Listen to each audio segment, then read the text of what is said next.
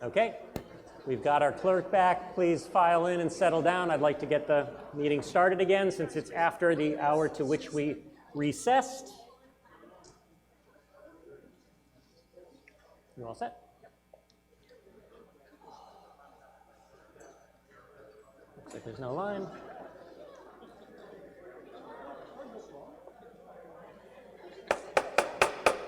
Good evening. Thank you for coming back. It being 6:32, which is 2 minutes after the time to which this morning and afternoon session recessed, I declare the Westborough March 19th, 2022 town meeting back in session. When we left, we had left off after Article 24 and we were about to begin Article 25. Based on some feedback I got this afternoon, I just want to let you know, I know that it's been a long day. Emotions run high in hopes to make things efficient. I have bypassed a few of the usual rules. People are not supposed to talk directly to one another. The rules are questions are supposed to go through me and then I will direct them to the person. I reread a part on decorum at town meeting, and anything resembling a cross-examination is out of order, and I don't want to have to do that. So I think just to try to get us back on track, I'm going to tighten up my rather loose adjudication of that today. And I will also remind people that there were many, many opportunities to talk about many, many things having to do with town government, but for us to try to effectively and efficiently deal with the rest of the warrant, all the comments should be directed specifically about the article and the topic in hand and the motion under consideration. And then I or any of the other rest of the elected or appointed bodies in town can help you direct your questions for things that perhaps fall outside that, but that are still relevant and important to you. So again, it's a steep learning curve, but the distinction between executive branch, school committee, legislative branch that we're here is one that we just all have to remind ourselves of and go from there. So with those brief remarks, we have before us now Article 25, dealing with the Hometown Hero Banner Program revolving account, and I will direct our attention and give the floor to Mr. Tepper. Mr. Tepper, welcome. Thank you, Mr. Moderator. My name is Jim Tepper. I am the chairman of the Westborough Veterans Advisory Board, and I'd like to move the article as written in the warrant. Thank you, Mr. Tepper. Brief remarks? Very briefly, we've launched the Hometown Heroes Banner Program in late December. It is a program to honor all veterans in Westborough. We're planning to display banners on the light posts throughout downtown Westborough. We've had applications mailed to all veterans. We have mailed sponsorship and donor request forms to about 275 businesses in Westborough. We are very open to more donations and sponsorships, so if you'll pass that word for us, we'd appreciate it. We are just about at our maximum for banners for this first display, which will be 6 weeks, bracketing, or actually 8 weeks, bracketing Memorial Day. We will then have the banners down in the summer and then back up in the fall over Veterans Day. Happy to take any questions. Thank you, Mr. Tepper. Are there any questions for Mr. Tepper? The motion, as printed in the warrant, you'll see it's essentially to add a revolving fund to the table of revolving funds in our bylaws.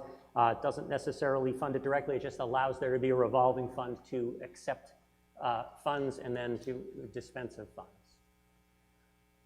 I see no questions here. This is a good time to check if the AV is working in the gym, if there's actually anyone in the gym. If there is, they're more than welcome to come here, though they don't have to. Any word from the gym? No questions. Are there any voters there? Two deputy moderators. Okay, nice. Have a good time. We'll see if we need you later. So seeing no discussion, our action comes on Mr. Tepper's motion to move the article as written in the warrant. I will now have to remember to tell you when we vote to please raise your blue voting slip. The yellow ones are no longer valid. So will all those in favor of Mr. Tepper's motion please raise their blue voting slip? I get to look at a different color. Thank you. All those opposed? I see none opposed here. Any report from the gym? No opposition. No opposition. It is a unanimous vote. The motion carries. We now turn our attention to Article 26, an article discussing amending the general bylaws, Article 18, about the Community Development Program. We have Mr. Dunbeck. Yes, I'm Pete Dunbeck, representing Sustainable Westborough. I move the article as written in the warrant. Mr. Dunbeck, brief remarks? Yes, I think this important change in the bylaws reflects the increased strategic focus of the town on sustainability as defined in both the Climate Action Plan and the Master Plan, both of which were approved last year. You may recall that the Community Development Department was established in the fall of 2020, and that by that bylaw change was an outcome of the staffing study done the prior year. In discussions with Christy Williams at the time, she indicated that this department could and maybe should be the focal point for sustainability work. And there was a proposed amendment on that article in fall of 2020 that basically reflects the same change that's being proposed here to add sustainability to this department. It narrowly was defeated, but the main reason it got defeated was because there wasn't proper vetting of the article or the amendment at the time of the vote. There didn't seem to be much pushback. And so now we've gone back through the process and have it vetted by all the review committees. The Climate Action Plan's been fully approved. The Master Plan's been fully approved. The Community Development Director position's been filled, and included in that job description is support of the Master Plan and the Climate Action Plan and related sustainability work. So it's already kind of baked into the role of the department. And this proposed bylaw change is just making it consistent with the current practices of the town. The proposal was developed in collaboration with Christy Williams, the town manager, and the Community Development Director, Fred Leonardo, who are supportive of this, I believe. Additional changes to this department may be considered later, so those changes would be, if this gets approved, would be incremental to this change that's being proposed here. Happy to take any questions. Thank you, Mr. Dunbeck. Any questions on Mr. Dunbeck's motion about the Community Development Department bylaw change? Other than zoning bylaws, bylaw changes in general require a majority vote. All those in, are you going to speak to the article, Ms. Hensley, or different? You have a question about this one? Thank you. Yeah, Jody Hensley, 39 Arch Street, Westborough. I think I support this article. I like the idea of drawing sustainability as a featured piece of the work of the Community Development Office. I like the fact that this is encouraging or requiring cooperation with the town planner and the planning board, but it's independent of the town planner and the planning board, right? This is just the language in this article reiterates that there will be cooperation between the Community Development Director and the town planner and the planning board. Yeah, certainly this work that's Climate Action Plan and the Master Plan requires great collaboration with the town planner.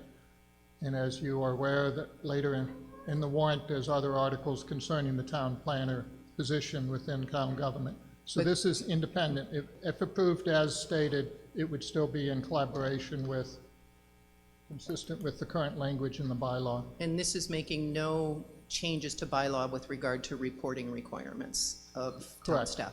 Correct. Okay, thank you. Correct. Thank you very much. Any other discussion regarding Mr. Dunbeck's motion? Seeing none, our action comes on Mr. Dunbeck's motion to move the article as printed in the warrant. All those in favor, please raise your blue voting slips. Thank you. All those opposed? I see a handful opposed. Any report from the gym? No opposition. Okay, it is an almost unanimous, but certainly a majority vote. Thank you. I'm just making some notes here. We now turn our attention to Article 27, dealing with amending the town charter regarding Section 3.5 Planning Board. Mr. Keogh. Thank you, Mr. Moderator. Sean Keogh, 5 Yorkshire Circle. I move the article as written in the warrant. Mr. Keogh, any remarks? Thank you. This article and the subsequent article address the appointing authority and reporting of the town planner. The town planner is currently appointed by and reports to the planning board. This article seeks to amend the town charter to change the appointing authority of the town planner from the planning board to the town manager with concurrence of the planning board. The non-public safety staffing study recommended transferring appointment authority of the town planner to the town manager and assigning supervisory responsibility for the town planner and other community development staff to the community development director. This is consistent with how most other communities structure their planning departments. The town manager's office surveyed cities and towns, and of those that were surveyed, are all towns within the state of Massachusetts, 28 town planners are appointed by the planning board, 57 are appointed by the select board, city council, or mayor, and 120 are appointed by the town manager with some, but not most, concurrence of another board. The change in appointing authority is consistent not only with the majority of other Massachusetts communities, but is also consistent with the 2017 amendments to the Westborough Charter, wherein reporting authority of department heads was transferred to the town manager. This change will create efficiency and enhance accountability for the town planner role by establishing a formal reporting relationship through town staff rather than a volunteer board. This will not change any existing authority or responsibility of the planning board except their current responsibility for personnel management. The town planner will continue to be responsible for supporting the planning board. Thank you, Mr. Keough. Any discussion on this? I see a couple people standing up. That's right. You can all go get in line or whatever. Yes, the gentleman standing at the microphone. Yep, Daniel Shore, 26 Haskell Street. Yep. First, I'm not in favor of this because I feel that we continue to create more and more things reporting to the town manager. And this has nothing to do with the current town manager. You always have to remember when we make a charter change, this is set going forward. The planning board is an elected board, and therefore I believe the planning board should have the control over the planner. We went through this about 5 years ago, I think, where we changed a lot of departments to report directly to the town manager. And I just think that it takes away from the whole open town meeting type scenario that we have in Westborough. And I think the planning board should still have the responsibility of the town planner. Thank you, Mr. Scher. Next. I moved over. Oh, sorry, Ms. Hensley. Sorry, I didn't see you over there. Jody Hensley, 39 Arch Street, Westborough, Mass. I've got to say my main concern with this article and the two that follow is that it compromises the healthy checks and balances in our town, which best ensure the long-term interests of the residents of the community, the people of the community. We happen to have in our town, in our open town meeting in Westborough, Massachusetts, a form of government that sits on 3, or one might argue 4 stools. We have an elected select board, CEOs responsible for administering the town, which retains and supervises a professional town manager. So our Board of Selectmen retains, supervises, and the town manager is accountable to the Board of Selectmen. We have an elected school committee entrusted with responsibility for education, which retains and supervises a superintendent of schools. And the superintendent of schools is accountable to the school committee. We have an elected planning board, another 5-member board, entrusted with the vision for the future of the town and actions which shape the experience of the community on the landscape, and which retains and supervises a professional town manager. The town manager is accountable to the planning board. So we also have an elected town moderator who appoints an advisory finance committee, and that committee advises town meeting, which is the legislative branch. So you might say we have a 4-legged stool, but this metaphor I'm trying to build should still hold up. The elected officials are beholden to the people and the residents who elect them, and I'm not understanding how a planning board plans for the future of Westborough without a town planner being accountable to that planning board. As a matter of fact, this changes in these upcoming articles will demote that professional planner 4 levels into the executive branch under the Board of Selectmen, under the town manager, under the community development director. Then you have a planner, rather than having that staff or that professional planner selected and accountable to the elected planning board, as we always have. This sounds akin to placing a superintendent of schools who is retained by the school committee under the supervision of the select board and the town manager because it's somehow more efficient. It's another branch of government, and you're taking the staffer that our charter says goes with that board and putting it somewhere else. So in my mind, we'd be weakening and demoting the function of the town planner and diminishing the role of planning for the long-term future of Westborough. We'd be making that 3 or 4-legged school quite wobbly indeed. We've dispersed the power and decision-making and authority among 3 strong or possibly 4 strong committees, and this takes a professional and takes it from one of our branches of government and puts it into another one. So I oppose this article, and we probably have the same to say for the next 2.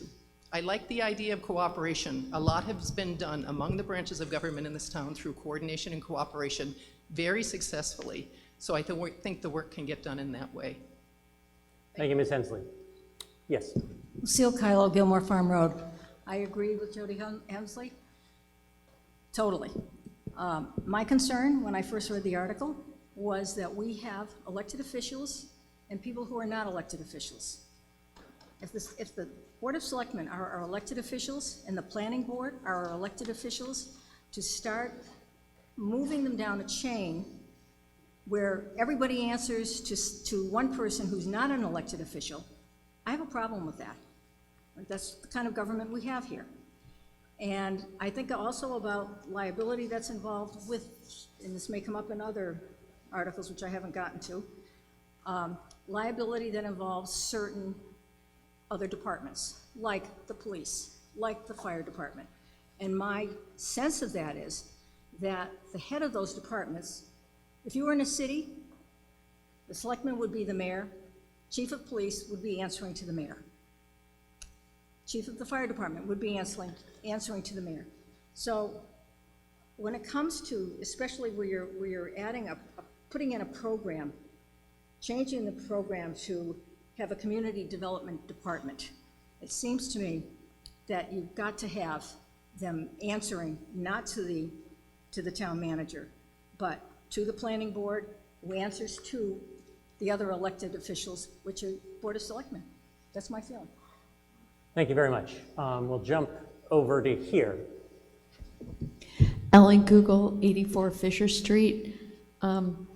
I have some questions, but I admit I was alarmed when I saw this. The phrase consolidation of power came into my head, which I don't think is a good thing. A couple people have already said that. I might like to hear a little bit more other than most other towns are doing this for some real reason. That to me isn't exactly a reason, though I'm glad you did your homework about what other towns are doing. That's great, because I don't think this town has always done enough of that. I think it's been working pretty well. I've always appreciated being able to go to Jim Robbins and knowing that he doesn't answer to the town manager, just to have a different, I mean, Jim's always worked cooperatively with everyone in town, but just that I know that he doesn't have that political string attached to him when I go to and ask him questions about things. And I know I came in a little late, so the thing we passed before this about including sustainability and everything under community development, I need a clarifying question. Would the town manager be reporting to the community development officer or the town manager? I think I read town manager, but if this town manager position is now in this community development kind of thing, where would that person be reporting? But so I haven't totally made up my mind, but I'm inclined to vote against this. Thank you, Mr. Moderator. Sure, I can answer that. Yeah, yes, Mr. Keogh. So the community development director reports to the town manager. So Yes, but who does the town planner, will they report to? Also the town manager, I think? But so the town planner would be within the community development department, and their direct supervisor would be the community development director. Oh, The well, role, the town planner would be appointed by the town manager with concurrence of the planning board, but the reporting structure would be through the community development director. Okay, then I want to say I plan to vote against this. All right, thank you. Let me, Mr. Keel, let me yes. just add, Few remarks, so when we did the staffing study, it was completed in July of 2020, and at that point, we came back at the next fall town meeting and created the Community Development Department, headed by the new role of the Community Development Director. At that point, it brought together conservation, building, economic development, and the last piece of that recommendation was to also roll the town planner under that, so all those functions could work collaboratively in hopes of supporting the community. And that having one position that was sort of outside of that was not as productive as it could be. That's why we've come back with this recommendation. I just leave that as sort of the background for this article. Thank you, Mr. Keel. On the microphone back here, please. Hazel Nurse, Oh, Ms. Nurse, yes. 80 Nurse Street, just an answer for Mr. Keel. Can you speak a little closer to the microphone, please? Sorry. Or tilt it up, thank you. Yeah, the Conservation Board, the other departments which are underneath the Community Development Director are not elected boards. Therefore, they're it's not. a totally different thing. And one of the purposes of setting up the board as an independent elected board was so that it would be independent and apolitical. And I would just like to go on about this, is that we're one of the few elected boards in town, and it was set up under our charter to be an independent, apolitical board, which would not be influenced by town politics, able to hire and fire and supervise our own staff. The changes in the town charter and the bylaws will diminish and interfere with the board's and the town planner's independence as follows. The town planner would now be appointed by the town manager with concurrence of the planning board, whatever that means. That's Article 27. Will the town manager present its candidates to the board, and the board will then agree or disagree without the opportunity to actually pick our own candidates and our own staff, and if we don't concur, then what? As an elected board, the board should have the ability to select and hire our own planner and staff. The town planner under Article 29 is to be supervised by the Community Development Director, who is appointed by the town manager. The town planner will no longer be supervised by the planning board. Further, this seems in conflict with Article 28, which says that the department heads shall report to the town manager. The town planning department, I would think the town planner is head of the town planning department. The town planner is supposed to be head of the department. Therefore, does he, she report to the community development director or to the town manager? If supervised by the community development director, then the articles are in conflict, and I don't think people have looked at that. Further, the planning board no longer is supervising its own staff, which is being now supervised by a town employee, diminishing its authority and independence as the board was envisioned with its staff by the original charter. I feel that such changes in the town charter and the bylaws will dilute and diminish the independence of the planning board. Article 28, also by deleting planning board as an exception to supervision by the town manager, takes away the board's independence and lays it open to being influenced by town politics. And I strongly recommend that the town turn this down, as I think it's a very poor move, and I really think it will hurt our town and hurt the planning board and our use of our planners. Thank you, Ms. Nurse. Mr. Hensley. Mr. Moderator, Lester Hensley, 39 Arch Street. I have 2 points of order or questions and then a statement. This Article 27 is a proposal to alter the town charter. Can you comment or educate me on how town charter changes are usually handled or processed? It seems to me that a simple majority vote on a change to the town's constitution would warrant a supermajority, or at least a process that is better vetted. Okay, you want me to answer that one first? Yes. Okay, this will be my understanding of how it's been done for as long as I can remember, which goes back to a while. I've been on 2 government study committees, and I was moderator when there was a charter change committee like that. There's 2 ways that that I understand that a town can change its charter. To change the charter directly, and we'll have town council chime in if I get any of this wrong. One way to change the charter is that the town meeting by a 2/3 vote can change its charter. However, the way Westborough has traditionally done it is written here, and this is the way I think every charter change that I can recall, is that there is a majority vote, and if you look at the motion is to authorize the Board of Selectmen to petition the legislature to change the charter.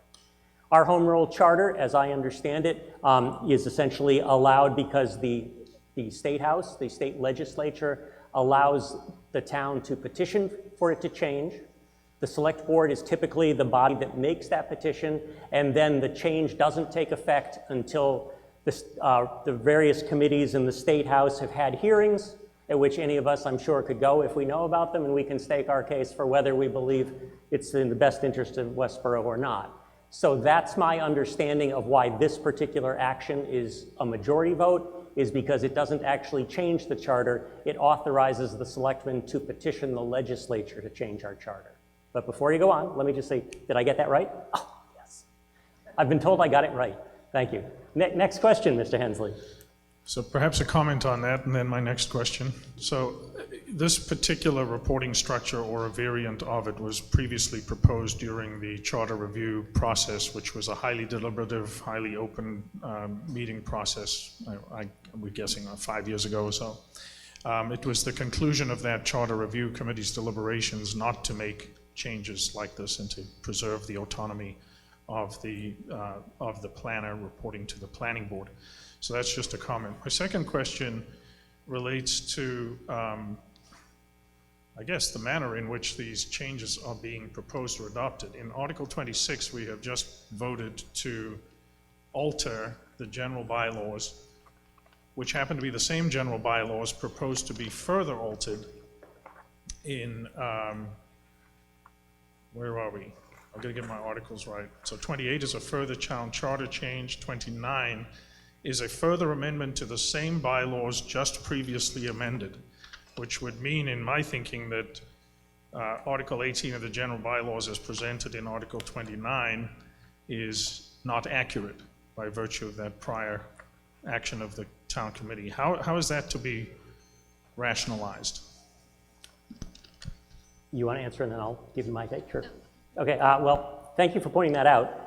As we'll see in Article 37 and 38 when we get there, those are 2 other articles proposing to amend the same bylaw.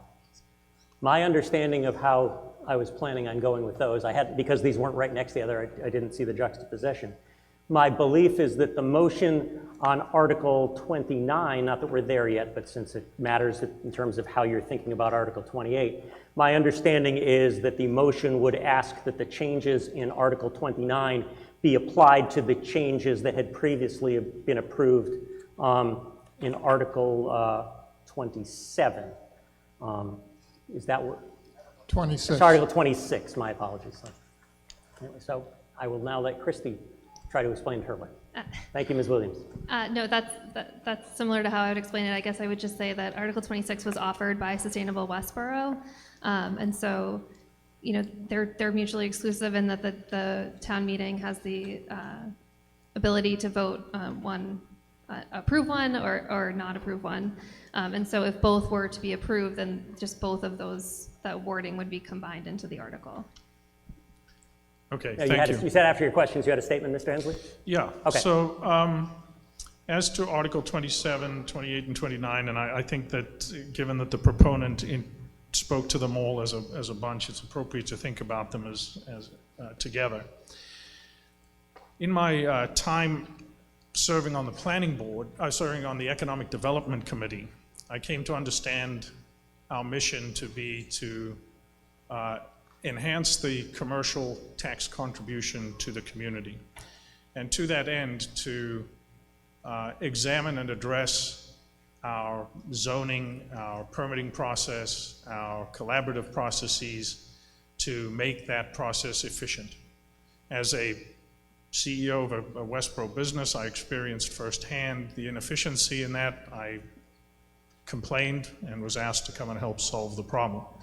So we did actually achieve quite a lot in that regard. We convened a zoning review committee. We got feedback from the development community. We began to make changes that have improved the process. We began to make changes that made more lenient certain aspects of our zoning to the benefit of developers that we didn't feel undermined the preservation of the character or the other goals of the community. In my subsequently and concurrent role on the planning board, I came to understand that the planner and reporting to the planning board serves, as has been illustrated previously, a separate and what ought to be have the same stature pillar of our community.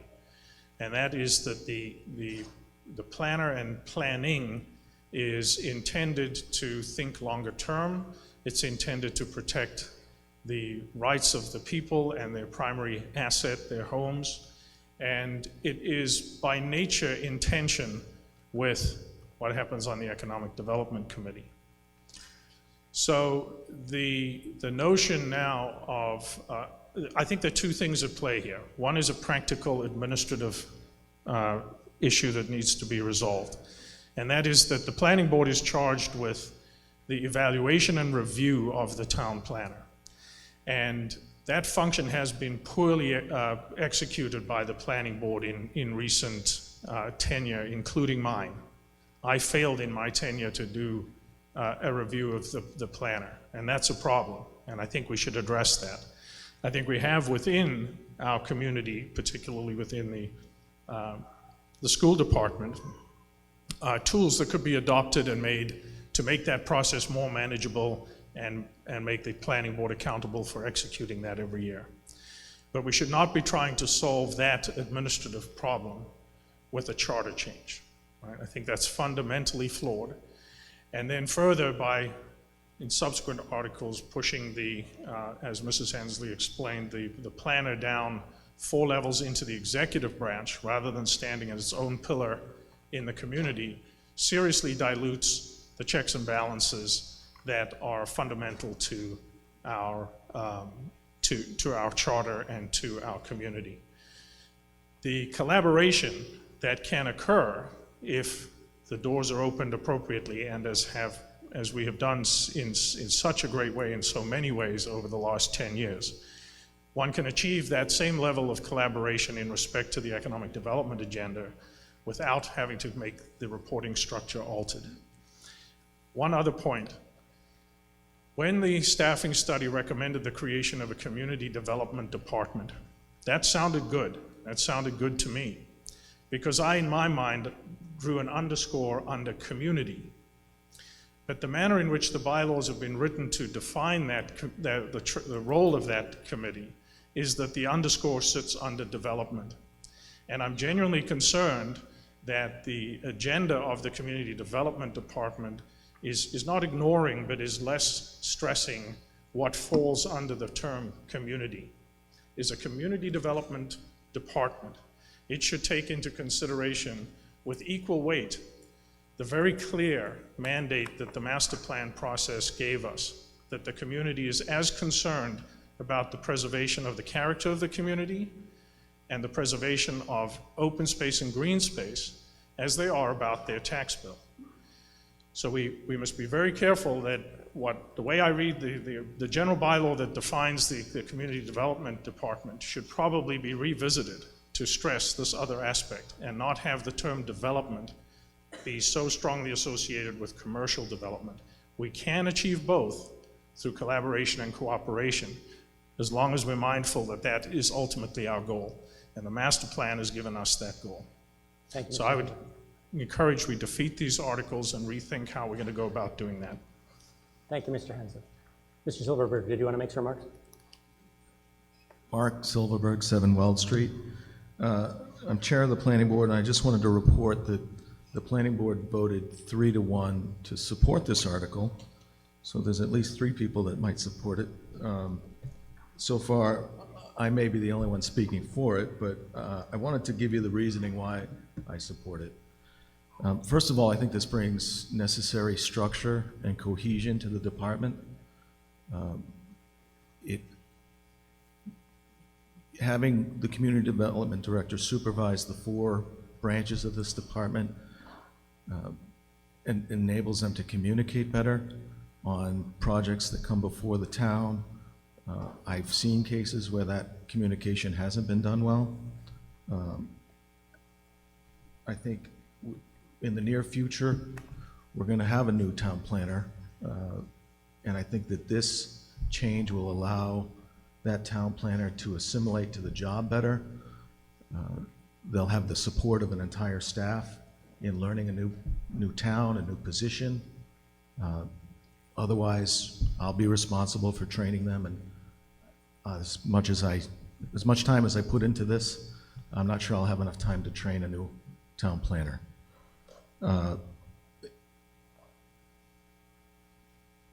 Sorry, I tried to take notes. I'm not as eloquent as some people, in case you haven't noticed. So I like the idea that the planning board will have advice from an entire department instead of just one person. We'll have different perspectives on things, and we'll have the ability to weigh those different perspectives when we make decisions. This new hire may be inexperienced, maybe new to town. Maybe we hire the wrong person and they're just not good. But at least we'll have advice from an entire department to weigh the advice of, rather than just the advice of one person who may or may not be influenced by the same economic tensions that the previous speaker just mentioned. It removes political pressure from the town planner. I spoke to 3 other town planners, one who reports to the town manager in their town, one who reports to the mayor in their town, and one who reports to a land use coordinator, which sounds very similar to a community development director. They all felt that reporting directly to the planning board would add political pressure.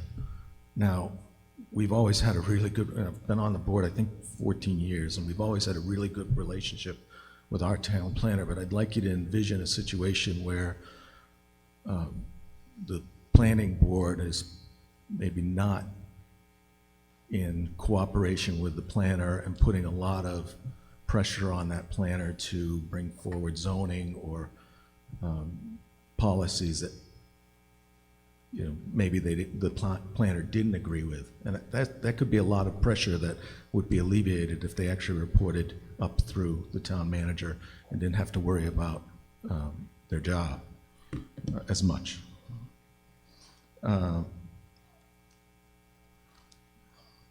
This change would not change the job description of the town planner. The town planner would still be responsible for advising the planning board. It wouldn't be changing the description to advising the community development director. And anybody who takes that job would be expected to give zoning advice to the planning board, not just adhere to directions from the director or from the town manager. But one of the benefits that I really like about this is the opportunity for advancement. I firmly believe that we should have a community development director with a planning background. And the way the charter is currently set up, you cannot promote the town planner to community development director. We could not go out and find a new town planner and offer them a position with potential for advancement within that department, because the community development director has to report to the town manager, and the town planner currently reports to the planning board. You could never offer that promotion. So the way it's set up now, I don't see how we could have somebody with a planning background in that position of the community development director. And finally, I'll just like to say, and I know I've been talking a lot, and you guys probably have more to say on later articles too. But this doesn't change my job. When you elect me, it's with the idea that I'm going to listen to advice, good advice, bad advice, whatever, and try and reason through it all and make good decisions. And it's going to be the responsibility of the planning board to educate ourselves on issues, to listen to voters, to wade through whatever advice we get and try and come up with sound decisions for the town. And whether, you know, the idea that we're going to get bad advice from somebody who's reporting to the town manager, I'd like to think that if I ask the town manager for advice, I'm going to get good advice from her.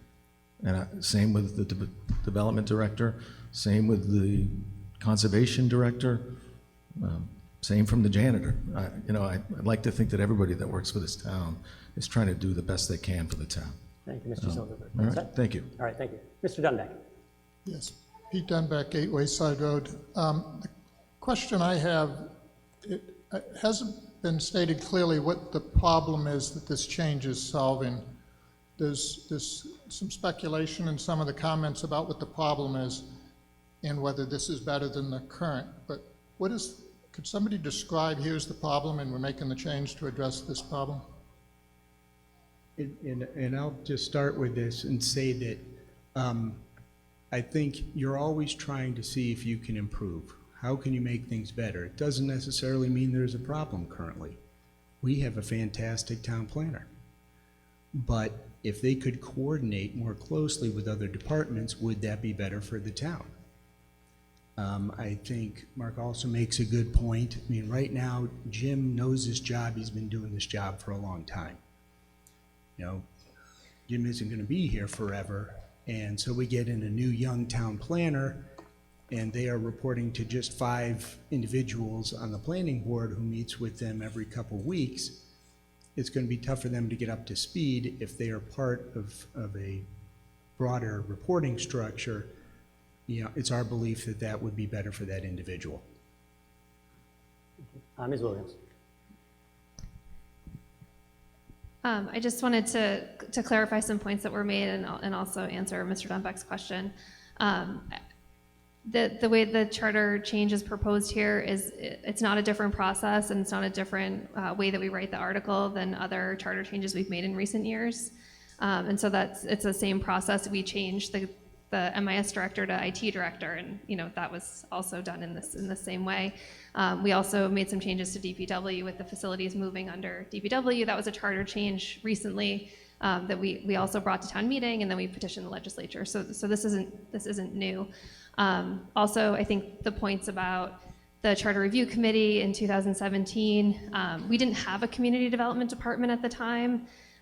We also didn't have a finance department at the time.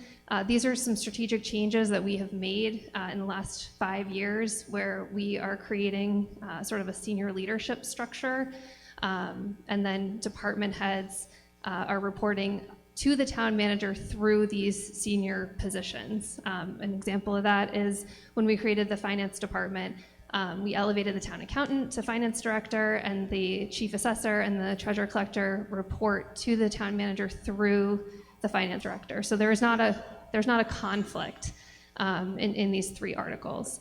We also have this with the assistant town manager. So she oversees community service departments. So she oversees youth and family services, council on aging, and recreation. Those department heads report to the town manager through the assistant town manager. I think we've felt like we've had great success. We have senior leadership meetings with those positions, as well as the chiefs and the DPW director. It's really created efficiency. I meet monthly with my department heads, and so this has sort of created an opportunity to have fewer meetings with people who are supervising more directly these department heads. The span of control before 2017 for the town manager, the span of control in 2017 for the town manager, when all the department heads started reporting into the town manager, was very large. And so the accessibility of the town manager to a department head wasn't necessarily there, just because there were so many individuals trying to work directly with the town manager, and the town manager is trying to oversee all these different functions. I think we've had great success with the creation of the finance department, great success having people report up through the assistant town manager, and then also with the creation of the community development department. I can meet monthly with the community development director as an example, and we can discuss what's going on in all the other departments, and he's able to give his focus to the conservation director, to the economic development coordinator, and then, if these were to pass, to the town planner. It's not a demotion to create this structure. I actually think it creates coordination and efficiency, and it really does create efficiency up through to the town manager. We have several examples also of department heads who support boards and committees. So granted, they're not all elected boards and committees, but certainly department heads are able to do that even though they report into another appointed staff member. I think we saw this as an opportunity to really complete the community development department, to make sure that all of those functions are operating efficiently. It's really difficult to think about these positions without thinking about the people who are in them, and so we all work very well with the current town planner. But the reality is that there's no sort of requirement for that individual to be part of the community development department as it stands right now. Also, the way that this article is written, it would eliminate the planning board's oversight and appointment of planning department personnel. So that's, in addition to the town planner, that's also the administrative assistant in the department. That's a union position. So the planning board, in addition to having personnel management over the town planner, is also supposed to be managing a union position for which they don't negotiate those union contracts. I would expect, have not as much knowledge of the union contracts over that position. Thank you.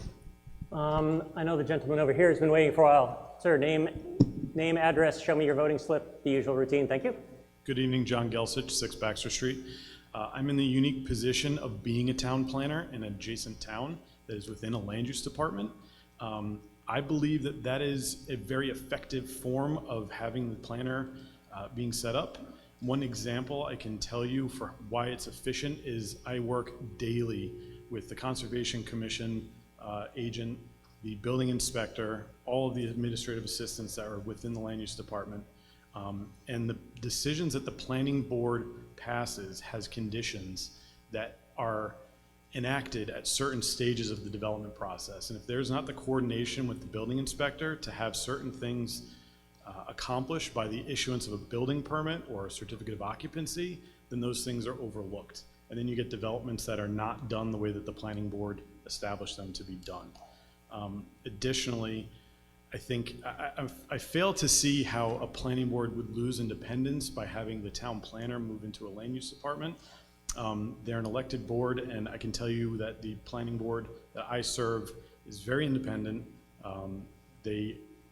I don't want to say always or often conflict with the select board or the Conservation Commission, but there are instances where there is that conflict and the planning board holds their own. So that independence does remain.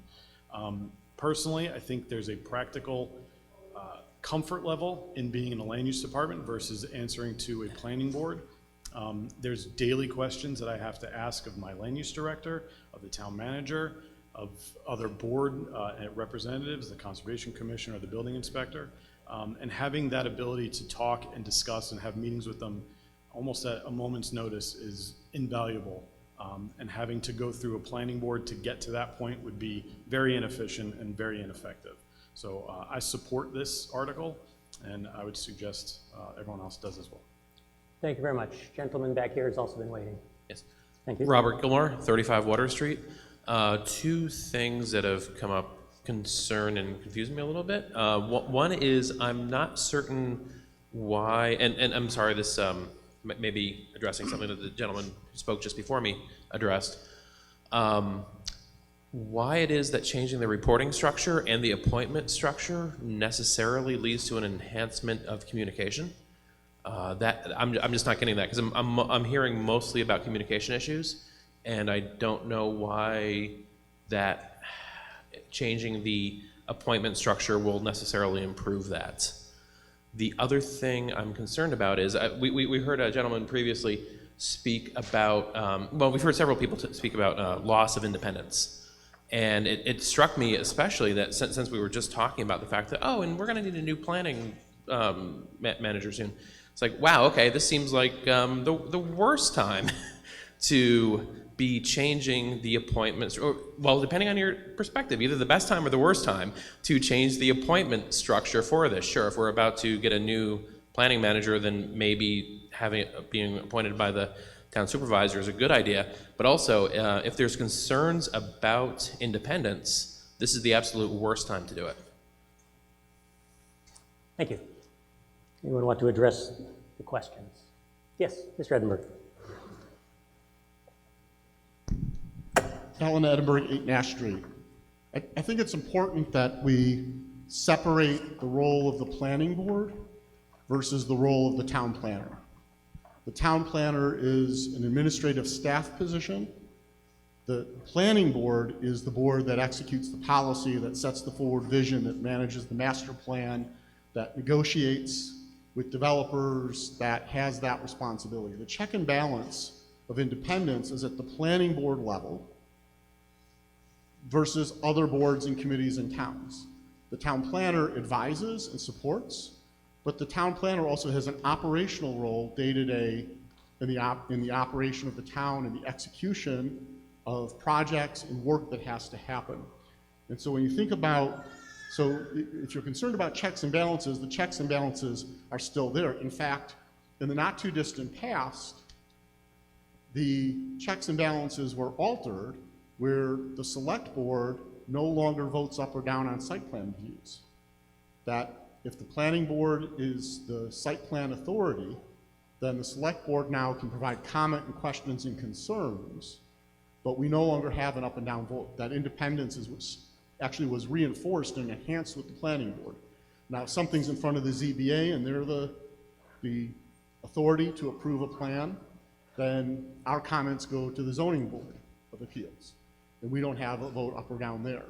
And so the autonomy and the checks and balances are there and actually have been strengthened somewhat in the past years as we've looked at the roles and responsibilities and the efficiencies. And I would definitely say that, that change, for example, on the one hand, I'm thinking, oh man, I don't get to vote up or down on this stuff anymore. No, but it actually makes more sense because when projects come before the select board for feedback to the planning board, the dynamic of the conversation is different in the recognition that we don't have the technical expertise and the detailed history of the project. We have concerns we might have as the executive branch or in our representation of the community that we will then ask the planning board to address, but it stays within the planning board's authority to say yes, no, maybe, mitigation, not mitigation. So the relocation of the reporting function doesn't alter the checks and balances because that is at the voting authority of the various boards. As far as coordination, right now, the Community Development Department can request that the town planner attend a meeting, but can't schedule and definitively say, hey, you work for me, I need you, you're part of my leadership team, I need you at a monthly meeting, right? And so there is operationally and dynamically in the office, and as Mr. Gelchik pointed out, a different dynamic when the reporting structure is there. There are also some not insignificant issues about having a staff member reporting to a volunteer elected board, okay? Everyone in the Community Development Department and the town planner in there will be guided under the town's personnel policies. Well, the town's personnel policies are a function of the executive branch. So the planning board, I don't believe, has personnel policies. If there's a performance or disciplinary issue, if you report to a public elected body, that issue can't just be, you can't just have a meeting and discuss about it. You have to actually discuss it in a public meeting that's properly posted through the town clerk's office that gets simulcast on Westborough TV. And so there's significant issues in personnel administration. The complexities of the planning board appointing union personnel when they're not there's no mechanism for the planning board to be involved in the contract management or even the negotiation of those contracts, creates, we knock on wood, we haven't had any issues, but it creates some issues. So the goal of this isn't to take authority away from the planning board and its roles and responsibilities and its power and authority. It's really about saying, hey, we've got an administrative function that works tightly with all of the other administrative functions and operational functions of the community development department. Let's put that person there, still supporting the work of the planning board and having the planning board direct and work with this individual, but address the human resource issues, the other issues, and you still have that checks and balance. I'm not sure I understand the comment about having the town planner report to the planning board as being apolitical. The planning board is a 5-member elected board that is nonpartisan. On our town elections, you never see D-R-I-U, X, Y, Z, whatever. You just run as an individual. The select board is a 5-person board that's elected in a nonpartisan election. And you can say that, well, the town planner, if they report to the planning board, is less political because they're not part of the town government and there's politics there. I'll say yes, but there are politics within the planning board because you have different views and you've been elected and you each see your roles and responsibilities and how you answer to the voters, personally, as you see that, just as we do on the select board. So I'm not sure, I think it's a difference without a distinction or a distinction without a difference. I get my, which one is it? My wife will correct me at some point later tonight. So I don't see this as a big shift. I don't see this as a shift in the checks and balances. I do see it creating efficiency. I think knowing that right now and for the foreseeable future, to offer, if and when there's a change in the person who's in that role, to have a role move into a department where they're working closely with the peers that they need to work closely with administratively on a day-to-day basis, as Mr. Gelch pointed out, is important. But also to put them in a structure where how they're managed, any redress of grievances, they get the same treatment as the other employees who work for the town. And also to provide career growth opportunities. And to say that, yep, you're a town planner, you can be the community development director. There's a step up. If you want to advance your career, you don't have to simply leave and go to a bigger community or go to a smaller community who's just going to throw more money at you. You can actually evolve your career, take your knowledge to the next level. I think that's an important component of what we're trying to do here. Thank you. Okay, so I think I've let the same number of people on both sides run a little long, but I'm going to have to try to tighten things up just to make progress. So everyone, please try to keep your remarks to 2.5 minutes or so. Because they were substitutive, I let people run long. I think I've now let the same number of people run long, but let's try to tighten them up so we can make some progress. Gentleman over here in the maroon shirt. Rick Kotowski, 5 Arch Street. I live in the Arch Street community. That's different than the downtown community or any of the other communities within Westborough. And I confess to not having done my civic duty and looked at this beforehand, so everything I'm saying here is an opinion based on what I've heard here. But communities are individual entities within the town, and it seems to me the town is the global entity. So I'm surprised to see the town planner reporting into the community development structure. The other point that I want to make is when I hear community development, I think along the lines of what Mr. Hensley was talking about earlier and the emphasis on community, which to me means more residential and neighborhood, whereas the town planner has very significant responsibilities on the commercial side also. I think the scope of the two positions are different enough that I wouldn't be comfortable with either one reporting into the other. And not having heard anything here for a strong driver for making this change, I'd advocate to vote against this. Thank you. Thank you. Gentleman at the microphone here, Mr. Bouchard, I believe. Pete Bouchard, 9 Reverend Thomas Hooker Road. I'm on the planning board as an elected official. I think we have to realize that Jim Robbins has been in this community for a long time, and he has the tremendous amount of knowledge of how this community works. A board of 5 volunteers I don't think is the best method to plan, to train the next town planner.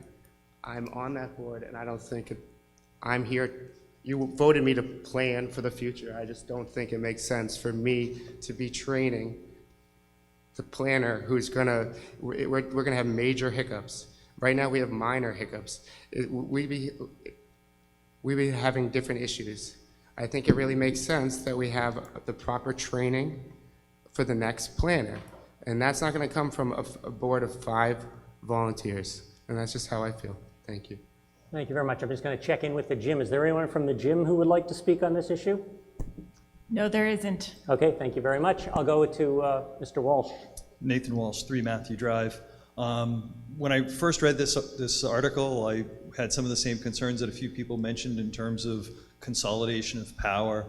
But what it really comes down to is listening to our town manager, listening to the planning board themselves.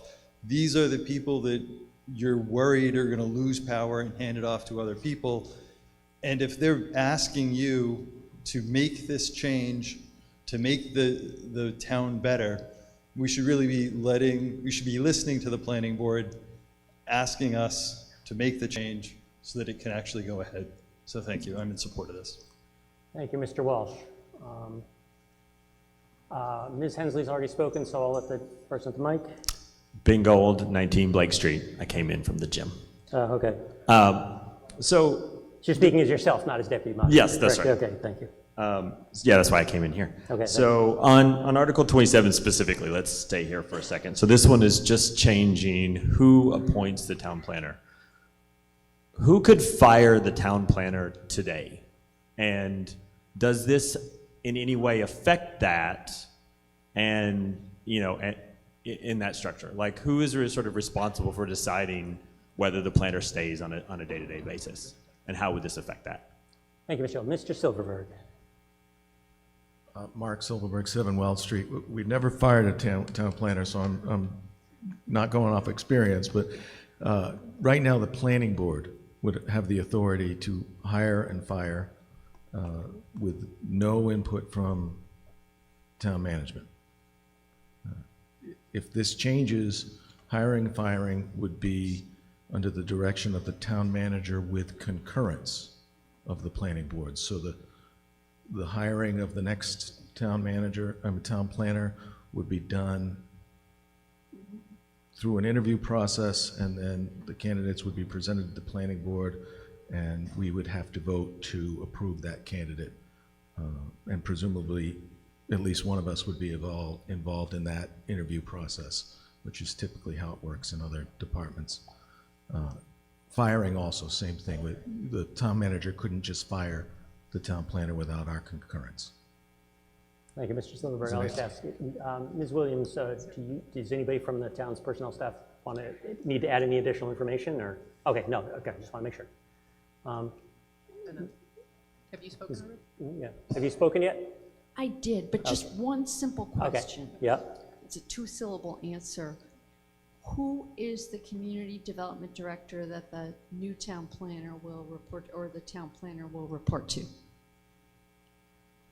We're not supposed to talk about personalities, but if you just want somebody to essentially just say, like, where does it sit in, I'll let somebody say, but we're not talking about personalities and whether they do a job well. I'm sorry? Yeah. I don't know, so I think I know, but I don't want to get it wrong because it would be embarrassing. So currently the building commissioner was elevated to the community development director position. Thank you. That was a nice, clever way to handle it. Thank you, Ms. Williams. Ms. Hensley. Jody Hensley, 39 Arch Street. I'd like to, I think my position hasn't changed. I'd just like to remind you, we have 3 pillars, elected boards with separate responsibilities and independent employees that they retain under them for the function that they are elected to work on. The Board of Selectmen, their person is the town manager. The school committee, their person is the superintendent. The planning board, their person is the town manager. I'm not sure, or the town planner. I'm not sure why the doors of mutual, collaborative, cross-functional training would slam shut. If this article doesn't pass, I would expect that a new town planner as someone who has served on the school committee, I had a superintendent and a board who trained me in. A strong town planner can bring a lot to a board to help them learn about the planning function. So I just don't understand. You're moving your town planner to the Board of Selectmen, when the town planner now belongs under the elected planning board. And I still don't support the change. Thanks. Thank you, Ms. Hensley. Mr. Newton, were you waiting? Wait a second, Mr. Newton, just a second. Mr. Keough, briefly talk. Yeah, so I think we're comparing kind of apples and oranges here, right? I think the school superintendent has a very generous staff supporting her. The town manager has a significant staff. The town planner, and we need to try and separate the role from the person, right? We've been very fortunate with Jim. Everybody knows Jim. Jim's been fantastic. I apologize, I keep referring to Jim. But really, it's one individual with an assistant managed by 5 volunteers, and that is the entire town planning department. And right now, there is no guarantee in the future that there will be cooperation between that role and the rest of town management, right? It is not required. They are 2 separate departments. You cannot guarantee that there will be cooperation. There has been, and we've been very fortunate, but right now, at some point, we're gonna have a new town planner, and that individual is gonna be out there by themselves with 5 volunteers running them. We have to consider that. Mr. Newton. Ed Newton, 45 Summer Street. I was on the planning board for 18 years. I fought against this change with the charter review in 2017. I still think it is a very bad idea. I think that you do need to have the independence, and you can manage, whether you're a group of 5 people or not, personnel. When I was on the planning board and as chairman, I used to have to do personal reviews every year on Jim. And I also did it on the administrator, Sandy, even though she was a contract employee. Yes, you would have to look at the contracts and understand what the contracts have, but you don't need to change the structure of the independence of the different boards by combining the personnel into a different place. So I would recommend voting against this. Let me say, the board, the planning board is still independent. The planning board still brings forward the planning articles. The town planner does not bring them forward. The planning board does. Thank you. Ms. Nurse. Yes, and I'm also a member of the planning board, and I voted against this. But I would like to point out that the way things have been working, there is cooperation among the various departments. I don't see this not happening, and I don't understand why we need to make this change.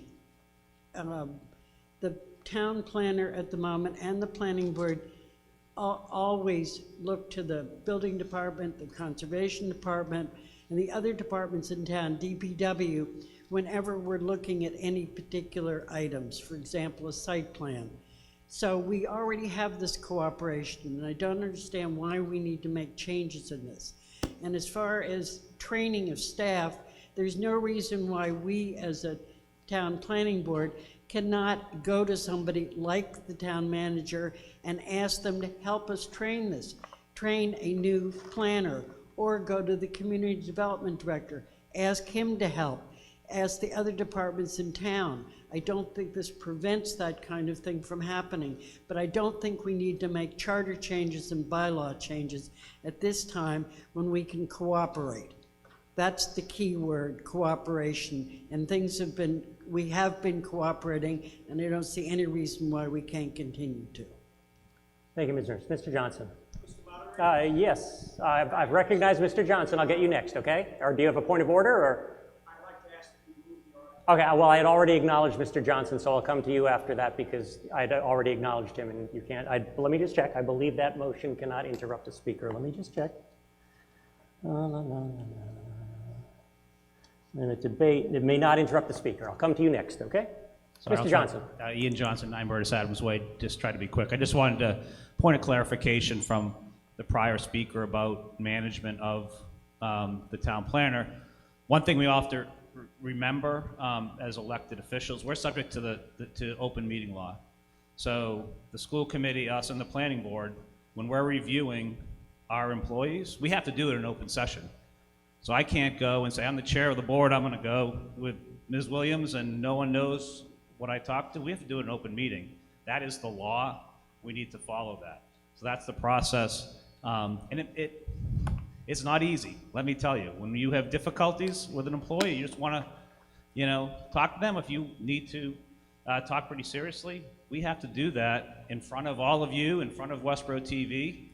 That's the law. That's not how we do it in private business. I have an employee that I'm having problems with. I pull them in the office and I say, shape up. I can't do that with the town manager. And if I did, I'm in trouble. The state's coming after me. You could all come after me. This is something that we have to do in front of all of you. It makes it difficult. Yes, we do that. But I just wanted to clarify that point before. It can't be done as an individual. It sounds really strange for people because we do things differently, but we are subject to that, which I think is a good thing. I'm not saying it's not, but that is what open meeting law is. That's what your elected officials are subject to. So thank you. Thank you, Mr. Johnson. Now, next I said I'd recognize the gentleman here. Name, address, and your... And you want to move the question?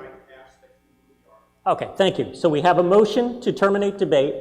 I think there wasn't anyone left standing anyway, but the motion's been made.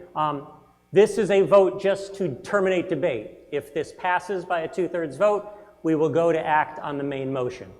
So just as a reminder, we've been this about an hour and 2 minutes. So will all those who wish to terminate debate please raise their blue voting slip?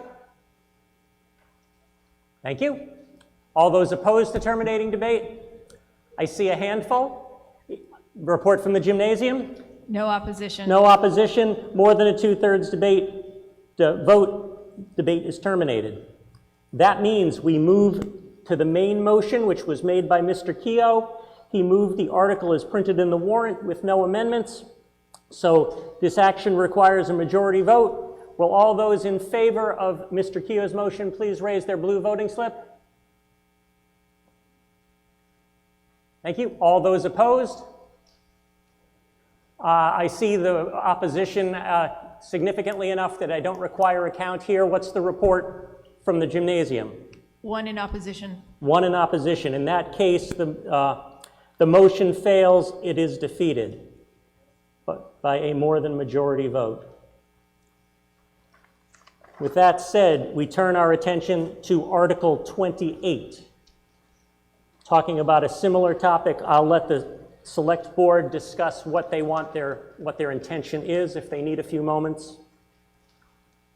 We'll just let the physical therapist amongst us mention to stretch break. I will ask you not to leave the room, but if you'd like to stand up while the Select Board takes a quick powwow and we'll figure out what to do, I will pace across the gym once and then I will go back and see if they're ready to make a motion on Article 28. Mr. Moderator? Yes. A point of order? Yes. Could you Mr. just, Shea, yeah. Could you just check how many people are in the auditorium? Yeah, sure. How many people are in the auditorium?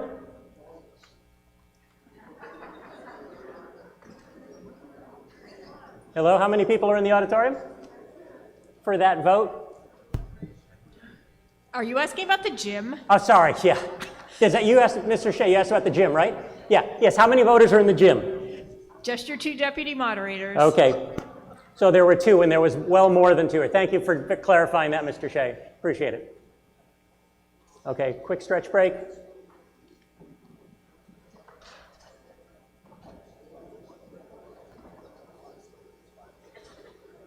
I'm sorry, what did you say before? Oh.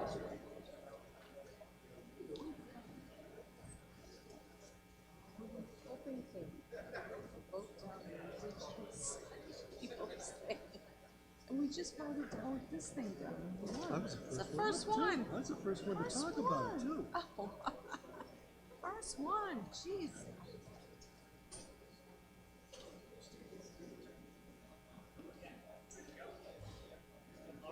Sorry, all right, we're ready to go. We're now moving on to Article 28, another article dealing with a town charter change, and we'll hear a motion from Mr. Welch. Thank you, Mr. Moderator. Patrick Welch, 15 Chauncey Circle. I move the article as written in the warrant. Okay, Mr. Welch has moved the article as written in the warrant. A brief presentation, Mr. Welch. This article amends the section of the town charter that currently excludes the town planner from the positions which report to the town manager and from the departments over which the town manager has day-to-day oversight, coordination, and supervision of the administration and operation. The purpose of this article is to make this section of the town charter consistent with the amendments made in the previous article. As with the previous article, this will not change the existing authority or responsibility of the planning board, except their current responsibility of day-to-day oversight and supervision of the town planner and the department. Yeah. Wait a second, Ms. Williams?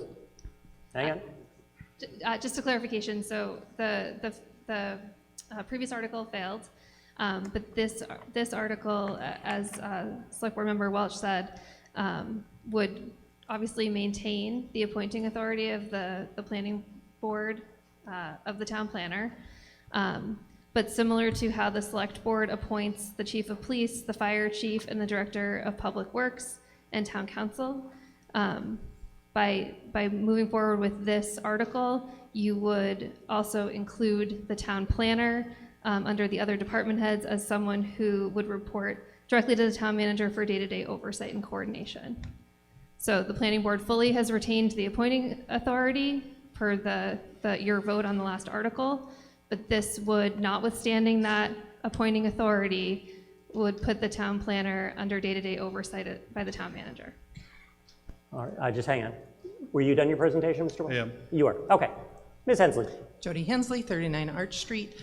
I don't see this as materially different than the concerns that we just spent an hour and 10 minutes discussing in the previous article.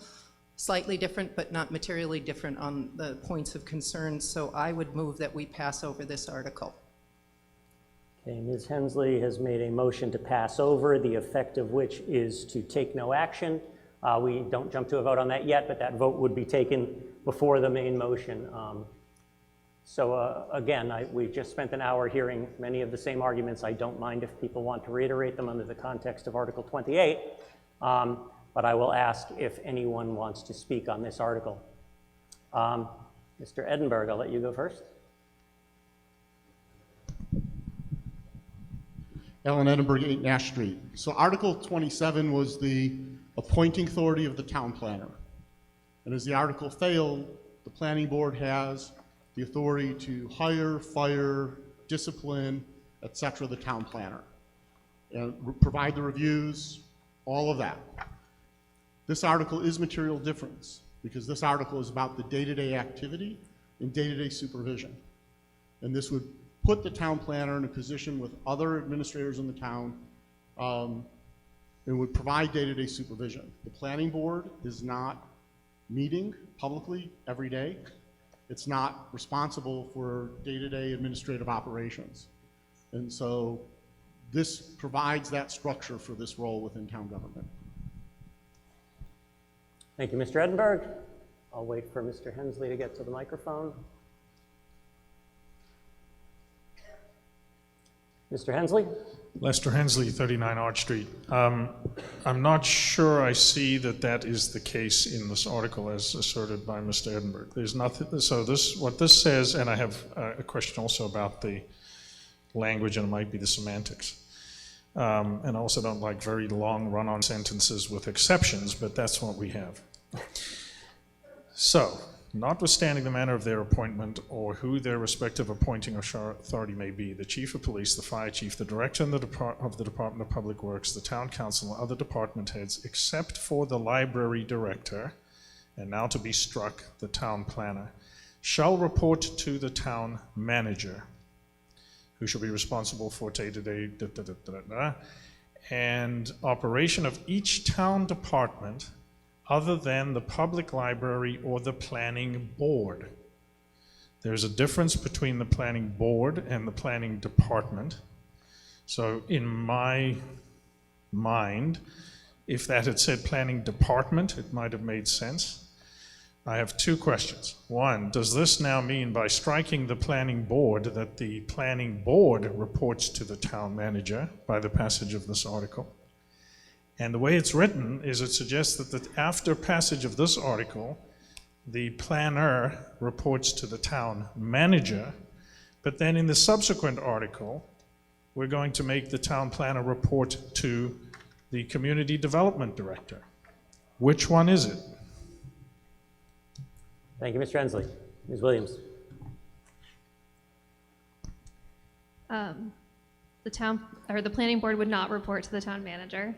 The way that this is written is talking about the planning board as a department. And so it would be the day-to-day oversight of the planning department. But it says, sorry, Yeah, interrupt. thank you, Mr. Hensley. I appreciate that very much. Ms. Williams. And then in terms of the next article, I would expect that because the previous article didn't pass, that you would pass over that article. Thank you for that. I understand that, and in your mind as well as mine, it would make sense if that struck term said the planning department, but it does not. It says the planning board with a capital B. So, right, so I understand that, and that's sometimes how we refer to the planning department. It does say supervision of the administration and operation of each town department other than public library or the planning board. So it's referring to it as a town department. Okay, I fail to see how we can have that term mean what we prefer it to mean when there is a specific defined planning board and there is a specifically defined planning department. These articles, I think, are ill-conceived. I support the decision to, or the motion to pass over. Thank you, Mr. Hensley. Can I let Mr. Silverberg go first, and then Ms. Williams, or do you want to address directly? I just Okay, Ms. Williams. Oh, sorry. That's good. I just wanted to, I mean, this is the language within the charter, so it certainly wasn't created for this article. We're just working with the language that we currently have in the charter. There would be no situation where any elected board would report to the town manager. And so, you know, again, as I said, it says the administration and operation of each town department, and then specifically excludes the public library or planning board as departments. Thank you. Yes, I think Mr. Hensley detected poorly constructed language in the charter as it exists today. Mr. Silverberg. So, to me, the first paragraph is part of this too, and that defines who the townwide management team is. And the townwide management team includes the town planner, but not the planning board, not the board of selectmen. They're really not administratively town managed, part of the town management team. So striking the planning board, I think, is actually appropriate either way, because that would never be appropriate to be in this paragraph. It should have been the planning department. But more importantly, you know, we talked a little bit about the day-to-day management of, you know, the department, and having an expectation that if the community development department is going to have a meeting, that the town planner would be there, that there'd be some cohesion about who is going to be in attendance at those meetings, who's going to meet with a developer, who's going to represent the planning department, who's going to represent the town. And so I think it's important that I'm not, and the planning board is not on duty 40 hours a week. You know, I put a lot of time into it, but I'm not able to say to Jim, well, here's what your schedule should be tomorrow, or so-and-so needs you at that meeting, you have to go. You know, I think it's important that somebody's coordinating the day-to-day operations. It doesn't alleviate the planner's responsibility to the planning board. It doesn't change that the way the previous article would have. Thank you, Mr. Silverberg. Mr. Newton. With Article 27, by turning down the appointing authority, keeping it with the planning board, you actually need this to stay the way it is. I definitely think we should pass it over, because if we delete the town planner from under the town manager's day-to-day authority, and she said we were probably going to pass over Article 29, who is he going to be reporting to day-to-day? I think that definitely needs to be passed over. Thank you very much. I'll go over to this. Sorry. Yes, Ms. Williams? The way that it's currently written, the town planner is specifically excluded from the department heads that report to the town manager day to day. And so this would strike the exclusion of the town planner and then the town planner would fall under the day-to-day supervision of the town manager under and the other department heads. So this would be consistent with the fact that the select board fully appoints the police chief, fire chief, DPW director, and town council, but notwithstanding that appointment, the day-to-day reporting is to the town manager. Ms. Nurse. Hazel Nurse, 80 Nurse Street. Being a member of the planning board, I find that things are working. Closer to the mic, please. Thank Things you. are working and have been working, as I said in the previous article. It's not like we oversee the town planner and plan his day. We've never done this. There's no reason to do this. I am not opposed at this point to having the town planner report to the town manager, but I do feel the way this article is written and the next one both should be passed over. Well, they may and rewritten so that they make sense and that people understand who is reporting to whom. So I would really like to see these two articles passed over. Thank you, Ms. Nurse. Mr. Boudelier. I think this article is unnecessary. It's poorly written. I think it should be passed over, and if there's an issue, it should be brought, something better should be brought in the fall town meeting. It seems to try to intercept a potential problem with a new planner, and I just think that you don't have to codify this. You could have the planning board give direction to the new planner to work on a daily or 3 times a week with the town manager to get direction from her. Thank you, Mr. Boudelier. Mr. Walsh. Nathan Walsh, 3 Matthew Drive. I think I'd like to make an amendment to this motion, and I just want to figure out exactly how that would work. The goal would be to replace that. If we were thinking about passing it over, instead of passing it over, we replace the planning board with the planning department. Nobody likes poorly written charters, and so if we're going to keep it rather than pass it over, let's at least bring it closer to what the intent was originally. I want to just follow up. So you'd like to make an amendment. I'm assuming your amendment is to essentially not do any of the strikeouts, and so essentially the town planner would still be there, and the only thing different would be the end of the sentence in that middle paragraph would say, or the planning department? That is correct. And all that's right. That if we are striking out all of those words, then they would strike it out anyway. So this would just be that if we're going to think about passing it over, that it would apply only in that case. Okay, I just think for a second. Thinking about the scope here. Mr. Moderator? Hang on. Yeah. Yes, point of order. Yes, Ms. Hensley? You can, this has come up in some of my conversations outside. A motion to pass over in our normal use Yes. is the original motion made. Yes. But a motion to pass over can be made with a main motion on the floor. And actually in our bylaws under Article 2, Section 11, this is one of the things I was reviewing. If there's both a motion to pass over and a motion to amend and a main motion, the order in which we will vote is to pass over. Exactly. If that fails, we move to a motion to amend. Exactly. If that passes or fails, we then move to the main motion, either as amended or not. So I understand that in our almost universal use in the past, a motion to pass over has been the only motion on the floor, but that's not a procedural requirement. A motion to pass over is a separate motion that essentially would be voted on before, and it is a way for the town meeting to essentially say, we would prefer to take no action. Okay?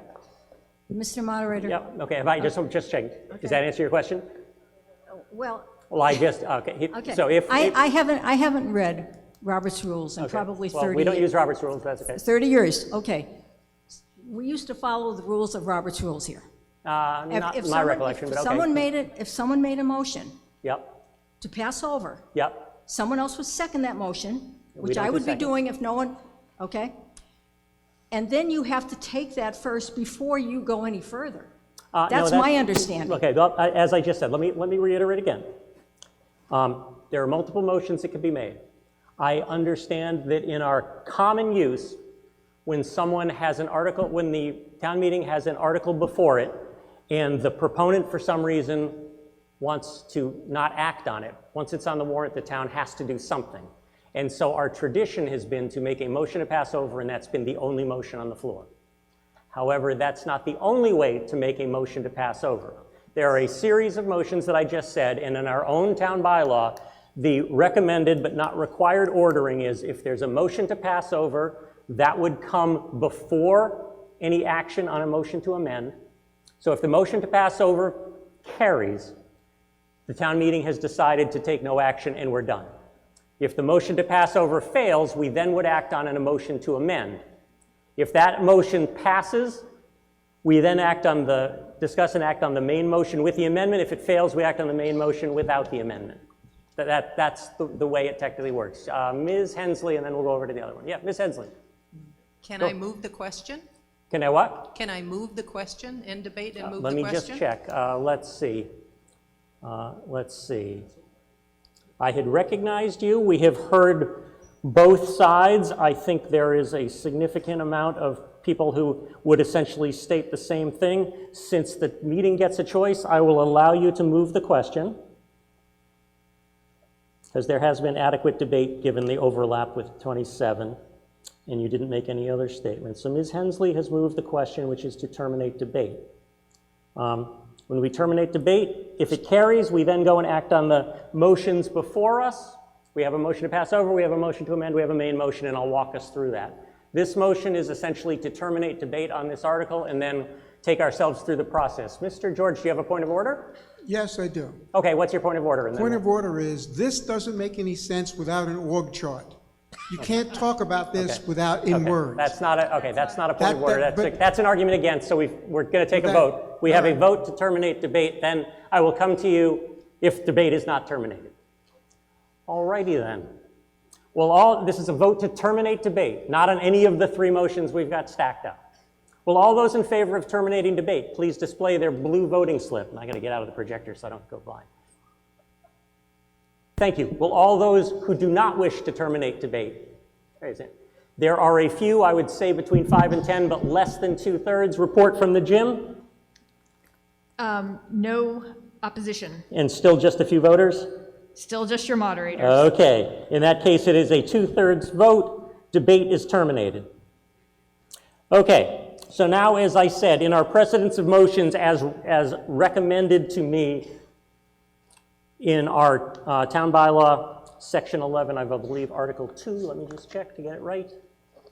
Article 2 of town bylaws, section 11, says that the suggested order of preference is to go on pass over, then amend, then main motion. So we are now going to act on the motion to pass over that was made by Ms. Hensley.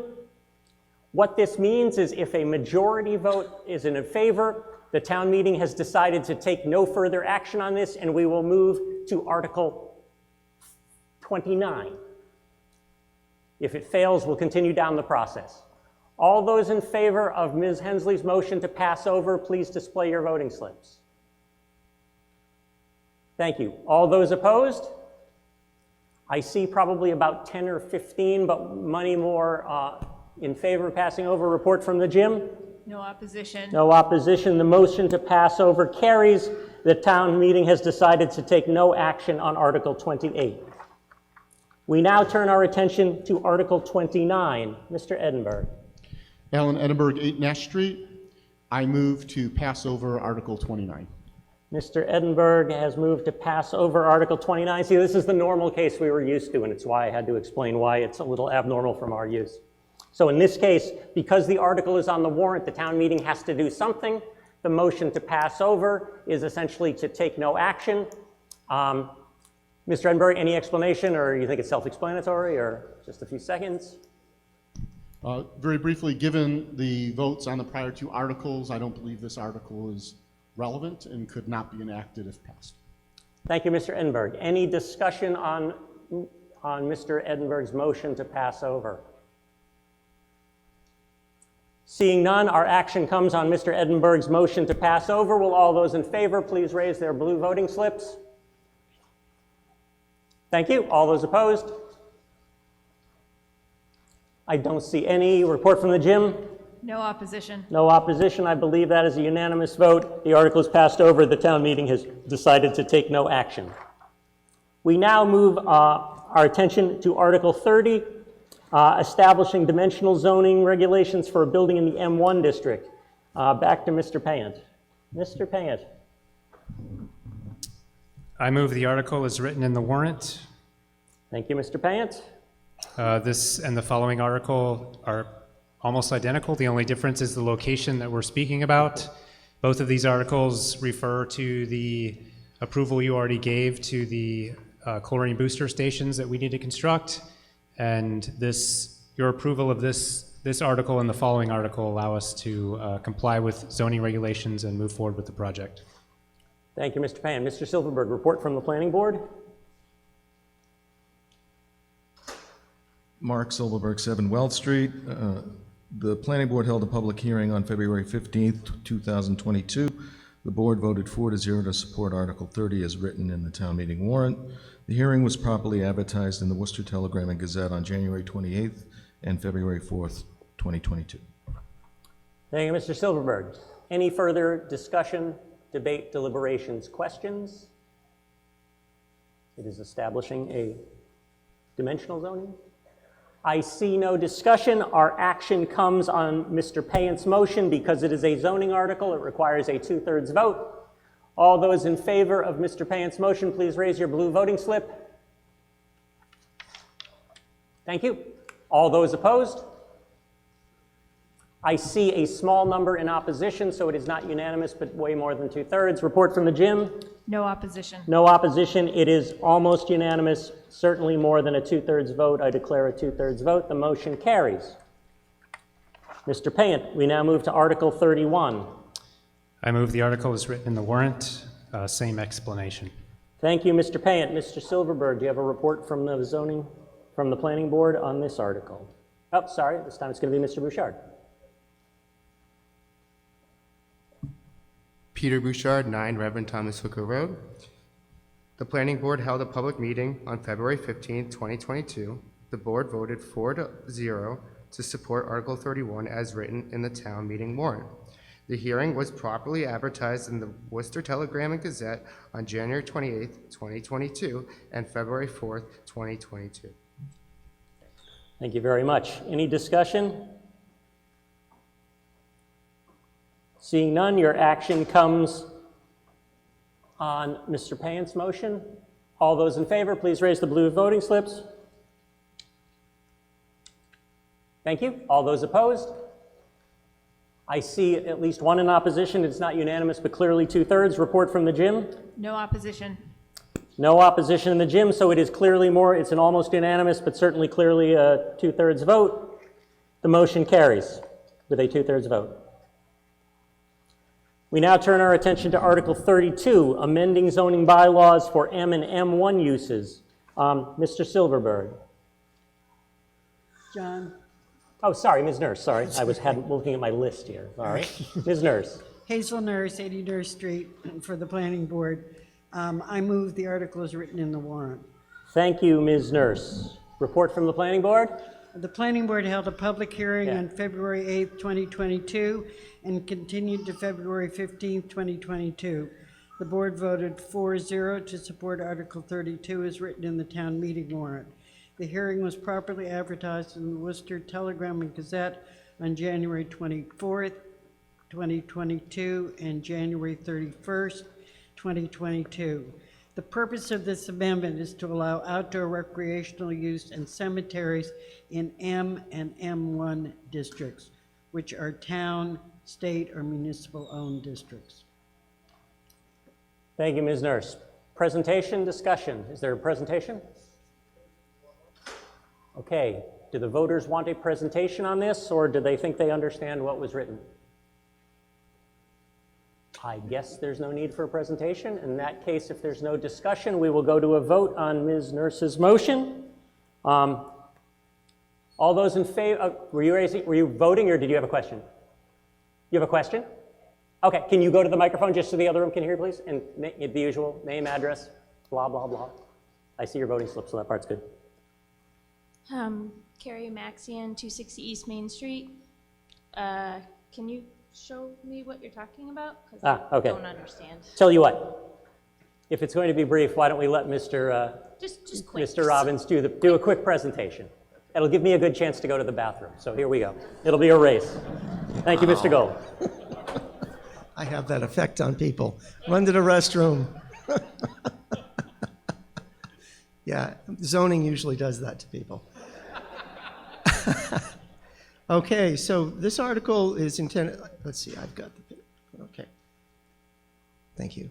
The purpose of the amendment is to allow outdoor recreational uses in cemeteries in the M district, which is state MDC, and the municipal district, and the M1, which is town-owned property districts.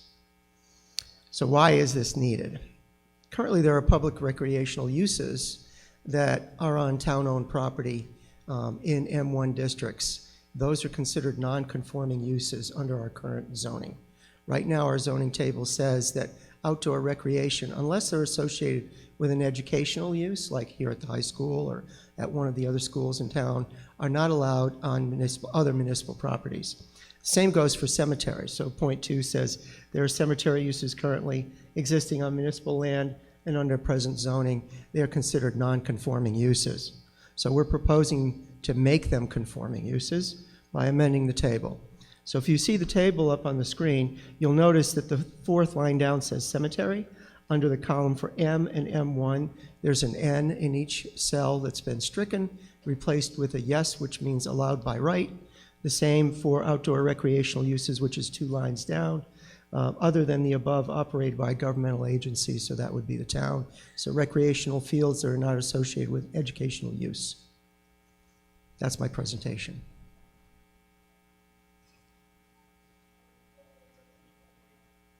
Can you move to microphone, please?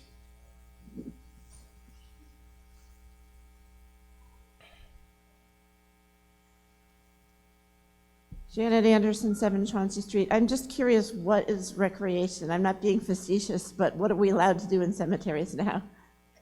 Oh, you're not doing recreation in cemeteries, although that would be interesting. There are 2 separate uses, cemeteries and recreation.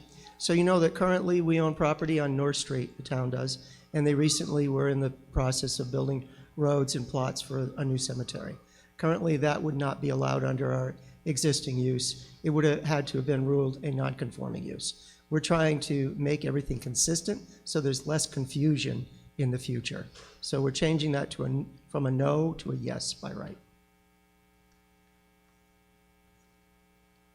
Did I miss anything? Just kidding. Any more questions on Article 32? Thank you for giving me the brief break. Thank you. In that case, our action comes on Ms. Nurse's motion. Will all those in favor of Ms. Nurse's motion please raise their voting slips? Again, this is a zoning change, so it requires a 2/3 vote. Thank you. All those opposed? I don't see anyone in opposition here. Any opposition? Oh, sorry, I see one in opposition here. Any opposition from the gym? No, there's not. Okay, so I saw one, or maybe, just in case I was wrong, a handful in opposition, but clearly much more than a 2/3 vote. I will declare a 2/3 vote. The motion carries. We now turn to Article 33, dealing with zoning bylaws for the Industrial E Overlay District. This time it's Mr. Silverberg. Mark Silverberg, 7 Weld Street. I move the article as written in the warrant. Mr. Silverberg, report from the Planning Board. The Planning Board held a public hearing on February 8th, 2022, and continued to February 15th, 2022. The board voted 3-1 to support Article 32 as written in the town meeting warrant. The hearing was properly advertised in the Worcester Telegram and Gazette on January 24th, 2022, and January 31st, 2022. Thank you. Presentation by Mr. Robbins. Thank you, Mr. Moderator.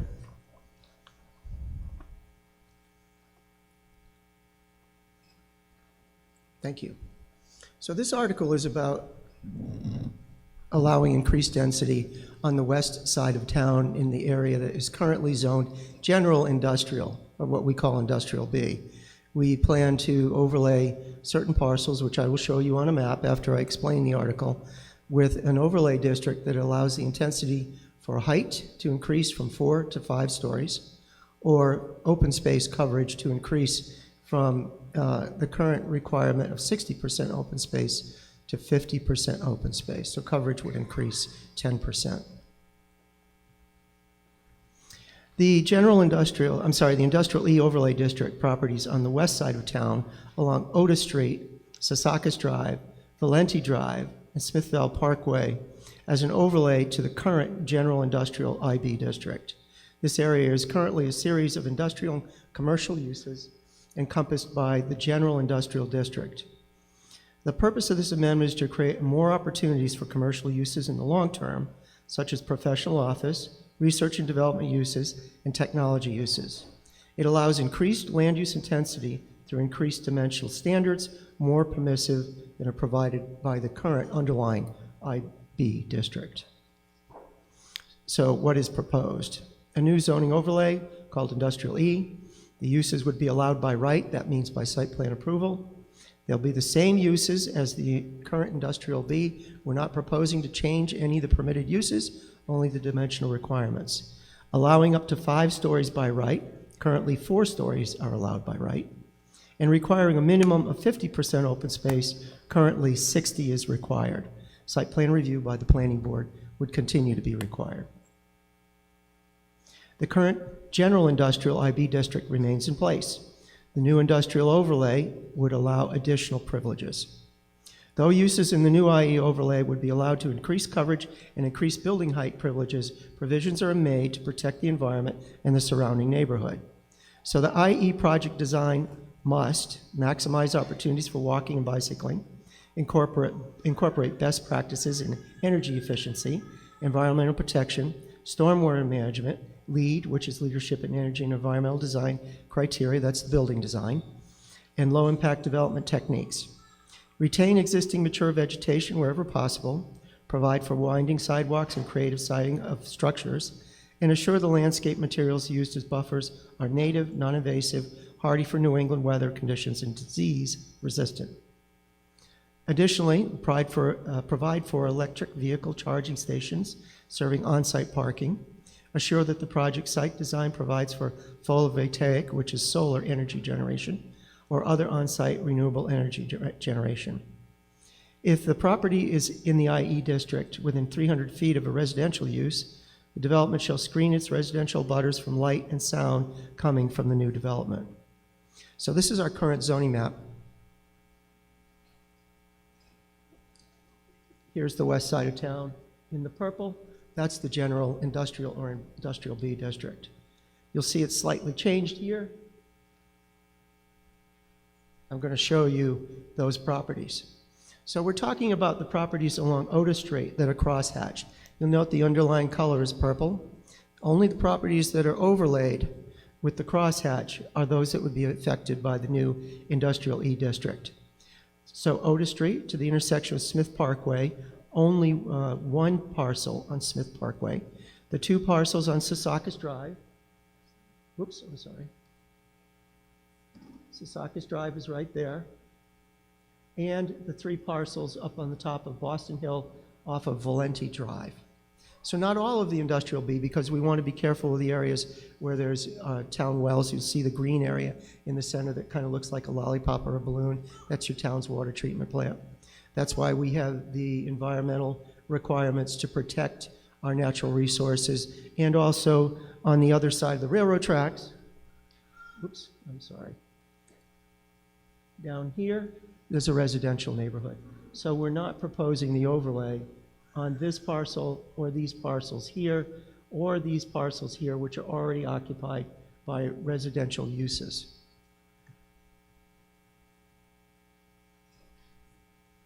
So why do this? It provides more opportunities to meet the desires of today's modern office and R&D companies. It improves Westborough's attractiveness when competing with other towns for business. It helps to boost the town's tax base, It helps to reduce the burden on the residential taxpayer, and it requires provisions for walkability, biking access, the use of renewable energy sources, and it protects surrounding residential uses. That's my presentation. Thank you. Thank you, Mr. Robbins. Question at the microphone back here. Ellen Google, 84 Fisher Street. I live in that neighborhood, and I appreciate what this is all trying to do. And I get it. We want to, it feels like it's being driven by economic development, more commercial taxes, but you put that much more availability, we're going to have a lot more traffic in my neighborhood. And that's not been addressed. And I'm very concerned about this article passing because of the traffic that's already there on Otis Street. I know there's this movement to increase the density, or I mean the throughput with more lanes on Otis Street, and that makes me really nervous about what's coming into our neighborhoods as well down on Fisher Street. So as presented, unless I have some really good answers, and I'm not hearing them, and I'm about the traffic situation, and I don't want more throughput on Otis Street with more traffic coming through our neighborhoods. And I know most of us use that as a cut through too. It's not just my neighborhood. You want more traffic coming out on Otis Street and Fisher Street where you're already going through. I'm afraid that this is going to add to that, so I'm not in favor. Thank you. Anyone want to address the traffic question or save it for another time? I'll address that. Okay, Mr. Robbins. Yes, thank you, Ellen. That was a good question. And thanks for the opportunity to explain the traffic. The site plan review process requires a traffic study for any large project. That would be anything that's currently allowed, which is 4 stories, covering up to 40% of the parcel. We require traffic studies currently. If the use is something that we think is a significant trip generator, we will require a peer review, which is a third-party traffic review consultant to report to the planning board analyzing the applicant's proposal. So we would have our own traffic consultant look at the traffic. This proposal only proposes 1 additional story, going from 4 to 5 stories, and a 10% increase in coverage. Thank you. Mr. Silverberg, would you also like to address that on behalf of the planning board? So I just wanted to point out that the planning board is extremely worried about traffic in this area, which is why we had a study done on potential solutions. And we also required the last applicant to do a truck exclusion study on Fisher Street with the hopes of limiting truck traffic on Fisher. So I think any new proposal that came forward, we would be extremely worried about traffic impacts and factor that into any site plan decision. Thank you. Gentleman back here at the microphone, please. Yeah, Donald Gilbert, 12 West Street. Why 5 and 50? Why not 6 and 60? And what are we setting a precedent that, you know, it could just keep going up over time? Mr. Robbins? Sure, I'll address that. Thank you. We talked about why don't we do exactly what you said? Why not go to 6 stories instead of 4? Why not increase the coverage and allow 60% coverage and only 40% open space? We do that on the east side of town. So Research Drive, Connector Road, Computer Drive, Flanders Road. We do that currently. I'm sorry. Oh, wait. Why not raise it, you know, to 7 stories? Why 6? Yeah, I'm getting there. Yeah, Okay. yeah, So yeah, or no go to back and I'm forth. sorry, 40%. Excuse me, Go excuse down me. to 40%. No back, excuse me, sir. No back and forth. Ask your question. I'll let you come back for a I'm follow-up. sorry. Okay, I'm new that's to okay. this, yeah. Yep, Mr. Robbins, I know it's not the way things are done in business, but that's the way we do it here. Thank you. Mr. Robbins. Thank you, Mr. Moderator. So we thought that increasing by 1 story would be the maximum that was best for that. You heard the earlier comment about traffic in the Fisher Street neighborhood and the surrounding residential neighborhood. Also, I mentioned earlier that our town well and water purification plant is adjacent to that area. We wanted to protect those uses and protect our natural resources from industrial and commercial development while still providing an additional amount of incentive for businesses to locate in that district. We didn't want to overstep or overreach. We wanted to protect what we had while being able to compete. follow up. Can I just follow up? Yep, yes, you may. Yeah, so I mean, is it based on what the customers would want then? I mean, you know, to be competitive, are they saying we need 5 stories? Or is it just kind of an arbitrary? We have asked for increased height in our buildings. And so we took a look at what we thought would be reasonable. So we did answer or respond to the business community's request to examine this. Okay. All right. I don't feel like I got a good answer, but it's okay. I mean, it's, you know, it's higher and less, but is there a lot of data showing that that's what's needed now in that area? So what we did is we looked at what we thought we could tolerate there. And we thought, What well, does that maybe... mean? Wait, it's not a back and forth. It goes through me. Okay, sorry. It's okay. Sorry, John. That's all right. Mr. Robbins.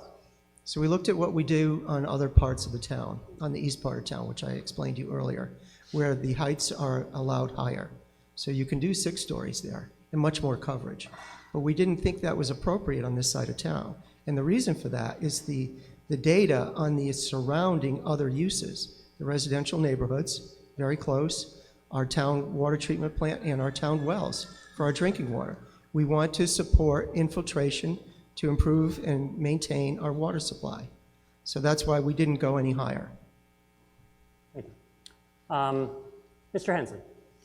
Mr. Moderator, Lester Hensley, 39 Arch Street. I rise in support of this article. I happen to live in that side of town. I am concerned about traffic. I attended public meetings. I believe the traffic question to have been reasonably addressed. Perhaps to the previous speaker's comment, a couple of years ago when we did extend the industrial D overlay, which allowed the increased development on the east side of town to include 6 stories and 40% open space.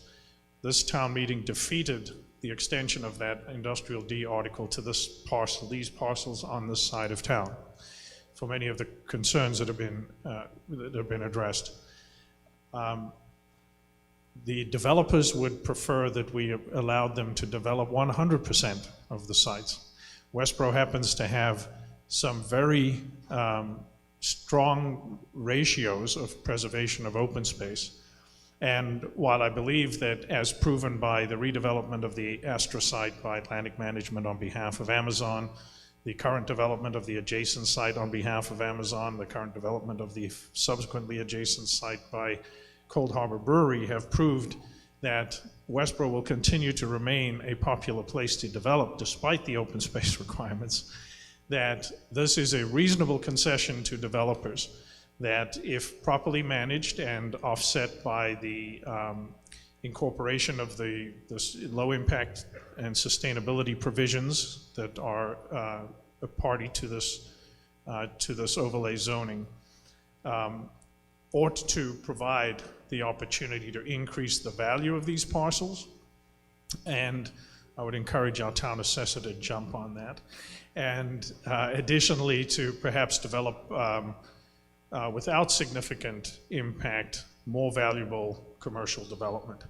So I applaud the planning board for finding a compromise solution that I feel comfortable supporting. Thank you. Thank you, Mr. Hensley. Mr. Dunbeck, we'll do microphone bouncing. So we'll do you and then the woman over here. Mr. Dunbeck. Pete Dunbeck. I'm in favor of this. I think it's a good compromise, as Mr. Hensley had said. I did want to ask for one point of clarification on the lead conformity, and who is responsible for ensuring that, and kind of where in the process is that done? It's not a LEED certified building, but it's conforming to. So who in the town government and the site planning review is responsible to ensure that that happens? Mr. Moderator, that's a great question, Peter. During the as-built process, following construction, the engineer and architect are required to prove that they have met the LEED standards. Their as-built or record drawings need to show that they have met the LEED standards. Does that answer your question? Seems like, okay. Has it? You can just nod. Quick follow-up, or? Yeah, quick follow-up. As as design would conform, but then you need to confirm that the as-built conforms to the drawings. So is there a check in the end that the as-built conforms to the approved lead conforming? Yes, lead town staff platinum reviews conforming? the as-built record drawings. Microphone over here. Diane McPherson, 32 Fisher Street. I honestly have no knowledge or opinion on any of this. I just happened to have an email with information, mainly based on the traffic on Fisher Street, which is also where I live.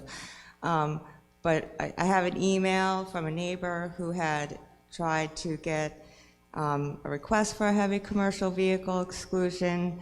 There was a study done on 2 different days.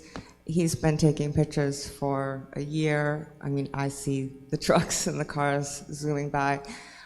Again, we're not pleased with what the study, how it was done, but it's not my thing that I'm working on, but just information I wanted to throw out and hope it is considered if this passes, that, you know, we have a community on that street too. Thank you. Okay. So, Mr. Robbins, I know you recapped traffic soon, but people have been trickling in. Do you want to do a quick recap of your previous answer about Sure. traffic? Thank you, and thank you for that question. It gives me a chance to maybe clarify. There was a third-party traffic study review for truck exclusion on Fisher Street, and it was found that currently, and I say currently, the current level of traffic does not meet the state standards for truck exclusion on Fisher Street. The applicant at Atlantic Management at 50 Otis Street is required to do a follow-up study in a year and a half, 18 months from the date of their opening. They've been open. They'll do another traffic study to see if the levels of traffic have risen to the point where a truck exclusion could be possible. So there's been one bite at the apple. There'll be a second. Thank you, Mr. Robbins. Gentleman at the microphone over here. Thank you for your patience. John Gelsich, 6 Baxter Street. I am in support of this article, but I just had a question to follow up Mr. Dunbeck's question of if they are not meeting lead standards in the as-built phase, what is the recourse? Mr. Robbins. Good question, John. I hope we don't have to do that. But that's a requirement. They'll have to, I assume, make changes to their building. I await the recommendation of the consultant to see if that becomes the case. We do have LEED certified buildings in town currently. The Olympus building that's out on West Park Drive is a LEED certified building, and it was certified by their architect, and the town reviewed it, and we found it satisfactory. I can't imagine that a plan would be approved with that requirement and not do it. So, but thank you for that question. Thank you, Mr. Robbins. Microphone back here. Hi, Donna Peronese, 35 Water Street. My one sort of concern about this compromise is losing the 10% of open space, because we've already lost so much open space in this town. And I'm just wondering why that has to be, why we have to go cut down to 50% from 60% preservation of open space. The other thing is, you have a lot of really good provisions here. Like, I like keeping the mature vegetation, landscaping with native plants. And again, I'm wondering, as others have asked, who's going to make sure these things happen? Because I have seen here and in neighboring towns, developers said they were going to do things, and those things didn't happen. And I know of one case here in Westborough years and years ago. Developer was told not to cut down certain really mature, beautiful old trees. He cut them down anyway because he would rather pay the fine than leave the trees. And that doesn't, he could pay the fine, but that doesn't bring the trees back. So that's one of my questions really, is just who's going to make sure that these things happen the way they're supposed to happen, and why do we have to give up that 10% of open space? So, thank you. Thank you. Mr. Silverberg or Mr. Robbins? Mr. Robbins first? We're going to tag team Okay, this. Mr. Robbins. So just briefly to answer the technical portion of your question about who's going to assure native materials. There's a site plan that's submitted with a landscape plan.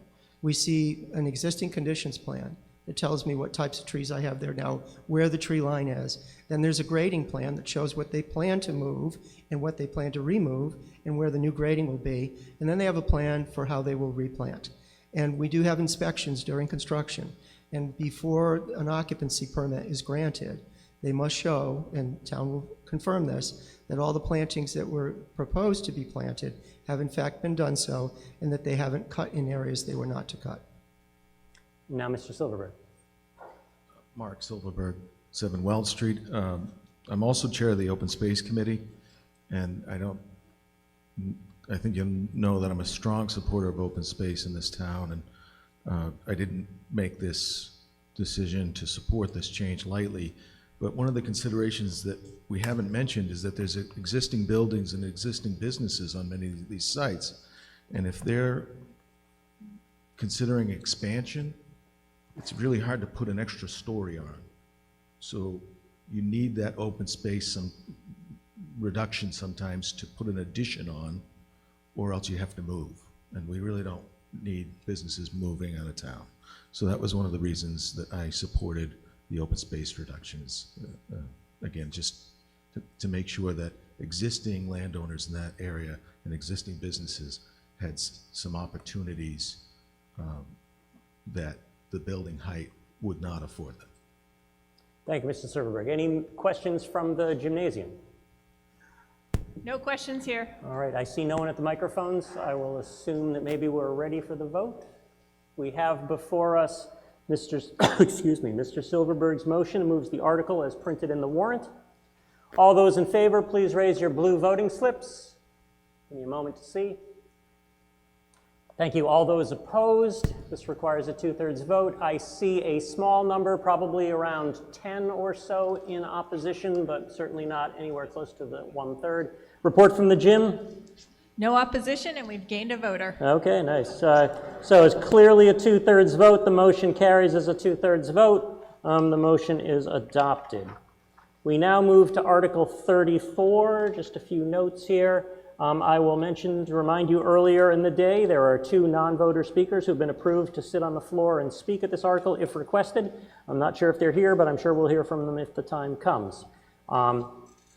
Motion, Mr. Silverberg. Mark Silverberg, 7 Weld Street.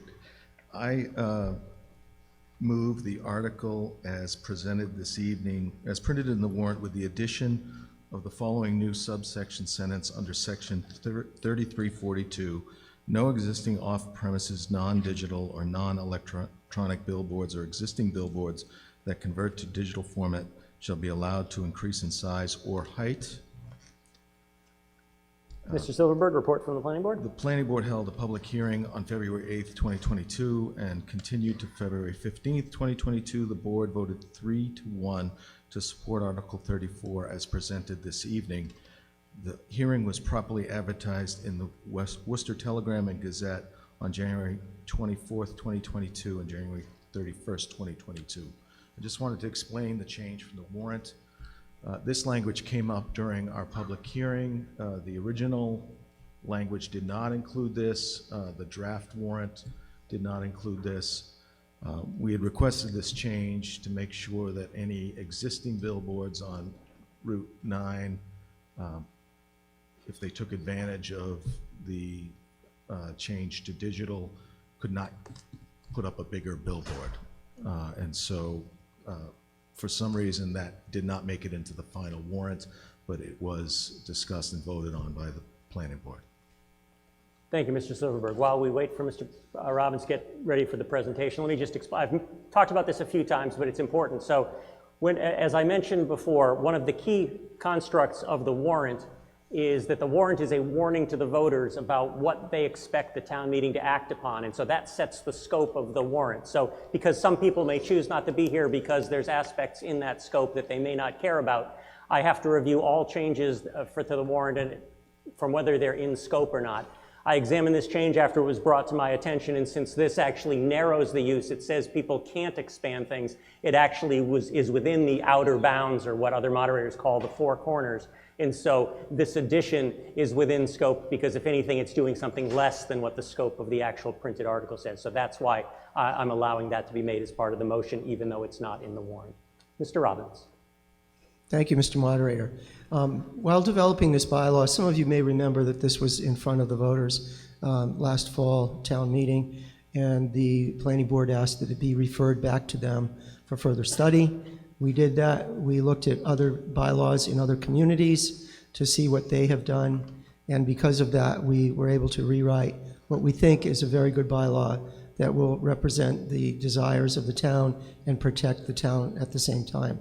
This is a complex matter. I've had a lot of questions about this in the previous months, so the presentation is a little bit detailed. I ask that you please bear with me.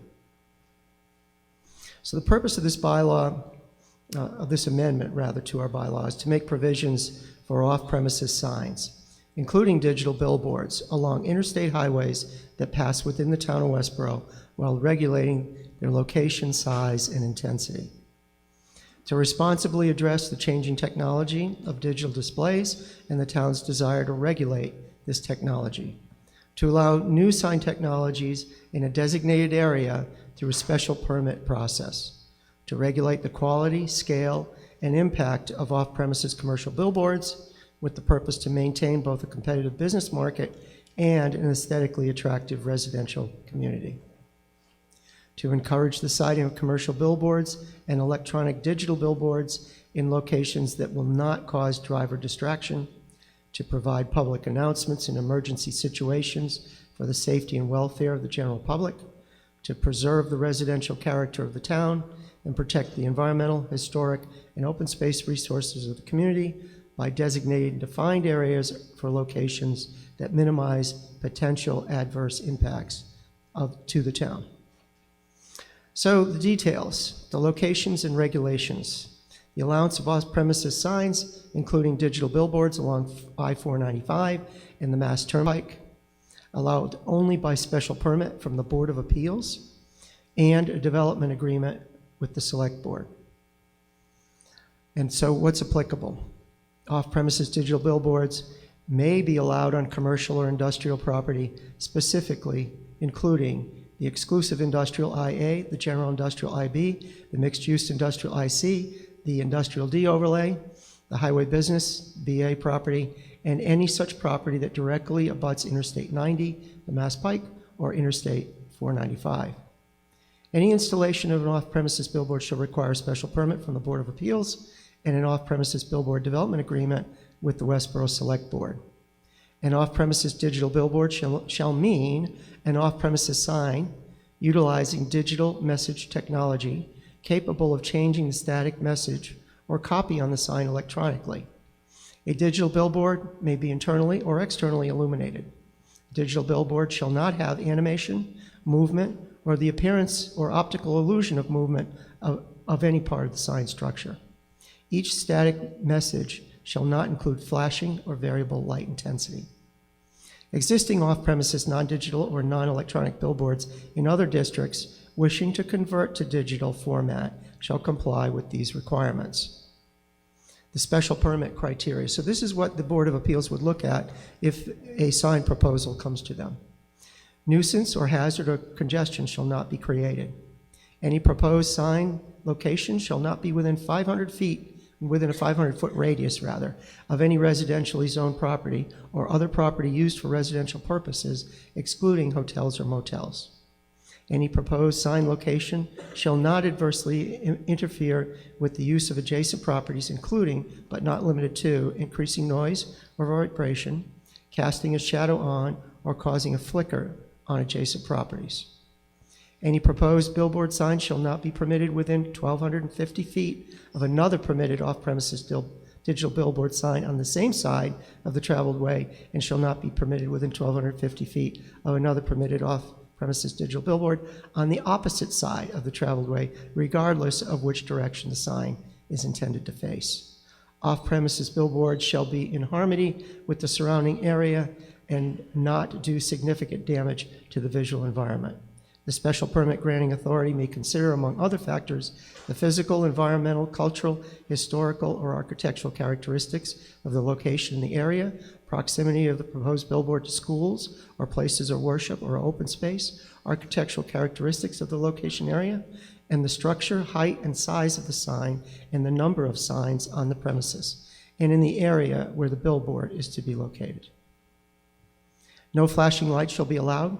There shall be no advertising of sexually oriented, sexually provocative, or adult-oriented businesses as defined in the town's zoning bylaws. There shall be no advertising of marijuana-related products as defined and regulated in the town's zoning bylaw. The Westborough Select Board and the owner and operator of the off-premises digital billboard shall mutually agree on a schedule to which the billboard may advertise town-sponsored events, or other public service announcements. The agreement with the Select Board. The components of the billboard development agreement with the Westborough Select Board. The off-premises billboard shall be permitted if the Select Board determines the billboard serves to provide a public benefit to the town. The Select Board and the owner-operator of the billboard shall utilize the off-premises digital billboard for emergency public service and safety announcements, including, but not limited to, those associated with law enforcement, emergency management authorities, regional emergency information important to the traveling public, including, but not limited to, Amber Alerts, emergency management information, or public service announcements. The Select Board shall determine any local fees or terms associated with the billboard's operation. So this is our zoning map. I'm going to show you where we're talking about. So here we have 495 running north-south, and the Massachusetts Turnpike running east-west. Those are the only areas that we're talking about. The digital billboard's property must touch the right-of-way of those two interstate highways. So this shows the properties that would be possibilities for locations of digital sign. Again, Interstate 495, running north and south, and the Pike running east and west. Massachusetts Turnpike, I-495, and the interchange with Route 9. So the parcels that are cross-hatched in yellow are those parcels that directly abut those two interstate roads. Now, this is a hypothetical possibility of location digital signs based on the requirement of a 1,250-foot separation and a 500-foot setback from any residential use. The blue circle is the 500-foot radius from any residential use, and the yellow outer circle is a 1,250-foot radius. There is one existing sign currently, most of you probably know that, on the Cumberland Farms property that faces I-90 to Mass Pike. That's this one in the lower right-hand corner. So that's the control point. Any new signs would have to maintain at least a 1,250-foot setback from that sign and not be within 500 feet of a residential use. So that really narrows things down. The reason that you see 3 other circles on there is because we tried various setbacks and we tried various locations, and that's what we could come up with. Now, that's not to say that that's where these billboards would be located, because the next billboard in will determine where others can go because of the setback requirements. Now, you'll notice that there's none on the east side of 495. That's because those abut residential uses. And on those locations, they would not be able to maintain that required 500-foot setback. In addition, the Mass Highway Department must permit the sign as well, and they have their own sign permitting requirements, which restrict a digital billboard from being at the interchange or on any of the off-ramps. So 495 with Route 9 up here has abutting parcels, but they're on the off-ramps. There's one there. This is actually on an upper parcel. So those parcels would not be eligible as well. So there's really a finite number of locations, but the existing sign on 495, I'm sorry, on the Mass Pike, is the control from which all other signs would have to start. We did a survey. So we wanted to test the appetite for residents of what they thought of digital signs, number one, and how they would be willing to have additional digital billboards in the community. We asked a bunch of questions, but 2 of the questions I think were particularly telling. The first question was, how would you approve of additional billboards being installed only along 495 or the Mass Pike, so long as they were regulated by the town to provide proper spacing and are not visible from residential parcels? So we had 242 responses. I don't know if you can see that number. 242 people responded, and none of them skipped this question. And you can see that 64.1% of the people were in favor of digital billboards if they were regulated by the town, and only on 495 or the Mass Pike. We asked other questions, but this question was related. If you do not approve of digital billboards, would you approve if the town received revenue from their operation, as well as the ability to utilize the billboards for public service messages solely related to the town? Now, you had 231 responses to this. 11 people did skip it. But again, you see that the response is 2 to 1. You had 65% of the people answering yes, and 34% of the people answering no. So what are the benefits to the town? The Route 9 digital billboards pay $10,000 annually in fees per face. That means per side. So if a digital billboard has 2 sides, they pay $10,000 for each side. That's $40,000 because we currently have 4 signs on Route 9. Billboards along 495 and 9 are likely to pay more on the Mass Pike and 495. These fees currently fund the town's EDC Small Business Grant Program, helping small businesses grow in Westborough. And we've been very successful with that grant program. We recently made 12 grants to local businesses with the money that we've received from these digital billboards. Digital billboards do pay property taxes, depending on the size and the location, and currently billboards pay a total of $30,000 annually in taxes. New digital billboards would provide public safety and public service announcements. That's my presentation. Thank you, Mr. Robbins. I just want to make a note. If Mr. Jenkins and Mr. Morello, who were the 2 gentlemen who the town meeting previously approved, could speak to this article, I think they may have been sent to the non-voter section. You are allowed to come in the auditorium and come down front with the planning board in case there are any questions that you may answer. So I just wanted to let you know, if you're there, please feel free to come in here. While we wait to see if they are here. Oh, you are here? Thank you. All right, just want to make sure you weren't in the wrong place. Are there any questions for Mr. Robbins or for any of the proponents? Yes, sir. Robert Gilmore, 35 Water Street. I'm just seeking a little bit of clarification on in my printed copy. It's in the middle of page 52, section 3343, item number 2. It's sort of the one mention that I found of this entire document of Route 9. Can you just? It seems, and I think the speaker said that everything is about the 495 and 90 corridor, but what's up with the Route 9, that one Route 9 mentioned, please? Mr. Robbins? George, I'd be glad to address that. Thank you for that question. On Route 9, we stated earlier in the bylaw that if there were any conversion of any existing billboards, that would mean Route 9, that they would have to comply with the requirements of this bylaw. So the dimensional setbacks to residential property or separation between the signs would apply. All right, we'll go over to this microphone here, the gentleman in the maroon shirt. Rick Kotowski, Arch Street. I'd recommend voting against this article. I've driven highways plenty of times where there have been digital billboards, and if you're far away and you see it change, I've got a tendency to try to watch it and see when it's going to change again. Or in that last quarter mile before I get to it, if it changes, it's like, oh, what does it say now? With all the well-documented issues we've had about distracted driving and everything, I just can't find myself wanting to approve something that I think is going to potentially contribute more to distracted driving. So I'd urge you to vote against this. Thank you. Thank you. Over here, is that Mr. Waite? Yes, it is. Eric Waite, 7 Franklin Ave. I stand in vehement opposition to this idea. Don't be fooled by the non-scientific survey.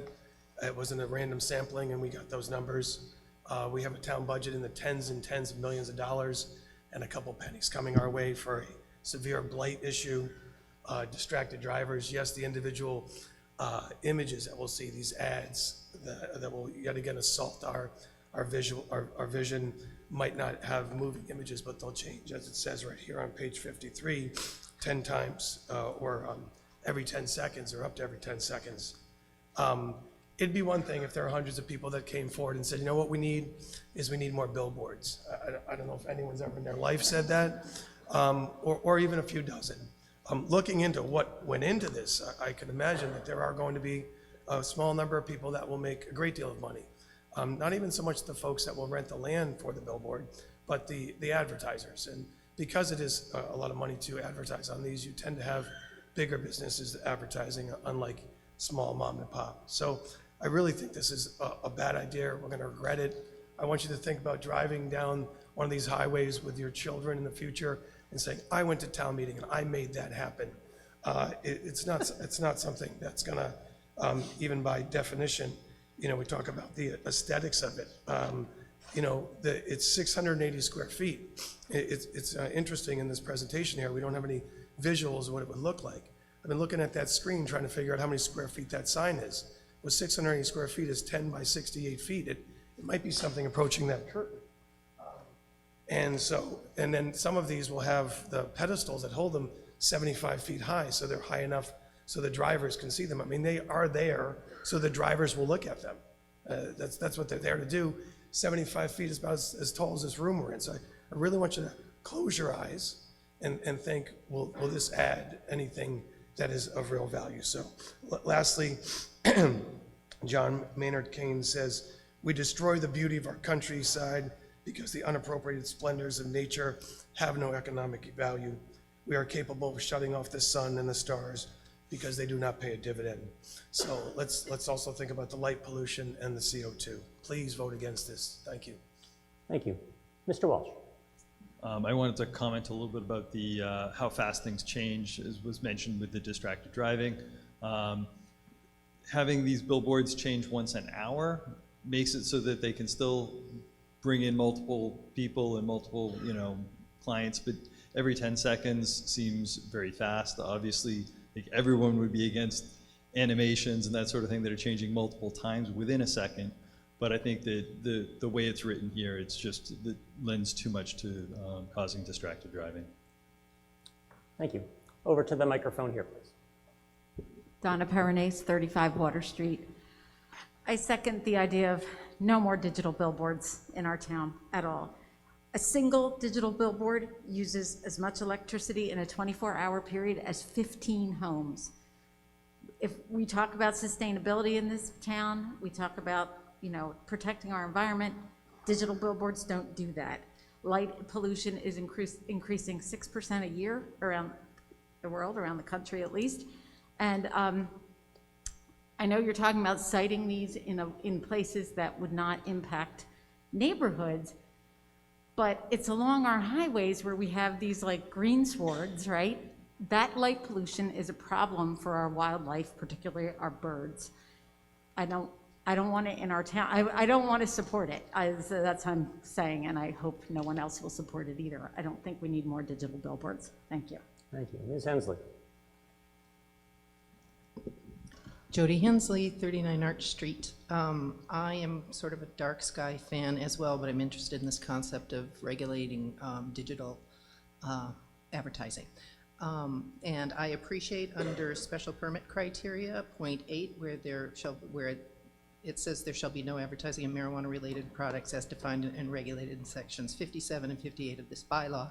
And this town meeting defeated commercial marijuana in Westborough by 87% to whatever the 13%. And if you look around the state at digital billboards, you can see cannabis being advertised constantly, and every one of those billboards, in my opinion, is a violation of state law. The state law says that there will not be cannabis advertising that exposes an audience that's more than 15% under the age of 21. You can't tell me that our highways don't exceed 15% of those eyeballs being people under the age of 21. We managed to get rid of tobacco advertising, and the public health advocates have tried to limit marijuana advertising, yet it persists in violation of state law. So I appreciate the effort here to reiterate what the Westborough bylaw is. My question is that Cumberland Farm sign, I'd want to know how the Cumberland sign popped up out without regulation, and B, would this bylaw make them stop advertising cannabis because they are advertising cannabis on that billboard? Thank you, Ms. Hensley. Mr. Robbins, would you like to address that? Thank you, Jody. I'm just going to answer your question about the existing Cumberland Farms sign. So the sign that is on the Cumberland Farms property was a paper billboard many years ago, and the frame for the billboard was still in existence several years ago when the property owner went to the Zoning Board of Appeals to get the face of the sign reinstated as a digital billboard. They had to get permission from the Zoning Board of Appeals, and they got that permission. So that's how you have that current digital billboard. Thank you. I realize I've been remiss. I noted that the select board was going to make their recommendation at town meeting. Are they ready to want to make a recommendation or have anything to say? In a moment. Okay, they're working on it. Okay. Hang on. Do you have more to say? Mr. Robbins. Okay, continue, Mr. Robbins. I'm sorry. Thank you, Mr. Moderator. I forgot your other question, Jody. Thank you. So you had a question about why is that advertising marijuana currently?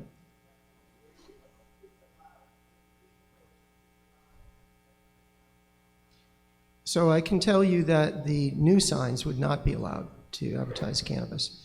I can't speak to what's going on at the existing sign. Mr. Edinburgh. Alan Edinburgh, 8 Nash. The select board voted to support this motion as with the amendment by a vote of 5-0. Okay, 5-0. Again, not an amendment. It was just a motion slightly different than what was published. So yes, that's there. Okay, Mr. Silverberg. Mark Silverberg, 7 Weld Street. I'm not a big fan of billboards. I don't want anyone to think that I am because I'm supporting this. And if you hate billboards, you're probably not going to be persuaded by anything I say. But if you're undecided, I wanted you to know why I voted to send this to town meeting and let you, the voters, decide. And I think a lot of it is revenue driven. And I hate to say that, but we spent a lot of time tonight talking about the shift in our tax burden to residential taxpayers and what impact that has on our tax bills. And I think this is a way that you can consider whether or not you want to generate some revenue from this. As was earlier stated, the selectmen will need to find that there's a public benefit from these signs, and one of the public benefits is taxes. So the existing paper signs along Route 9 do pay some taxes. The digital signs, if they replaced an existing sign, would pay more taxes because the valuation of these is based on the revenue that they bring in. So if these signs bring in more revenue, we can tax them higher. I personally think that the digital billboards look better than the old paper signs. So if I had to look at one or the other, I'd probably prefer the digital. The other benefit is the community service announcements. I don't know the last time I saw an Amber Alert on a paper billboard, but you can do Amber Alerts. You can do announcements for town events like Arts in Common. You can do, I've seen the golf course advertise on these signs, and I think that was somehow a community service.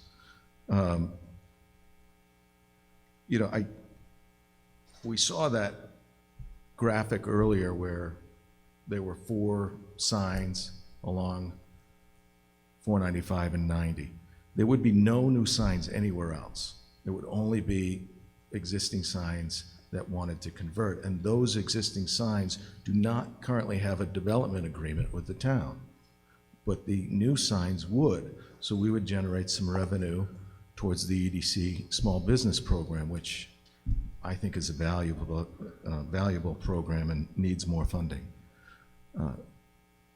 The worst case for new signs would be the 3 signs in addition to the one that we talked about on the Cumberland Farms property.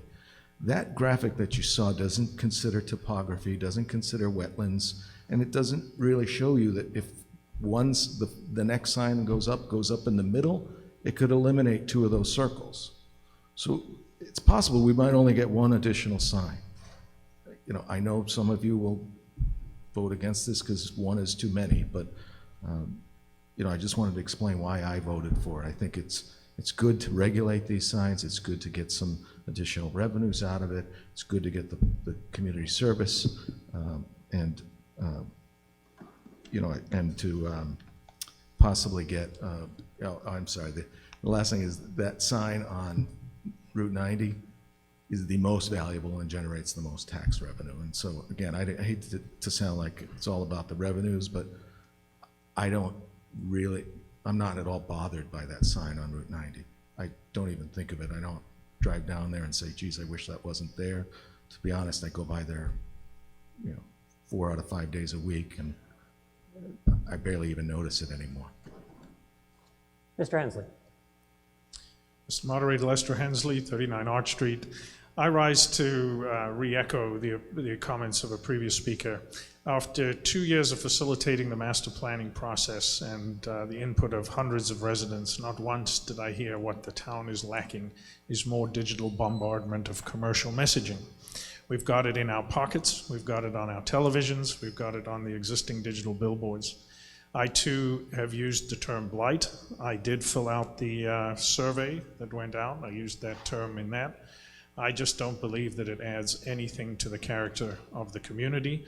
The revenue generated is de minimis, and the public service aspects are additionally de minimis. When this article originally, or this notion originally came before the planning board last year, it was not a proposal of any of our community-based organizations. This is a proposal of the company that will run and benefit from the commercial advertising on the board, and the proponent whose land the billboard will sit on. The original article was referred back to committee and defeated at the planning board, in part because there's a principle in zoning that prohibits spot zoning that would benefit a single landowner. If what Mr. Silverberg tells me, that if by citing the next billboard it will preclude any others, we're back essentially to treading on that fringe of spot zoning. So for that reason, as well as, but more primarily for the reason of blight, I will vote no on this article. Thanks. Thank you, Mr. Hensley. I'll go to this microphone. Ms. Nurse. Hazel Nurse, 80 Nurse Street. I was the lone planning board member to vote against this.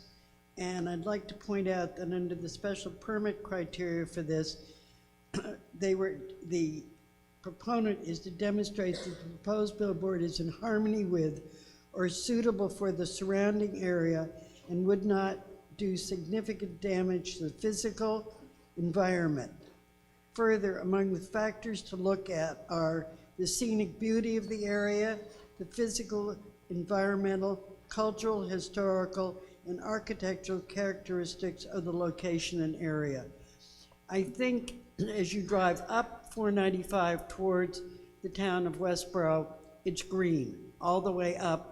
It's scenic, and I think people appreciate the fact that you're being able to look at the country as you drive up 495, which at times is not the most fun place to be. But at least you can see green and trees. I feel that putting digital billboards there is inappropriate for our section of 495, and I also see really no benefit to the community as a whole. As Lester pointed out, the amount of money we're getting from this is de minimis, but at times we have to look at the community and how our community looks to other communities around. I'm sure they will be delighted to have their businesses advertised on our digital signs, but I think it will be of no benefit to our community.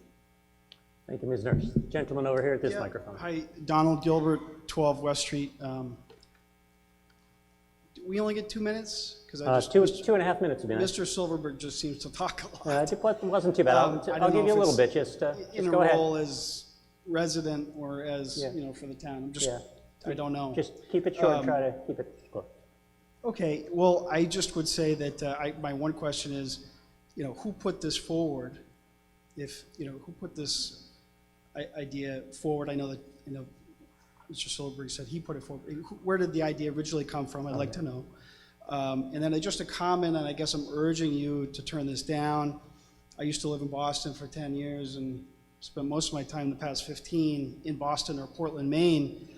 Portland, Maine, I remember people telling me, oh, that's undeveloped property, you can never build there, it's, the city said no way.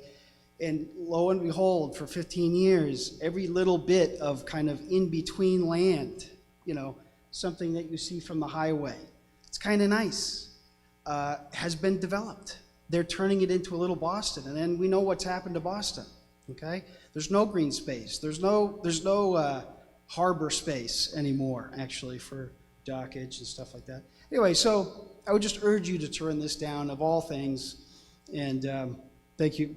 Thank you very much. Yeah, thank you. Way under 2.5 minutes. Thank you. I will just ask, does anyone want to respond to the question of where the idea originated, or do you feel it's already been answered? There's no requirement to answer. I just didn't know if you wanted to.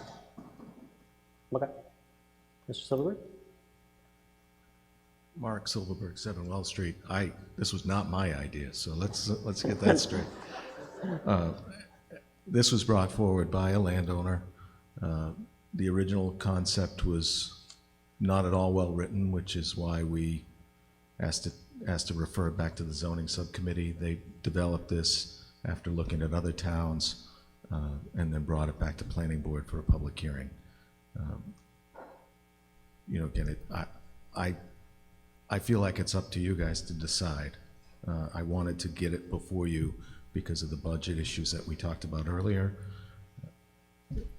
Really, I have nothing more to say about that, but I will say that the 12 $5,000 grants for the small business program were probably not minimal to the people that receive them. So I really think that's one good benefit of this program. Thank you, Mr. Silverberg. Gentleman at the microphone back there. Go ahead. Yes, Rick Riccardi, 2 Hadley Lane. I'm just wondering about precedent. We say we wouldn't mind one sign, but would we like one of these signs every quarter mile of the length of the turnpike? I wouldn't. Mr. Robbins, would you like to address that as it relates to the article? Before you sit down, you're going to have to repeat it. I didn't hear it. I didn't hear all that. I heard bits and pieces of it. I'm happy to address your question. Sure, and it's not something we would do, but I'm concerned about precedent, a sign like this on the turnpike. And we may not mind one of these, but would we like one every quarter mile for the whole length of the turnpike? So I just wonder that. I wouldn't.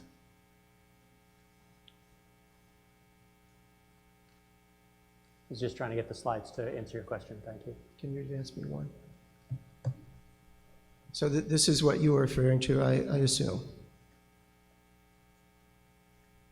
I'm not sure that there's an answer to a question here. This was a hypothetical exercise. We started with the control, as I mentioned earlier, here, and then we just simply scaled 1,250 feet with a 500-foot residential setback, and we ended here.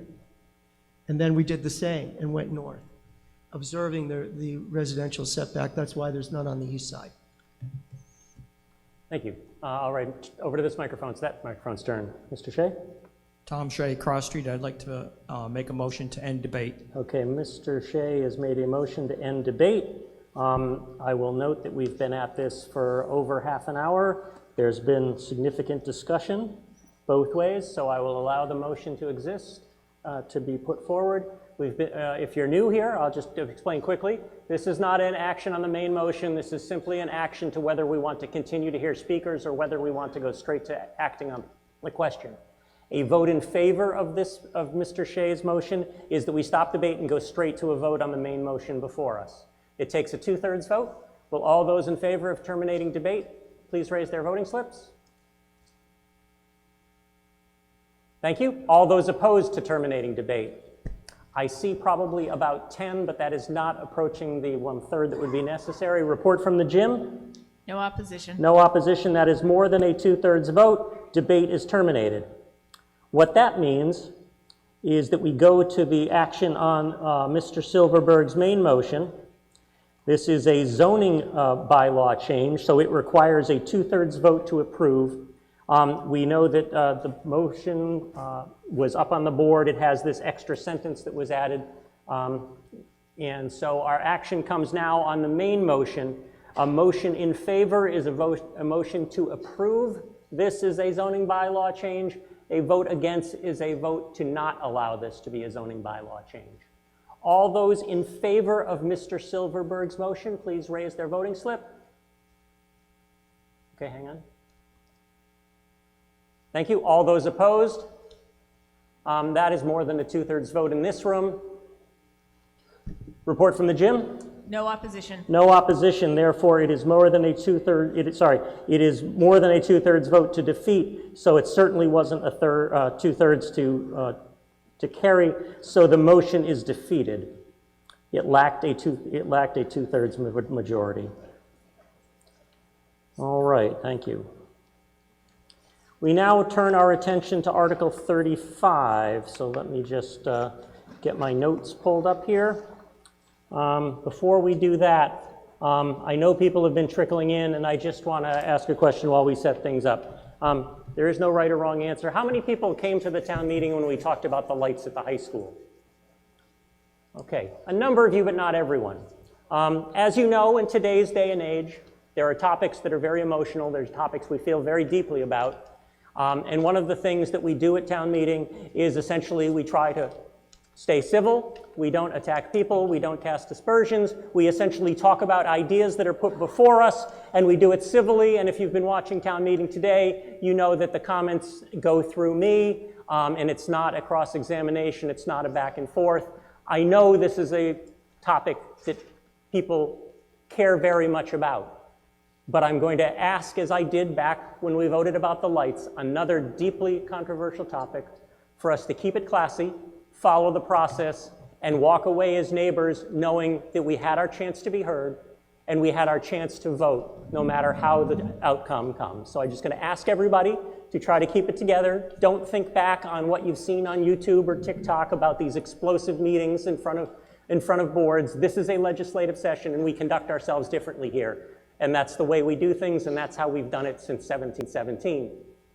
And so I'm going to ask for your indulgence on that, regardless of how you vote and regardless of what position you're on. So let's just keep it classy, Westborough, and let's go.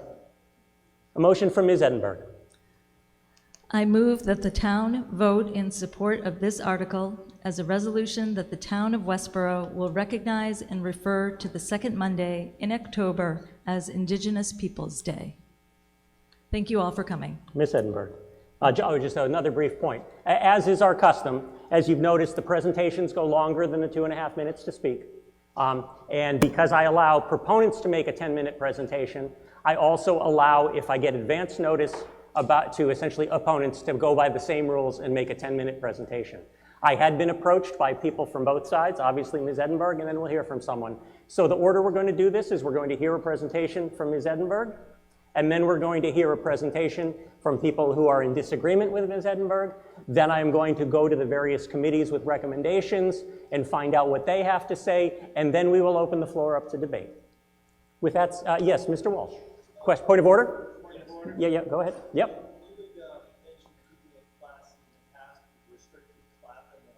Yeah, thank you.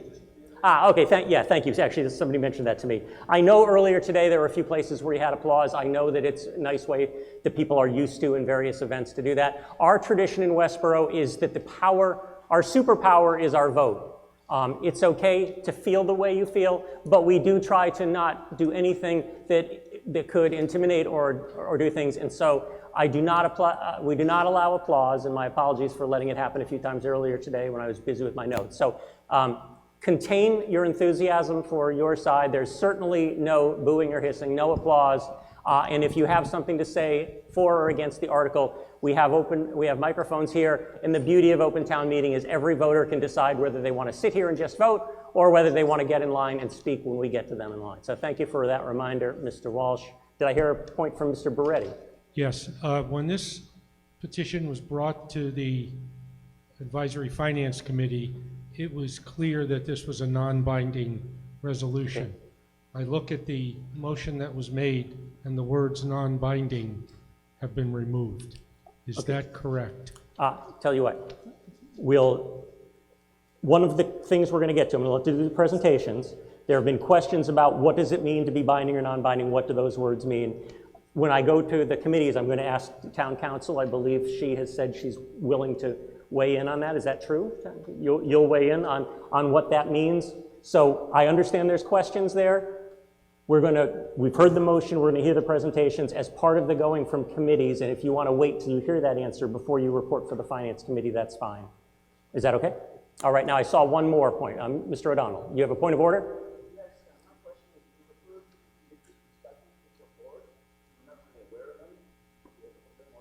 I'm sorry, what, sorry?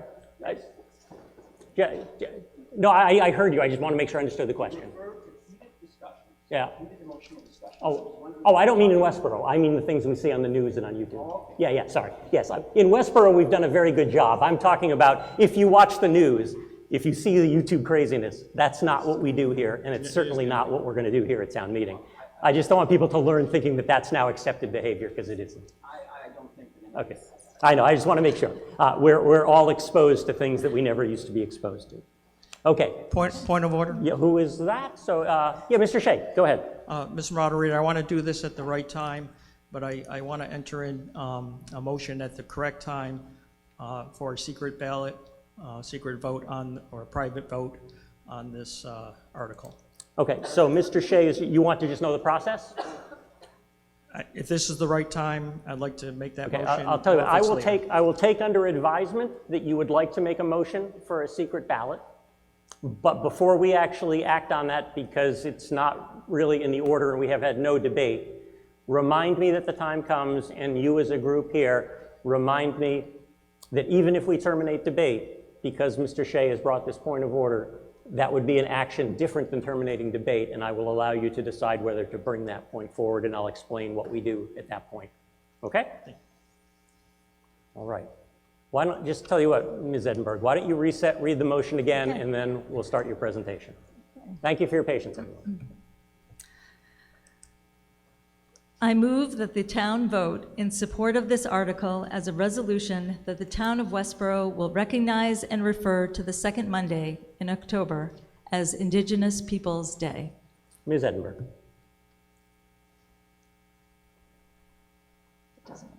Slide. This article is a non-binding resolution regarding the second Monday in October. It does not replace or alter the state and federal Columbus Day holiday. Whether you agree or disagree that the state and federal holiday should exist is irrelevant to this discussion and this article. It exists, and our town meeting cannot decide otherwise. Only state and federal legislators may alter or maintain that holiday. Westborough does not celebrate a local Columbus Day holiday, nor has a town calendar, nor bylaws that refer to the Columbus holiday. This aspect is confusing to many, but important. Columbus Day, mentioned in the personnel policies, were removed from the Westborough bylaws in town meeting years ago and resides instead with human resources of our town. Only the power of the select board and the town manager may alter those documents. Town meeting, that's all of you, has the power to decide on how to refer to and recognize that day. This non-binding resolution does not require the town to do anything except refer and recognize the day as Indigenous Peoples' Day. So what is Indigenous Peoples' Day, you might be asking? In 1977, a day commemorating the indigenous peoples of North America was proposed by the International Conference on Discrimination Against Indigenous Populations and sponsored by the United Nations. Since then, many states, cities, universities, towns, and Westborough Public Schools have adopted celebrating Indigenous Peoples' Day. Indigenous people chose this specific day, the second Monday in October. Suggesting any other day is deeply disrespectful. For those who view that day as representing the celebration of Italian Americans, I remind everyone that Columbus Day, the state holiday and federal holiday, continue to exist, and I remind you that in 1989, President George H.W. Bush officially proclaimed the month of October Italian American Heritage Month to celebrate Italian Americans and their many contributions that they made to American culture. Additionally, Italian Americans for Indigenous Peoples Day is a Massachusetts organization who believes and recommends celebrating Native peoples and their resilience on that specific day. These are some of many Massachusetts towns that celebrate Indigenous Peoples Day already, including 5 UC bolded that are among what we call the data dashboard comparable towns to Westborough.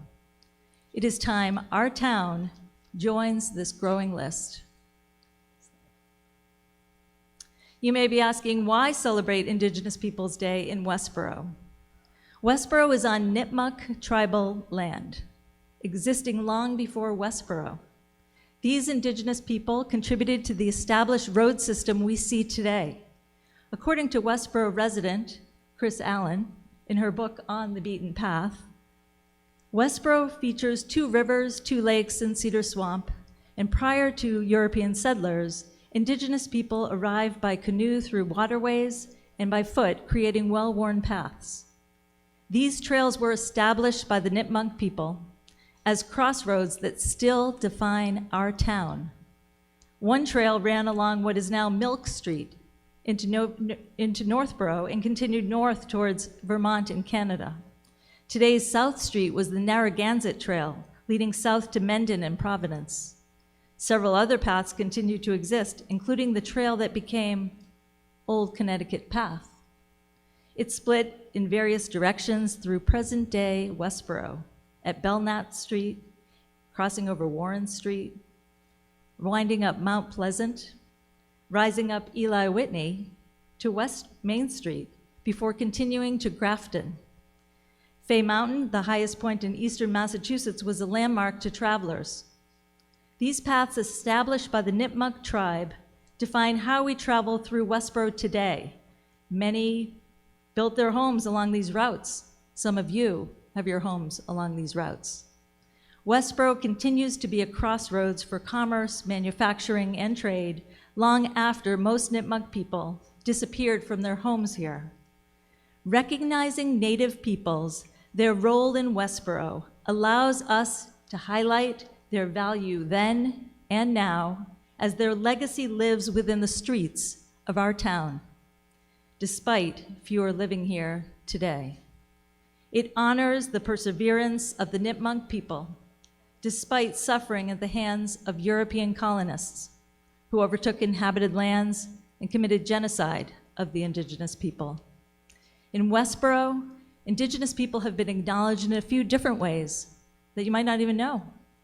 The back of the 250th anniversary commemorative coin displayed a Nipmuc male in a natural setting.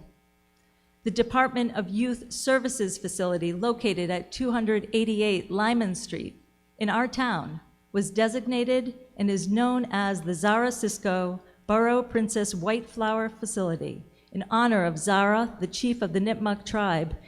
She had been the Nipmuc tribe leader, chief, for 25 years. She died in 1988 and played a key role in founding the Commission on Indian Affairs. Additionally, as I've mentioned, Westborough Public Schools has added Indigenous Peoples Day to its calendar.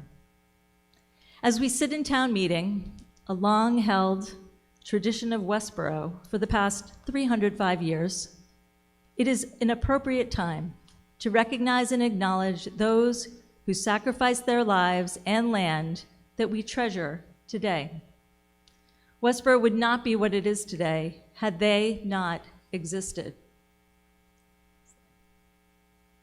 The Nipmuc Tribal Council sent our town a statement to be read aloud here at town meeting. It reads, and they would like me to read it, the Nipmuc Nation Tribal Council would like to extend our support of Article 35, an act establishing Indigenous Peoples Day in Westborough. Changing the second Monday in October to Indigenous Peoples Day acknowledges the impact of European settlement and celebrates Indigenous resilience and survival in Massachusetts and throughout the Americas. It is a way to recognize and honor the beautiful cultures, traditions, and lives of Indigenous people worldwide.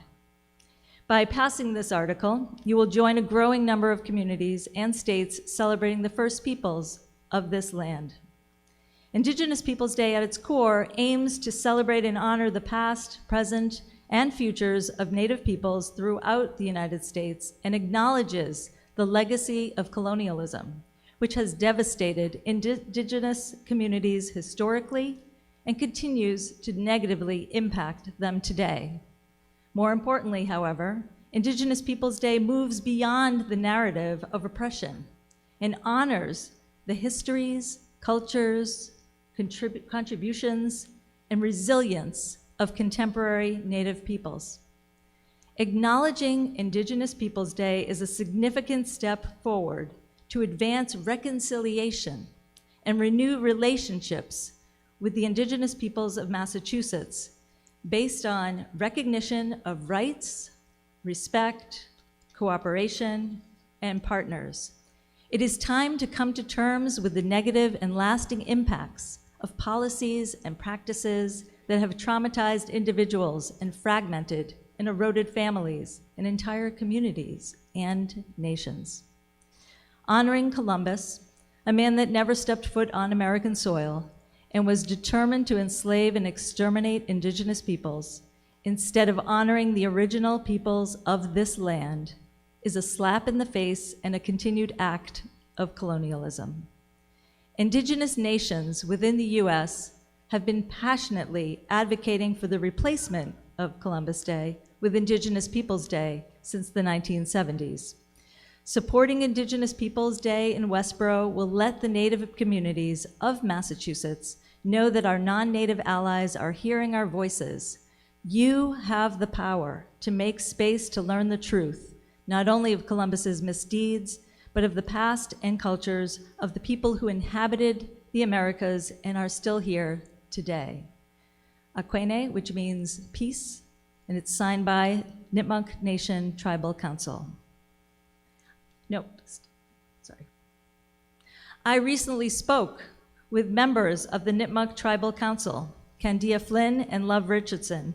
These two matriarch Nipmuc women are the daughters of Nipmuc Chief Buster Richardson and the great-grandchildren of Nipmuc Chief and medicine man George Wilson. Candia and Love also asked me to recognize the atrocities that their people have suffered. The majority of Massachusetts land is Nipmuc tribal land. It is this ancient trailway through Massachusetts towns where their ancestors are buried. Candia and Love reminded me that Nipmuc country is borrowed land, stolen land. They questioned that without Indigenous Peoples Day, where is the inclusiveness in Westborough? When they see the Columbus Day commercial sales, the day celebrating a man who knowingly murdered, raped, and enslaved Indigenous peoples, they feel like they are being choked, like they can't even breathe. This is their experience, and it would behoove us to contemplate their experiences and empathize with the horrific plight their people endured and continue to endure. They believe that Columbus Day replaced Indigenous Peoples Day rather than the other way around. They told me their creation story comes from the earth, and therefore they wanted to share the importance of the land we live on.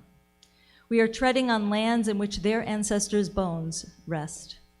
They believe it is through speaking these truths and that of Columbus's atrocities that their ancestors can be heard and seen.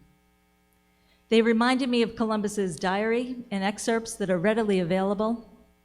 His intent was to bring gold and slaves back to Spain. It is clear that rape, genocide, and kidnapping were the means to an end.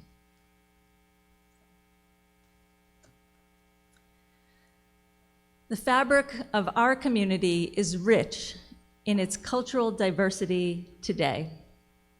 As my colleague Chris Noonan wrote to me recently, there is plenty of cultural room to acknowledge Indigenous peoples. Let your vote of yes on Article 35 be your voice in Westborough to show Indigenous people of the Nipmuc Nation that we care, acknowledge them, and recognize their value to our town. Let their voices be heard, let their ancestors be seen, and let their people speak through you by your vote of yes. Thank you, Ms. Edinburgh. As I mentioned, I've been requested, Mr. Boudelieri, are you here and are you ready to do your presentation? Okay.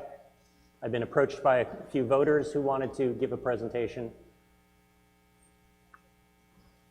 also about a different point of view on this particular article, in this particular motion. You may use the podium, yes. Yes, as I said, you can do whatever you want with your 10 minutes or so. Just again, just like everyone else, name, address, blah, blah, blah. Hi, Steve Boudelieri, 9 Thomas Newton Drive, and I represent the Westborough residents for Columbus.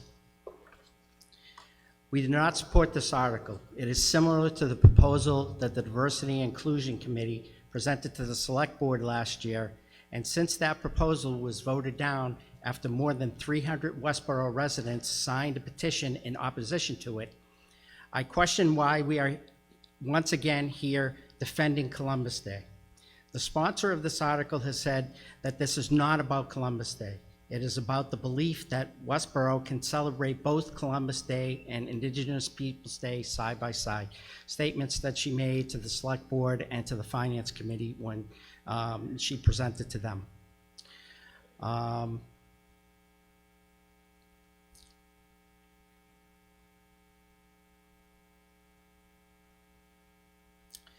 Yet every year on Columbus, she holds that belief that Westborough can celebrate Columbus Day and Indigenous Day side by side. Yet every year on Columbus Day, Indigenous people are reminded of the colonization of their land and the losses they suffered during the struggle for it. What does this statement mean? It means that the article is not just about honoring Indigenous people, but implicitly, at best, it is about demonizing Columbus Day or diminishing the discovery, settlement, development, and existence of America by allowing Columbus Day to be called Indigenous Peoples Day. Also, this article patently excludes Italian Americans as well as important segments in American and world history. The impact of this article is significant. Although it is non-binding so does not mandate any change, it would allow any person who works for Westborough, that is, any person who participates on a Westborough committee or any person who represents Westborough in any official capacity, to omit references to Columbus Day and solely reference Indigenous Peoples Day in town documents, contracts, events, announcements, bulletin boards, etc., without further town approval. There are those in town who have already made attempts to eliminate Columbus Day altogether and to replace it with Indigenous Peoples Day. And this article only proves their persistence has not waned. Although a circuitous route, the destination of this article would be the same: cancel Columbus. Let it be known that the person, the sponsor of this article, who said Columbus Day and Indigenous Peoples Day can be celebrated side by side, is the same person who sat on the school committee when they unanimously voted to completely eliminate Columbus Day from the school calendar and replace it with Indigenous Peoples Day. And let it be known that the Diversity and Inclusion Committee made an attempt last year to eliminate Columbus Day and failed in its efforts as stated above. Why would these same people and others who feel as they do not use this article to continue to eliminate Columbus Day? And the ironies, a Diversity and Inclusion Committee attempting to exclude Italian Americans and a school committee's attempt at canceling a prominent figure in our history. The only reason to recognize Indigenous Peoples Day on Columbus Day is to diminish, ignore, and gradually eliminate Columbus Day from the hearts and minds of the people of Westborough. Article 35 would allow it to happen without anyone watching. Another impact of this article reaches beyond Westborough. The wording of the article can be easily misconstrued. Open to interpretation, it would allow the state government and people who want to eliminate Columbus Day and other Massachusetts towns to point to Westborough and as recognizing Indigenous Peoples Day on Columbus Day, with further implications that we actually replaced Columbus Day with Indigenous Peoples Day when we did not. Practically speaking, Who would be there to challenge and correct that misperception? Different groups and different people want different solutions to this issue. The most reasonable and fair solution to everyone is to celebrate Columbus Day and Indigenous Peoples Day, each on their own special day. Then we include without being exclusive and celebrate each group without diminishing the other. That is why we do not support this article, but we do enthusiastically support a special day for Indigenous people, which would not be special to them if it was a shared holiday. This also leaves Columbus Day and its traditions on its own special day. The Native American Guardians Association, can you go to the next slide? Thank you. The Native American Guardians Association is an Indigenous peoples group that agrees with this solution. Their motto, as you can see on the slide, is educate, not eradicate. When they heard that Westborough was considering what Westborough was considering, they sent this statement.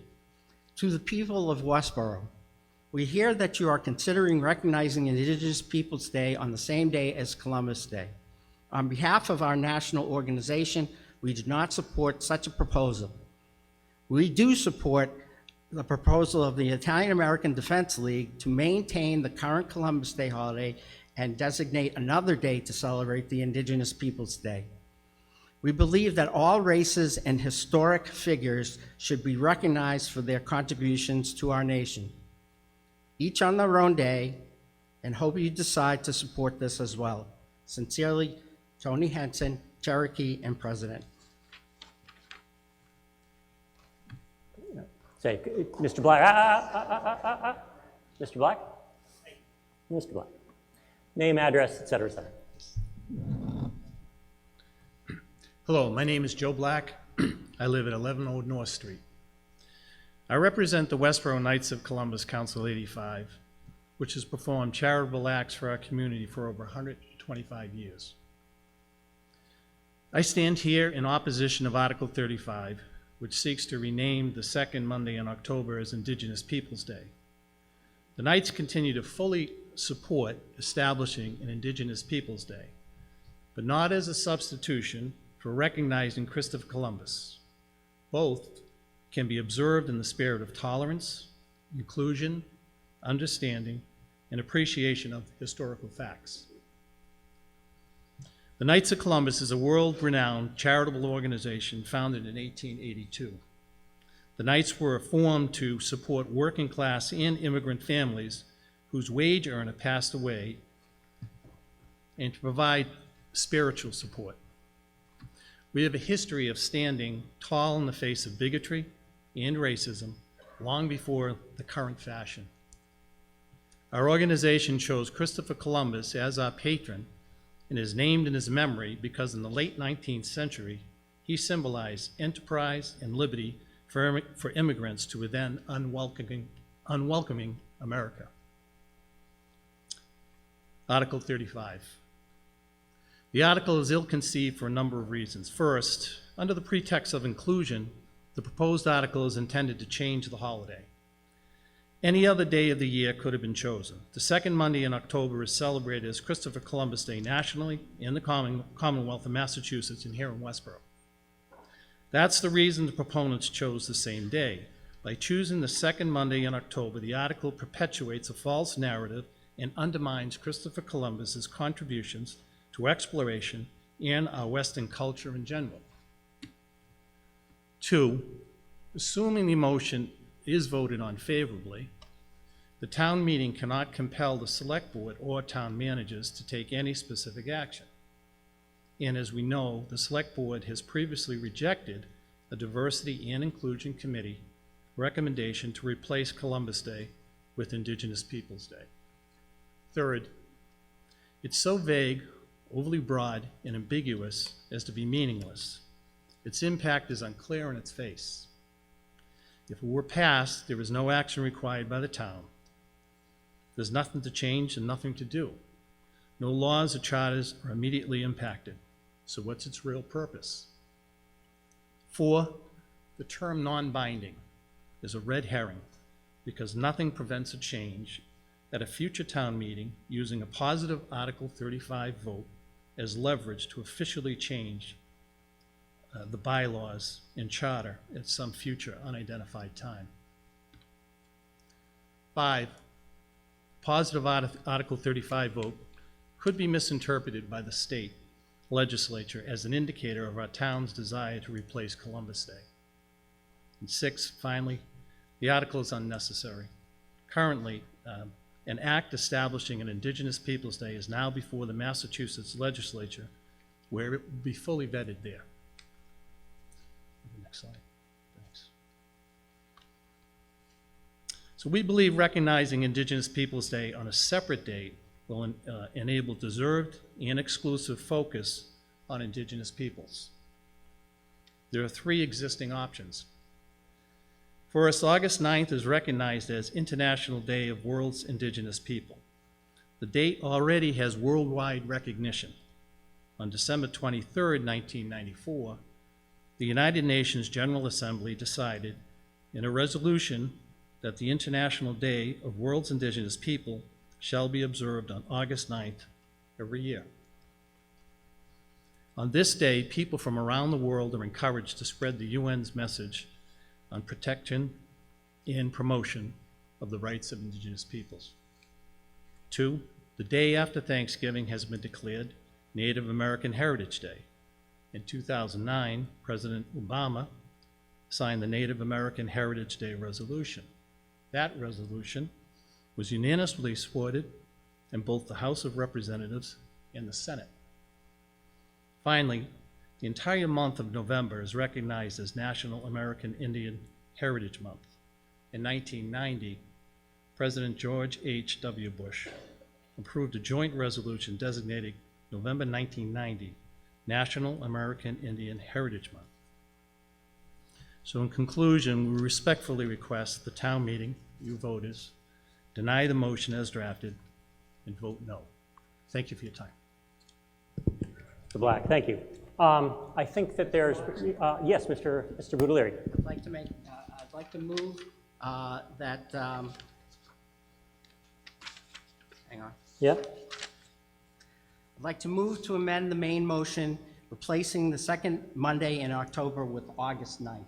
Okay, thank you. And thereby okay. giving Indigenous people a day that is recognized officially by the town of Westborough. Okay, thank you very much. I feel that, hang on, I feel that we've all, no, there's no second necessary, thank you. Let me speak on that and then we'll get to that. So I feel like we've been through a lot of civics lessons today. You've heard earlier in the meeting, if you were here, that every time an article comes before us, there has to be a motion. The motion has to be within the scope of the article, which means what I believe the voters have been warned that we may act on. And I've had to consider this for the past few weeks, and here's my rationale. I'm going to say that I'm going to declare Mr. Boudelieri's amendment as out of scope, and therefore the town meeting won't act on it. And let me explain why.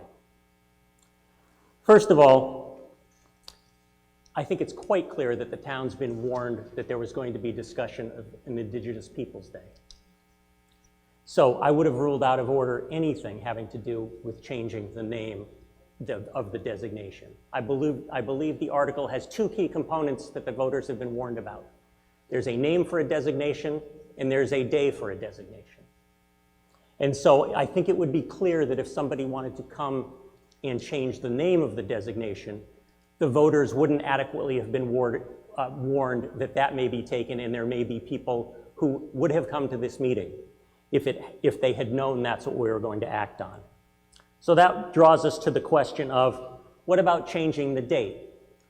As we've heard, there are many places in the country and in Massachusetts that already recognize a specific name of Indigenous Peoples' Day on the second Monday of October, for good or for bad, regardless of how you believe.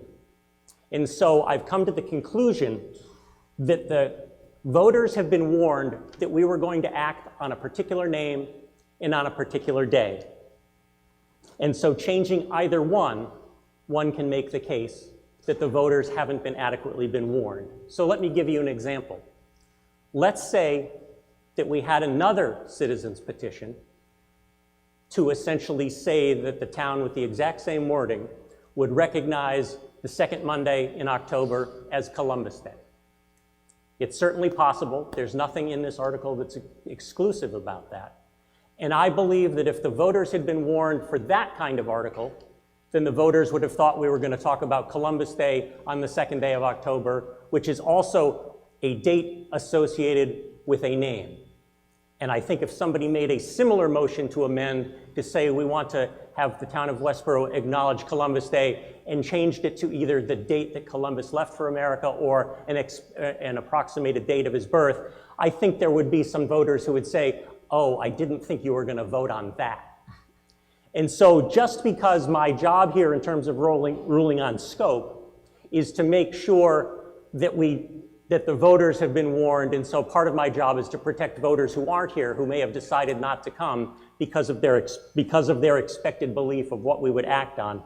I'm going to rule Mr. Boudelieri's amendment as out of scope. I do want to mention that I recognize the attempts made by Mr. Boudelier and Mr. Black, and I commend them for trying to find a compromise position. However, I think in terms of this particular article, it's very tightly worded. On request, I checked with other moderators in the state. I checked with town council. The general opinion is reasonable people can disagree about this decision, but by approximately 2 to 1, the people who responded to my request for what would they do agreed with me on this and said it would be better for me to err on the side of protecting the voters who didn't show up than being here, especially because there are remedies available to the voters. The voters obviously can go ahead here tonight with this motion. The voters can defeat the motion. If people want to soften the blow so the town doesn't defeat the motion, more civics lessons, I feel you should be getting credits for this. As we heard earlier in the meeting, someone can make a motion to pass over, which would mean the town would take no action, which means the town would like to refer it back for maybe more people to think about it. Again, all of these are your votes, or the town could do something else like refer it to committee. But for the purpose of this discussion, I'm going to rule Mr. Boudelieri's amendment out of scope, and we're going to talk about the main motion. The main motion before us for that. And now, I know we've been here for a while, but I also think that a lot of questions have come up. So before I go to the Finance Committee, I'm going to ask Town Council to just address the whole bindingness, because I know that was a key issue for them. So I'm going to ask Town Council to just give her opinion on exactly what the motion with the resolution means and hope that we can get some. Mr. O'Donnell, what's your point of order? Well, my question is, what is the procedure to challenge the moderator? There is no point for doing that. The state law gives me the authority to make all decisions related to order. Okay, so Yeah. if you have the authority to make if you have authority to make decisions without precedent, so be it. It's not without precedent. My belief. What's the precedent? What precedent? You're out of order. Please be seated. I just explained my rationale. My precedent is that my job here is partially to make sure we protect voters who may have not come to the meeting because we are trying to take an action for which they have not been adequately warned. Ms. Sharon. Good evening. My name is Sharon Everett. I'm Town Council's office. I'm here to explain the legal ramifications of this article. And the legal ramification is, as the moderator has said, that this is a non-binding vote. It is a resolution, which means it's non-binding. It does not require the select board or any town official to say it has to be Indigenous Peoples' Day or it is Columbus Day. It is simply an expression of town meeting's opinion, and that's all it is. Thank you. Thank you.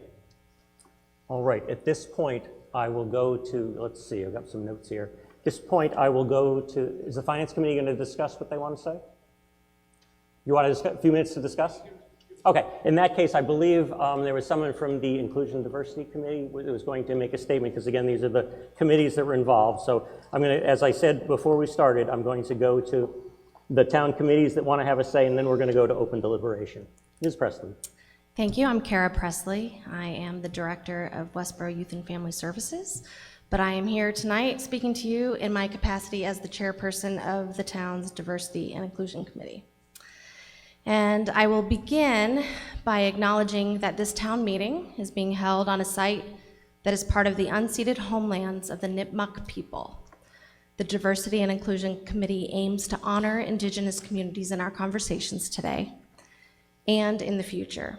We look forward to establishing a relationship and learning from the Nipmuc tribe about the people and land that stood here long before any of us. I am speaking to you today on behalf of Westborough's Diversity and Inclusion Committee after convening 2 meetings to discuss this article, Article 35, the petition regarding Indigenous Peoples Day. After much nuanced deliberation, with a range of points discussed and varied opinions expressed, committee members voted not to support the petition as written in the warrant. Our decision of non-support was based on the information we had at the time of the vote and does not change the fact that we have and continue to advocate for the eventual recognition of Indigenous Peoples Day as a formal holiday in Westborough. The committee voted not to support after members voiced concerns about the language and non-binding nature of the petition, and with the understanding that passing the petition would have no impact on the Columbus Day holiday locally. This decision follows the committee's recommendation last year to the Select Board to institute Indigenous Peoples Day to replace the Columbus Day holiday. Just yesterday, our committee learned that Article 35 has received the full support of the Tribal Council of the Nipmuc Nation, as you heard in Lisa's presentation.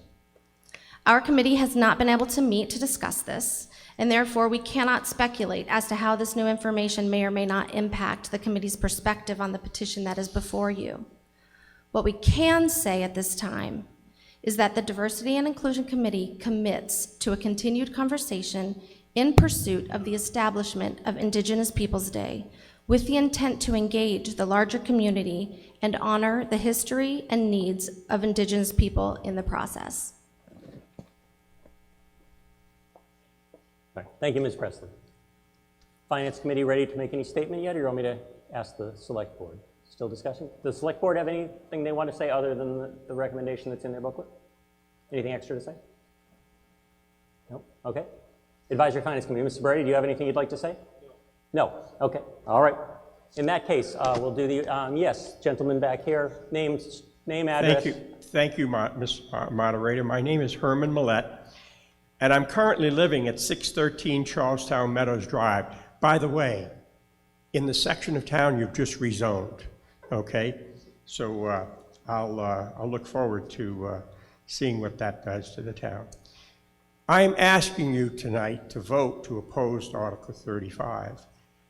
My wife and our family came to Westborough in June of 1993. We have had 3 different addresses in the town over the last 29 years. We came to a place that we found that was welcoming, a community that was a quiet, diverse, peaceful, peace-loving community with a very good education opportunity for our children. But today I'm concerned that we seem to be moving to drive division among us, among our residents, because it seems to me that to some it's become more important to divide us rather than to bring us together. And it concerns me that some are putting forward false and untrue statements as the basis for this change. There are historians that I heard about Christopher Columbus's diary mentioned tonight, and I know, and I've read historians that have studied it very carefully and found that Christopher Columbus himself, okay, was a very faithful man, okay, and when he arrived and saw the native people there, he loved them very, very much and very dearly, okay, and certainly did not want harm. He personally, that doesn't mean that others didn't do terrible things. So I also considered that the wonderful teachers that I had in school in Louisiana, those in particular who taught me history, suggested that we celebrate the positive contributions of discovery and invention and courage and positive sacrifices made by men and women of the past. We also learned, and they also taught us about the negative and terrible things that were done in some instances and the unintended consequences of what might have happened. And we were taught to learn not to repeat those terrible things or the mistakes that were made by others. Our heritage is in our country and in our town is one in which we celebrate so many different cultures that make up our country. This week, in many places, from Worcester to Boston, and here in Westborough too, people have been very happily celebrating being Irish. In Worcester, I have attended many celebrations with the Italian community along Shrewsbury Street. And I learned tonight some things that I didn't know, and I would look very much forward to celebrating and learning more about the Nipmuc people here and all Indigenous peoples. I just don't think it needs to be the second Monday of October. There are 365 days and 12 months for us to consider and to pick. I too am a Knight of Columbus in our local council. I've been a member for over 26 years. Our council has been here in the town for over 128 or something to that effect. And the contributions that we've made into our town and our community, to even beyond. Two nights ago, our brother Knights approved a donation of $1,000 to support the refugees who are being so terribly treated in the Ukraine.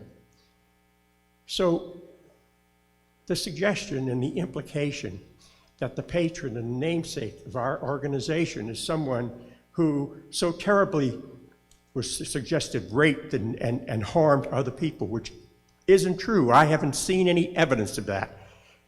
Is harmful to us, to me, okay, and suggests that the patron of an organization I really am very proud to be a member of was someone bad, and I don't believe that that's true.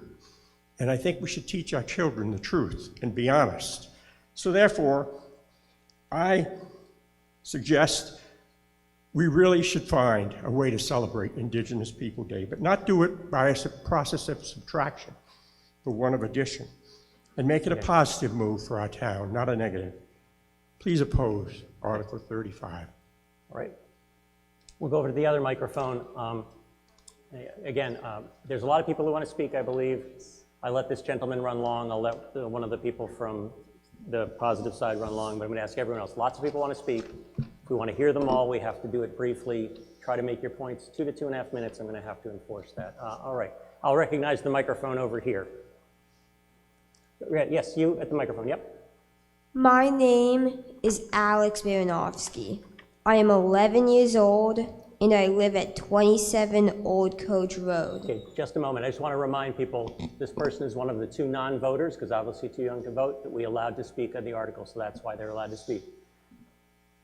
Please feel free to speak. Thank you. Welcome to town meeting. I am biracial, which means my dad is black and my mom is white. I am here to speak in support of Article 35, which is to acknowledge Indigenous people on the second Monday in October. I believe it is very important to acknowledge Indigenous people in Massachusetts. Our homes are built on the land of their ancestors. Our town is on the land that used to belong to the Nipmuc people, despite the fact that European settlers killed, robbed, kidnapped, cheated, and sold into slavery so many of the Nipmuc people. They are still here. They are resilient, they are strong, and they deserve to be acknowledged. Thank you. Thank you very much. We'll go to the microphone over here. The woman who's patiently been dealing with her baby all night, so thank you. Thank you. My name is Caitlin Durfee. I live at 29 Wayside Road. Yeah, can you speak closer to the microphone? I know it might be tricky. To speak without waking the baby. Okay, yeah, sorry.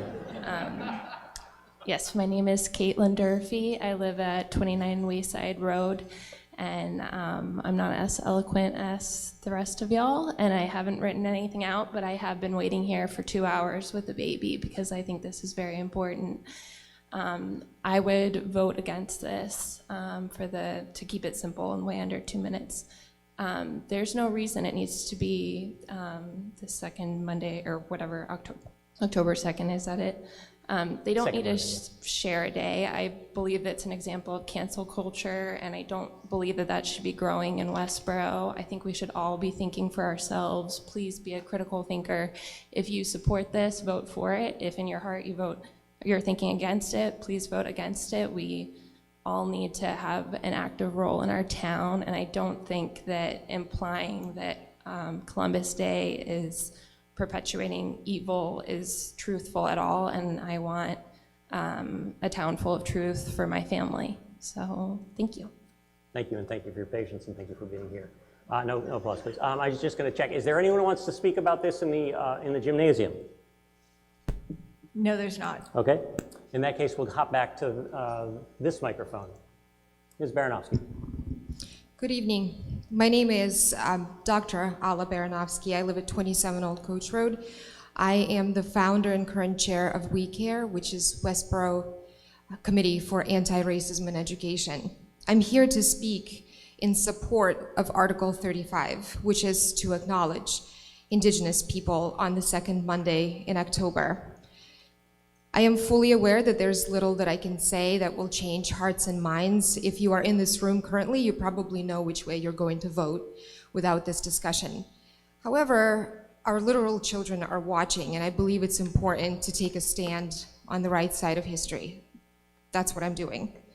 I'm baffled, frankly, that we need to discuss this measure at all. I was baffled to find out that organizations like the Knights of Columbus were sending out emails to drive turnout to vote against this measure. I was baffled to find out that our Board of Select People voted against a measure like this. How shameful. For the duration of my remarks, I will not even address the atrocious persona of Columbus himself, because this article is not about Columbus. This article says nothing about him because our town does not officially celebrate Columbus Day. I am baffled that there can be any disagreement with a proposal to acknowledge the people who used to live here and who still live here. Article 35, at its core, is about acknowledging history in a town that prides itself on loving and appreciating history. This article is about recognizing the incredible resilience of the Nipmuc tribe. It is about identifying and naming Indigenous people as the good stewards of the land on which our very homes are built. The Nipmuc people have a rich and impressive history. The tribe occupied all of central Massachusetts, parts of Connecticut and Rhode Island. They hunted and gathered, they planted and they harvested. They made trade alliances and they had robust kinship networks. The Nipmuc carefully planned their lives around the cycles of the land on which they lived. They were careful keepers of this land that is now our home. For this, we should be grateful, not stingy with sharing the second Monday in October. Not acknowledging Indigenous people as the first occupants and stewards of the land on which the town of Westborough now sits amounts to canceling, whitewashing, and suppressing history. And by the way, saying that celebrating Indigenous Peoples Day somehow excludes Italian Americans is like saying that celebrating Christmas excludes our Jewish neighbors. It's nonsense. As a town that treasures history, we can and should do better. Thank you. No applause, please, on either side. Thank you. I'm going to jump back to this microphone now. Okay, I'll come to you next. Okay, this microphone. Name, address, show me your voting slip, please. Thank you. Hi, I'm Elena Moskal, and I live on 3 Carolyn Drive. I want to say that I am so impressed with the town that we all can come together and speak our minds and say exactly how we feel and think. I'm loving Westborough at the moment, which I think is surprising. But I just want to say I'm a teacher at Westborough Schools, And I have seen how the school district, Amber, don't get me in trouble, but I see the way the school district is teaching Columbus to have kids teach that truth that woman so eloquently said before me, and get to an understanding of that we cannot stand in judgment of these people. It's not our job to sit there and say whether Columbus was amazing or Columbus was terrible, but to look at what happened. That is what history is. It happened. And it's not to eradicate it. It's not to change it. It's not to do anything other than look at what happened and take those lessons and do better. And right now in Ukraine and Russia, they're not doing better, but that's a different thing. But I wanted to say is that I really think that that we should vote this down, because I do believe that it hasn't been well thought through, that there doesn't seem to be, it leads a lot of ambiguity, tired. Thank you. But I also think that I love the idea of the August 9th, of giving these people, the Nipmuc or other Indigenous peoples, their own day, so they're not in conflict with Columbus, and that their whole history is not reduced to one man. I think that would be awful if one part of their history, and the most awful part of their history, is the one that we're going to fight about, instead of saying, hey, let's take a look at what these people did before. I mean, I love the history lesson of Westborough and Otis Street and all of their walking paths. I think that's fascinating and doesn't belong in a discussion about Columbus, because their culture is amazing and beautiful. So I really like I like that we can come together, and I think it's important that we hear each other's perspectives. I respect everyone that has put so much thought and effort into this, and I just want to say that, like, I am against this method, this article, but I'm happy to hear other conversations about it in the future. Thank you. Thank you. I'll jump back over to this microphone here. Yes. Name, address, and I assume you might be Ms. Willow Henry? Yeah. Yeah, she has been admitted to speak by our action earlier in the morning. Ms. Henry. I'm Willow Henry. I'm 11 years old, and I live in... Wait a second. Can you just hold the mic for her, please, just so we can hear? Sorry. That's okay, not your fault. Just give it time. There we go. I'm Willow Henry. I'm 11 years old, and I live at 70 Milk Street. I support Article 35, and I think that Westborough should celebrate Indigenous Peoples Day on the second Monday of October. In my early childhood years, I was taught that Christopher Columbus was a great hero who sailed across the ocean and discovered America. And I was shocked when I found out in reality he was a mass murderer who separated people from their families, enslaved them, and brutally slaughtered the indigenous people who originally lived on that land. Also, Christopher Columbus didn't originally land in America. He was looking for the East Indies and actually landed in the Bahamas. More importantly, he tore apart a whole civilization of people and was still crowned a hero and given a national holiday. But nobody decided to focus on the indigenous people whose lives were ruined or ended. For nearly 700 years, the indigenous people got little to no recognition for what was done to them and for the amount of courage they must have had to show. Isn't it about time that we stop teaching our children to celebrate murderers and recognize the true heroes of this piece of history, indigenous people?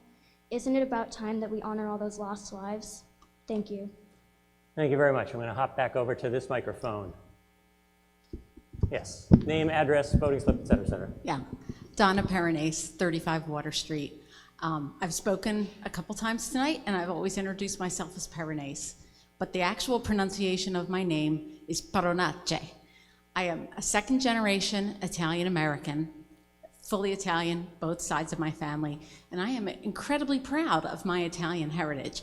But I totally support this article to recognize Indigenous Peoples Day. I understand, I'm not going to stand here and discuss Columbus's personal history. Italy wasn't even a unified country at that time, but the indigenous people of this country recognize Columbus Day as a day of mourning, because Columbus's arrival in the New World was the beginning of a total catastrophe for them. And so you kind of can't separate those two things. And so that's why I'm here as an Italian American to support this article. I felt I needed to say something from that perspective because I think it's really important to recognize what has happened to the Indigenous people of this country and that we need to celebrate them more than we do and recognize why Columbus Day is an affront to them. So, thank you. Thank you very much. We'll hop back over to Mr. Walsh. Nathan Walsh, 3 Matthew Drive. I'm a little confused by the town council's description of this being non-binding. If the town meeting were to take a vote and direct the town to take some sort of action, for instance, referring to the second Monday in October as Indigenous Peoples' Day, that to me doesn't sound non-binding. That sounds like the town meeting is directing the town or anybody representing the town in an official capacity that they would have to refer to that particular day in that particular way. And that would mean that if you were making a calendar and you have October 9th, and then the next day you couldn't call it October 10th, you would have to call it Indigenous Peoples' Day, because the town meeting is directing the town to recognize and refer to that day as Indigenous Peoples' Day. It also might get confusing because you couldn't refer to it as the second Monday in October. You would have to refer to it as Indigenous Peoples' Day. So I think that the language in this article is very unclear to me. And maybe the town council has a different interpretation of what a vote at town meeting floor means when we direct the town to take some action. But I'm not sure that this sounds right to me, especially when we look back at this 5-10 years later and we look at what's written and we lose the context of the discussion that happened on the day we voted it in, and we just look at the words in this bill and what it means. Thank you, Mr. Walsh. Ms. Sheeran. Thank you. Sorry, we're just getting Ms. Sheeran's microphone. I think I will refer you to the language of the motion, which says that this is a resolution, which means that it's not directive, it's not mandatory, and that it says that the town of Westborough will recognize and refer to the second Monday, which is, it says it's a resolution again, which means non-binding, it's non-mandatory, and it says that it supports that this article, it does not require, and in any event, even if it says require, one can't require the selectmen or town officials to do anything. This is just a resolution as in an opinion or a recommendation. I don't think future town meetings or anybody else can read a resolution as saying it's mandatory. Thank you. Just before you, Mr. Walsh, did that help? I mean, let me summarize and then Ms. Sheeran can correct me. I believe she's saying that legally resolution is known to people with legal knowledge that it means non-binding. We might not know that, but I think that's what she's saying. Yeah. Let me just catch that. Yes, I mean to say it's non-binding. It is not required anything in the bylaws or in the charter. It is simply an expression of town meeting. Thank you. Okay. Ms. Edinburgh? So I just want to remind people, there is no reason why people in our town could not celebrate Columbus Day.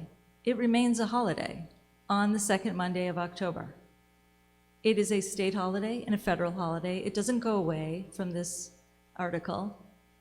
So celebrating Italian Americans is wonderful. As I stated, Italian Americans in our community are wonderful. They're contributors to our society and we live together.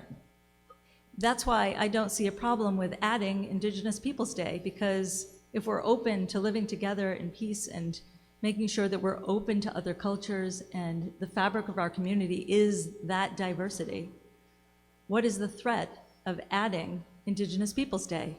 And specifically on that day, why would even I be able to change the day when Indigenous people specifically have designated that day? It isn't up to me. It isn't up to any of us. It's been decided in the 1970s by Indigenous people, and they have followed it exactly as the woman had said over here, that that's the day that they believe should be their acknowledgement of themselves and for our country to acknowledge it in our town. That's what the Nipmuc Council was saying. And I also wanted to say, this doesn't replace. And so when I think about the Diversity and Inclusion Committee, their reason, and I listened to their deliberations, there were more than one, they wanted to replace Columbus Day.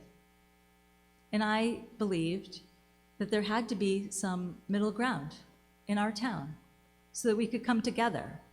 That it would be okay for people who celebrate the state holiday of Columbus Day, and that it would be okay for us also to celebrate Indigenous Peoples Day.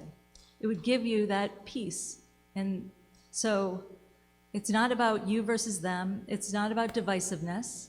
It's about coming together and recognizing that it's okay to celebrate the origins of our town, the origin peoples of our town, who still exist in our area.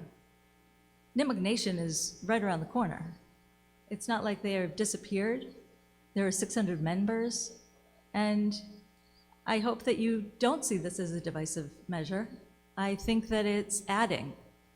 I think this is adding Indigenous Peoples Day, and I'm not sure what that thread is. It's not about canceling Columbus Day. So, and so you can decide how to interpret that. People think that this isn't definitive enough. There's nothing to change in Westborough. There's no changing Columbus Day. There's nothing in town meeting that can change Columbus Day. So all it is an acknowledgement and referring to that day as Indigenous Peoples Day. Thank you. Thank you. What's your point? First of all, name, address, point? Yes. Yeah. Yeah. Yeah. It is her second. Yeah. Our bylaw says a voter can speak twice without leave of the meeting. That's her second time. So thank you for bringing it to my attention. I'm keeping track. What? Hang on, I hadn't acknowledged you yet, and we've only been at this for a little bit, so hold that. I was just about to recognize here, so I had started. Wasn't the last person? Was the last person here? Yeah. In that case, yes. Sorry, Ms. Anderson, but yes, Mr. Welch. Is it a point of order? Okay. Me? Yes. Okay. Now you. Sorry. All right, that's fine. I was acknowledging someone. Thank you. Thank you. Richard Riccardi, 2 Hadley Lane. First, I want to commend the Select Board for recently putting this matter. Ooh. What was that? For putting this matter aside for more in-depth consideration. I wish that had been allowed to happen. I'm all for learning about, recognizing, and respecting Indigenous peoples native to Massachusetts and elsewhere in the U.S. It was an interest of my mom she shared with us. I'm glad that we already have a Native American Day, the 4th Friday of November, and we also have Native American and Indigenous Heritage Month, all of the month of November. Given those, why this push for an Indigenous Peoples Day for the 2nd Monday in October? Make no mistake about it, this is about the elimination of Christopher Columbus. And on what basis? A sound and balanced review of the man from the 500-year historical record? Not at all. Instead, a cherry picking of the man's worst moments from 500 years of hindsight. How would we like that done to us? I ask each of you, would you like people to judge you entirely on your worst moments of your life and disregard whatever good or remarkable you might have done? If you would not like that done to you, vote to keep the Columbus Day holiday. I have Italian blood in me, but that's not why I'm speaking for the Columbus Day holiday. I'm doing so because I have American blood in me, as does everybody in this room. So it seems to me that we should all be defending the Columbus Day holiday just the same, because the free, fair, benevolent, and peaceful way of life we benefit from in America is derived from the things Christopher Columbus and others brought to the Americas over the centuries. If you like those things, or like America, vote to keep the Columbus holiday. I also have Native American ancestry. My grandfather's mother, she herself was half Abenaki and half European. I have a photo of her and my great-grandfather right here, passed through my grandfather, still in its original frame from a century ago. You can't see it, but they're arm in arm and they look very happy. If anyone wants to see it, you're welcome to it. Much is spoken these days about our differences, what makes us different from each other, of wrongs of the past. In this case, the awful things Europeans did to native populations.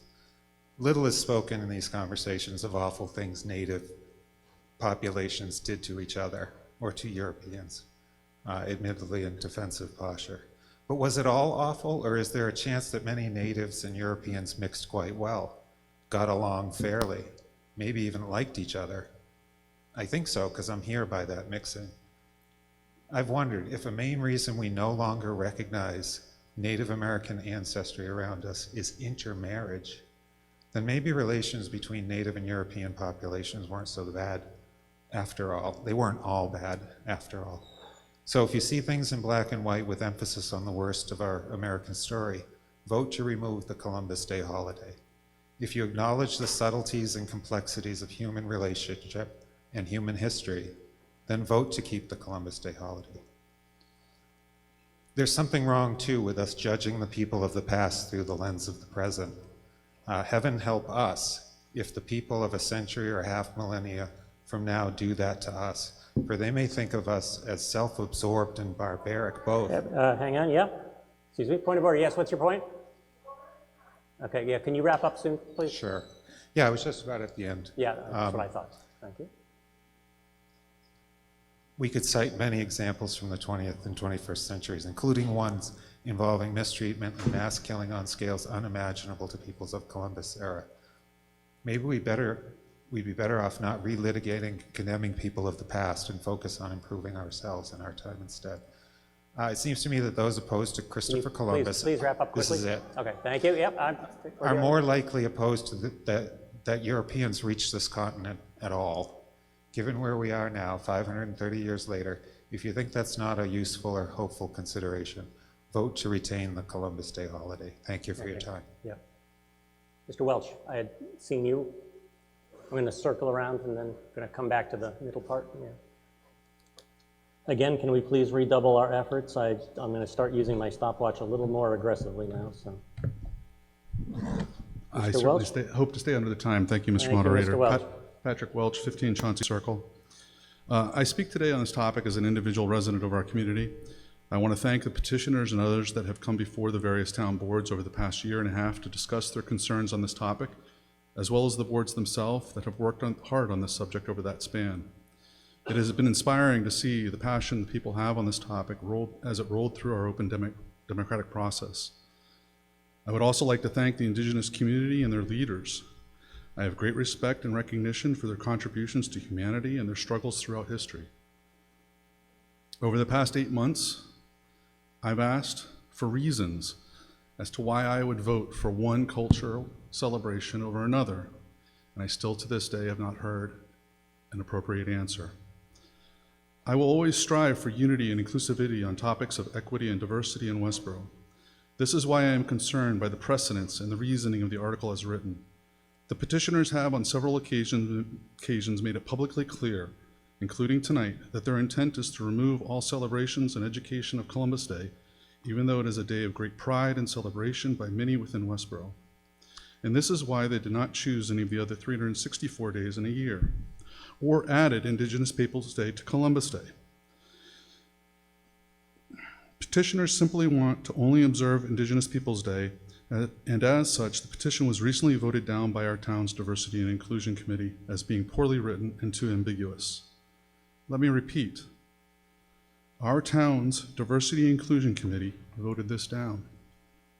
The proponents of this article also have used the Trojan horse term of non-binding, and while it may be correct that nothing will directly and immediately change in our town bylaws, charter, or contracts, there is a high likelihood that an affirmative vote will spur those articles at upcoming town meetings. Not to mention that our state legislature is watching how communities are voting on this topic. Over the past 130 years, there have been many related presidential proclamations and laws passed, of which most recently was October's dual proclamations by President Biden to add Indigenous Peoples Day to the same day as Columbus Day. Here's the two proclamations. If anybody's interested in reading them, they're on whitehouse.gov. Sure. I'll just move forward here a bit. Simply put, I do not see this article as written in the spirit of unity, diversity, equity, or inclusivity as the federal proclamations have done. I leave you one final thought on the topic, a quote from the great Pacific Northwest chief of the Nez Perce tribe, Chief Joseph, who was known throughout the land as both a humanitarian and a peacemaker. If the white man wants to live in peace with the Indian, he can live in peace. Treat all men alike. Give them all the same law. Give them all even a chance to live and grow. All men were made by the same Great Spirit Chief. They are all brothers. The earth is the mother of all people, and all people should have equal rights upon it. Let me be a free man, free to travel, free to stop, free to work, free to trade, where I choose my own teachers, free to follow the religion of my fathers, free to think and talk and act for myself, and I will obey every law or submit to the penalty.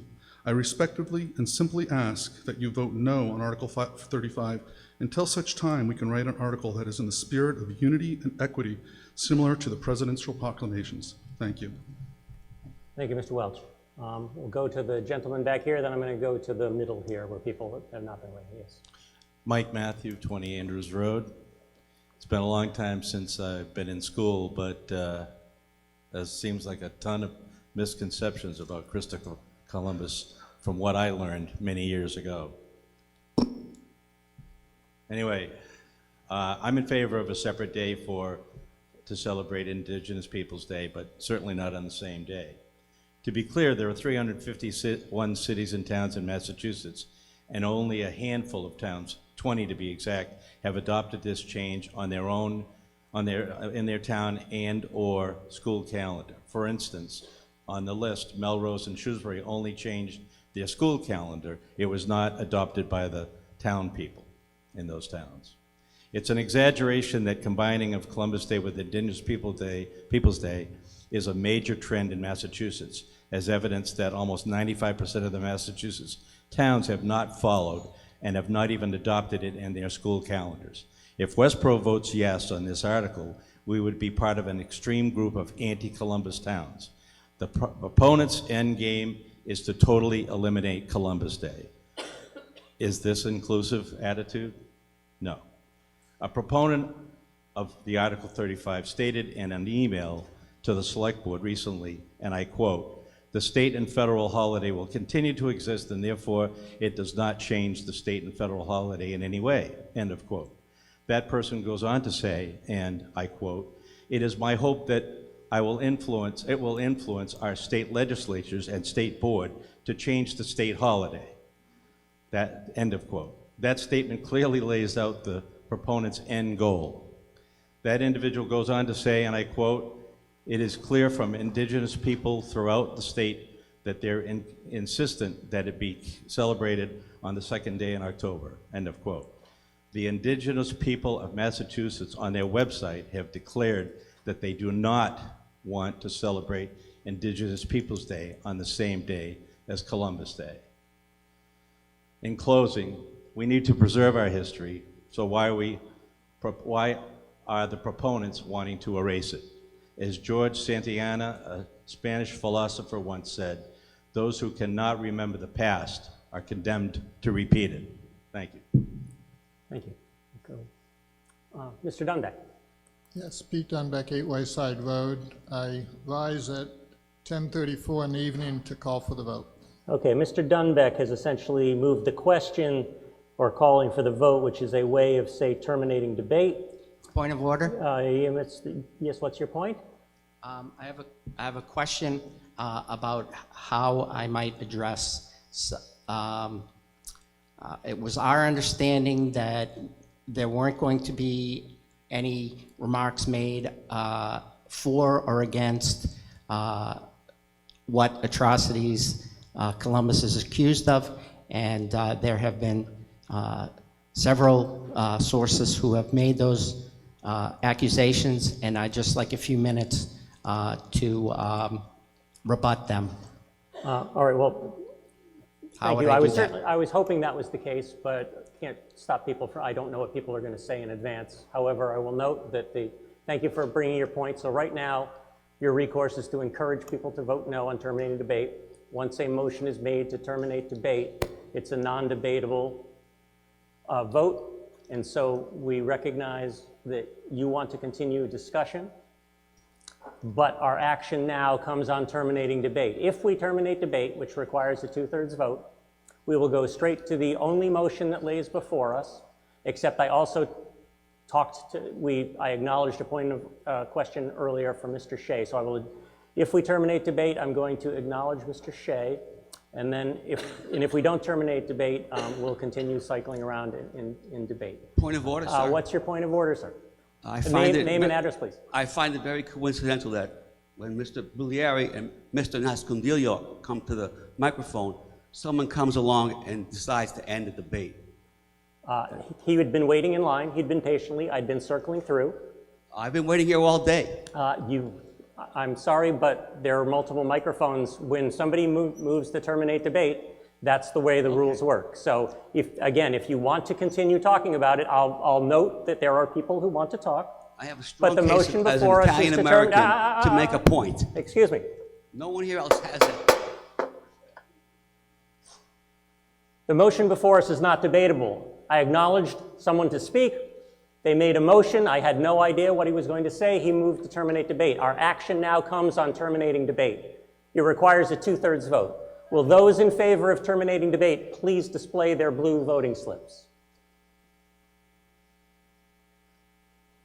Thank you. Will those opposed to terminating debate please display their blue voting slips?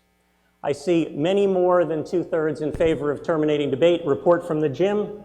No opposition. No opposition, therefore debate is terminated. I had indicated to Mr. Shea earlier that even if debate got terminated and if he hadn't been heard, I would hear from him, so I will ask Mr. Shea. Mr. Shea, what was your question again? So my question was if we could move to a private ballot, and the reason is because there's such controversy. If we had the automatic clickers, we'd use those. Obviously, we wouldn't have to worry about exposing ourselves. So it's not for me personally. It's because I know other people want to vote and not publicly vote. Thank you. Okay, so Mr. Shea, you would like to make a motion to fix the method of voting to be a secret ballot? Correct. Okay. Again, we terminated debate, but that wasn't a debate, that was actually a motion, and I had indicated to Mr. Shea that I would come back to him. So now we're going to learn more about how town meeting works.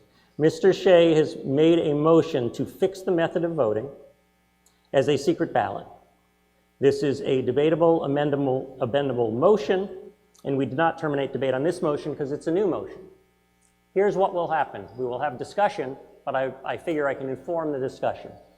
The way it works in our town meeting, because we don't have the electronic voting, if we say to go to, it requires a majority vote. If we say to have a secret ballot, we will all gather, and then there will be ballot boxes. We will use our voting slip to show that we are somebody who is authorized to vote. You will get in line, you will write yes or no, and then you will put it in the ballot box, and you will be given a new slip for which we will use for the rest of this evening's proceedings. If you vote down a secret ballot, we will take a vote, and I will warn you, this is a majority vote. There's always a chance I'll have to count it, so I can't guarantee one is going to be faster or slower than the other. So I just wanted to explain that there is a process for doing that, and that's the process. So I will now entertain debate on Mr. Shea's motion about having a secret ballot. Mr. Shea, hang on, Mr. Shea. I'll let you speak on your motion. So if I could go first, this is simply to give people the opportunity to vote privately. Again, I would be willing to raise my ballot, but I sense and know that there's some people in the audience that would not necessarily speak up, wouldn't have spoken on the article before us, and therefore also wouldn't necessarily want to vote that publicly. And it has been we went to using the remote voting, I forget what we call those, but the remote voting devices, and we were supposed to use them this year just for that reason, but because of the COVID situation, we decided not to. So this would replace that ability. Thank you. Thank you, Mr. Shea. This microphone, please. Brian Weiner, 12 Woodcrest Road. No, wait, who was speaking? You, right? Okay, yeah, sorry. Brian Weiner, 12 Woodcrest Road. Motion to end the discussion. Unfortunately, I'm not allowed to, unless there's actually been sufficient debate, on my judgment, we can't terminate debate after one person has spoken. That's the rules. Mrs. Allen. We're not going to throw away 300 years of how town meeting works just because it's 10:41 on a Saturday night. And Mrs. Allen. We all should be in bed. But as town historian, I want to say this has been the most remarkable town meeting I have attended in about 50 years. It is late, though, so try to focus But I will hurry on the up. motion. I have socks that say, "Stop talking." I'll pay attention to my socks. I think it's very important to have a secret ballot on this. Just as the gentleman pointed out, this is a town, and this town meeting has been polite, dignified, and respectful of each other. We've heard sides, both sides. We've talked about them, but I think it's important to have a secret ballot so that we are not divided. So that if I'm sitting next to my best friend and I want to vote one way and my best friend votes another way and we're equally passionate, we are not going to have a fight or feel divided because of the way we vote. We should be allowed to vote as we believe, one person, one vote, but this one should be a secret ballot. Thank you. Thank you, Mrs. Also, I'm sorry, but I also think that this town meeting has had 11-year-olds speaking, which I've never seen. We have a teddy bear that might vote, and we have an 7-month-old baby here. It's been an incredible, inclusive town meeting, so good for you. Thank you, Mrs. Allen. Gentleman at the microphone back here, please. Name, address, et cetera. I'm Stefan Papiano, live at 19 West End Avenue. I think secret ballot, has its pluses. That's what we do when we vote in elections, right? However, this is town meeting. This is the procedure we follow. There are pluses to having town meeting. People state their opinions, they vote openly. I agree, this has been a civil discussion, but we should not make an exception for some particular thing to have a secret ballot. Lots of the issues that have been discussed today have had contention.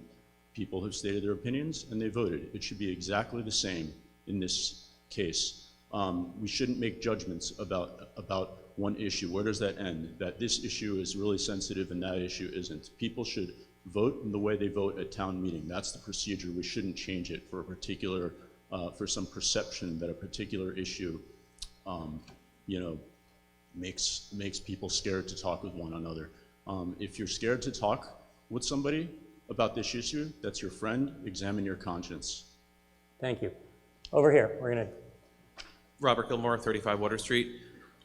In general, I would agree with the previous speaker. However, I just want to point out, we are the deliberative body here. It is our right to choose for every vote how we vote. Some people have expressed some concerns, so it's our legislative responsibility for us to decide how we vote. So let's have that vote. But that was not a call for closing debate. Thank you. Yes. Mr. Caprioli. Tom Caprioli, 9 Crown Ridge Road. As those of you in the know, in the audience here, I am the source, was the source of the voting devices. It was my idea. It was my suggestion. It was my initiative.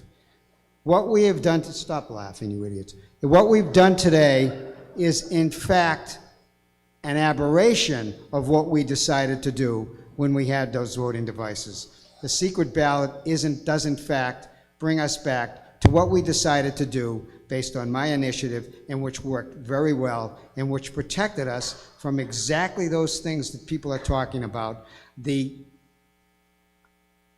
conflict of opinion that is not necessarily the privilege of others to know.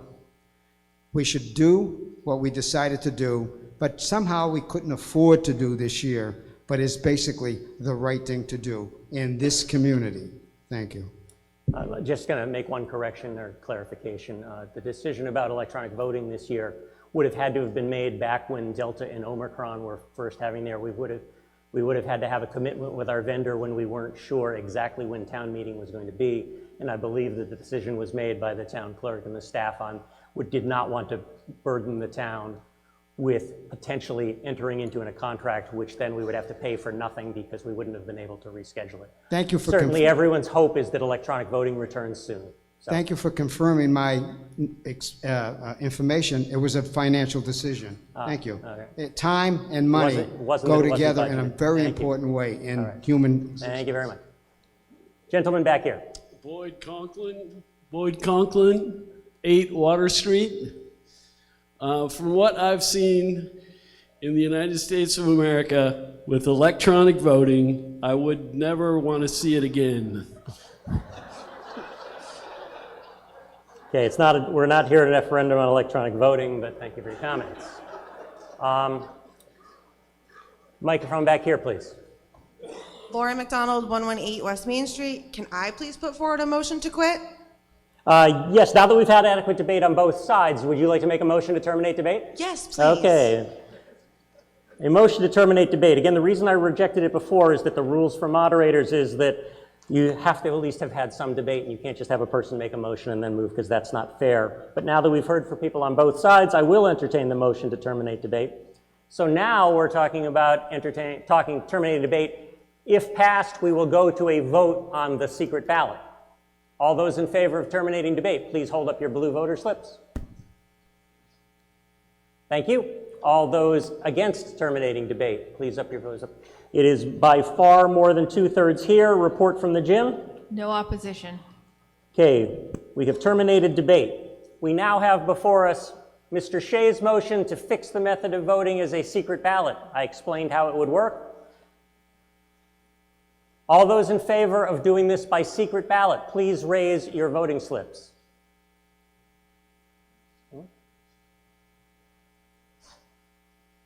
All those opposed? Oh my. I think we're going to have to count. Can we just do it one more time? All those in favor of terminating debate? No, sorry. Can you tell I've been standing here for 14 hours?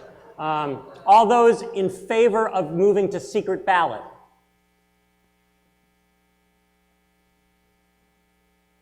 All those opposed? I believe there are more opposed. What's the view from the gymnasium? 2 in favor, 0 opposed. 2 in favor. I believe the motion was defeated. And that, what's your point of order?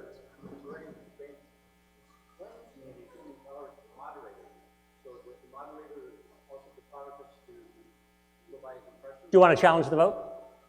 Yes, actually, you can challenge the vote. I'll tell you, you can challenge the vote. It usually takes 7 people. Are there other people who would like me to do a hand count of that?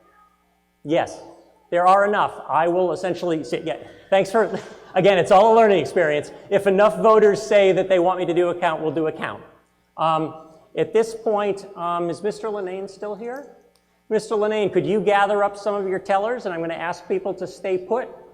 And we're gonna go to the teller process. I know it's late, so my apologies. And we are now going to get ready to count the vote. So if we could gather some tellers and come up, I'll swear you in, and then we'll get everybody settled and we'll vote. So So, Mr. Linnane, if you could bring your tellers down here, please. Or all the tellers can stand back there if you'd like. Me too. Okay. Do you have the list of who's here? Okay. Wendy, will you help me count as well? All right. If you people in the gym don't let people vote twice, I'll tell you when we're starting counting. So I'm going to have the tellers Mr. Boudelier, just out of the rules, I'm going to have you not tell, because this is a secret ballot vote, so you're right, this is not your thing, so, okay. So, hang on, people, I know it's late. Here, can you use this microphone? Each person just state their name and their street address. You have to turn it on, slide the switch, I believe. Steve Boudelier, 9 Thomas Newton Drive. Okay. So, okay. Bill Lynn, 22 Smith Street. Okay. Daniel Shore, 26 Haskell. John Huddy, 43 Thomas Newton Drive. Eric Wade, 7 Franklin Ave. Jay Woodman, 79 Milk Street. Wendy Meckel, 20 Forbes Street. All right. And I'm John Arnold, 251 West Main Street. Here's what we're going to do. You can turn that off now. So I am going to do an informal swearing in. I'm going to ask you, essentially, your job is to produce an accurate count of the yes and no votes in the section of hall to which you are assigned, and an accurate count of the number of voters in your section. So I am going to ask you, just raise your right hand. Do you promise and swear that you will count accurately and report the results as correct? All right. In that case, we've got 2, 4, 6, 8. So here's what we're going to do. Mr. Linnane and Mr. Schur, right? Will you count from the Finance Committee here, going up all the way to the top on the left? Okay? Mr. Waite, and I've forgotten your name? Okay, here's what I want you to do. If you guys, oh, sorry, well, don't start counting yet. I want to get everybody signed. Could you do going up this here, looking to the right? Can I accept, yeah, and just count the whole middle section, okay? So go up and look this whole middle section and the right section up there and do a count when I say to start the count, okay? And you two, actually, I think you two, if you could do here up and to the right. So this table, here, and then Steve, you and I will count the upper left. Okay, here's the deal. I want you to raise your blue voting slip when I say so. This first count is going to be those who are in favor of secret ballot. My directive to the tellers are to count voting slips only, not hands. You're counting blue voting slips, and the full blue voting slip has to be displayed like such. You can't hold it like this. You have to hold it like this. All right, does everyone understand where they're counting? Yes, question. Mr. Boudelier and I are going to do the left. You're going to do up here to the right.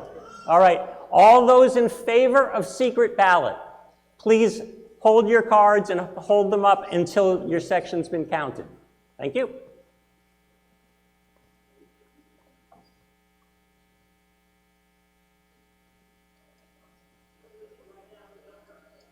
Two of you write down the number and return it to me.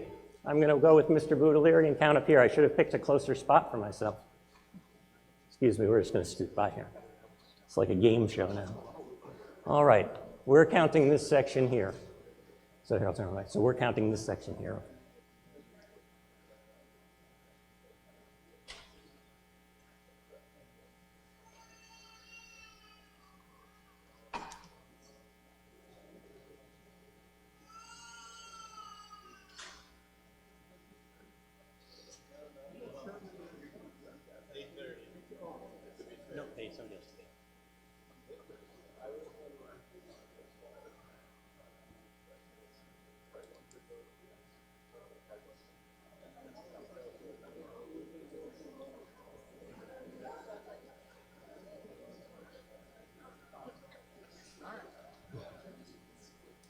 Probably wise, you know. Yeah, we did all the middle, upper right. But not the far right. We didn't do the far right. No, that section right there, this entire middle. Correct, I know, we did.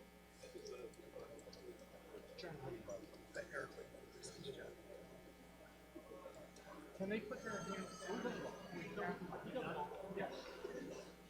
Has everybody done their count?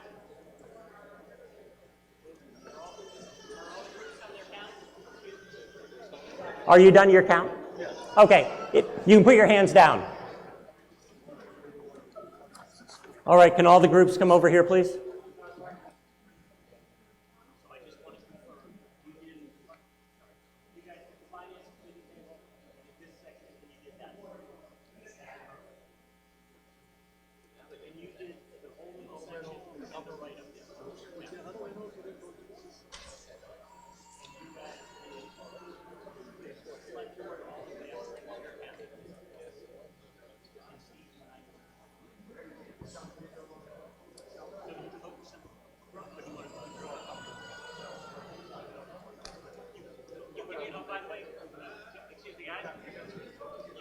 You can, the tellers can include their own vote in their own section since you're excluded.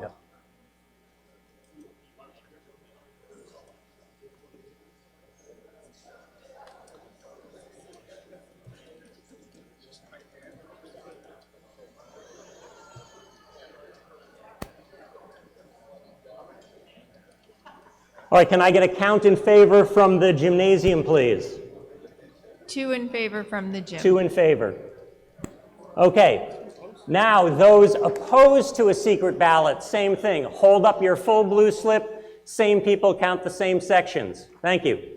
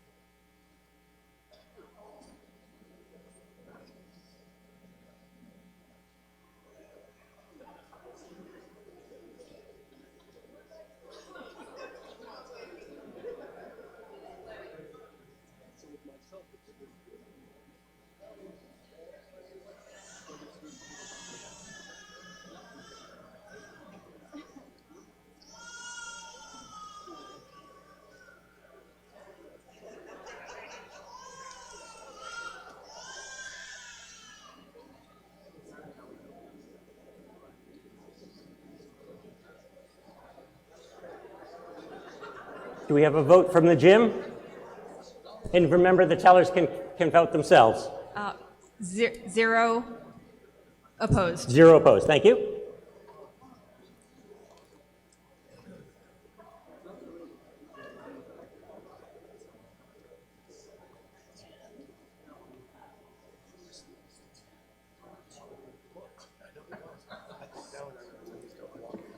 Are all the votes counted? Okay, can you...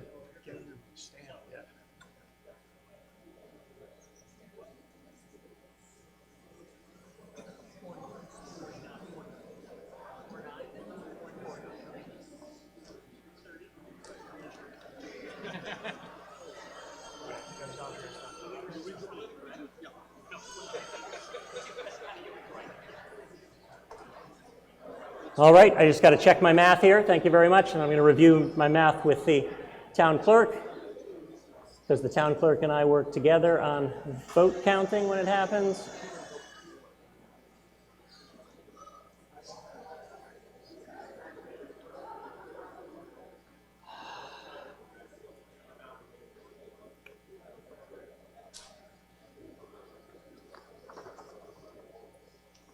I don't know how it's not very close.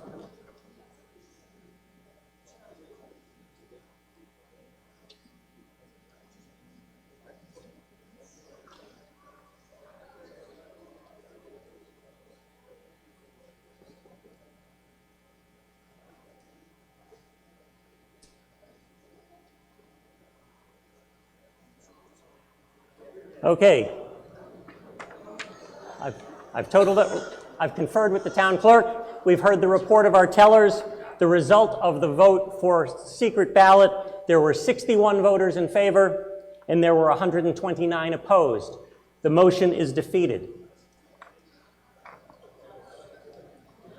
We now move to the main motion,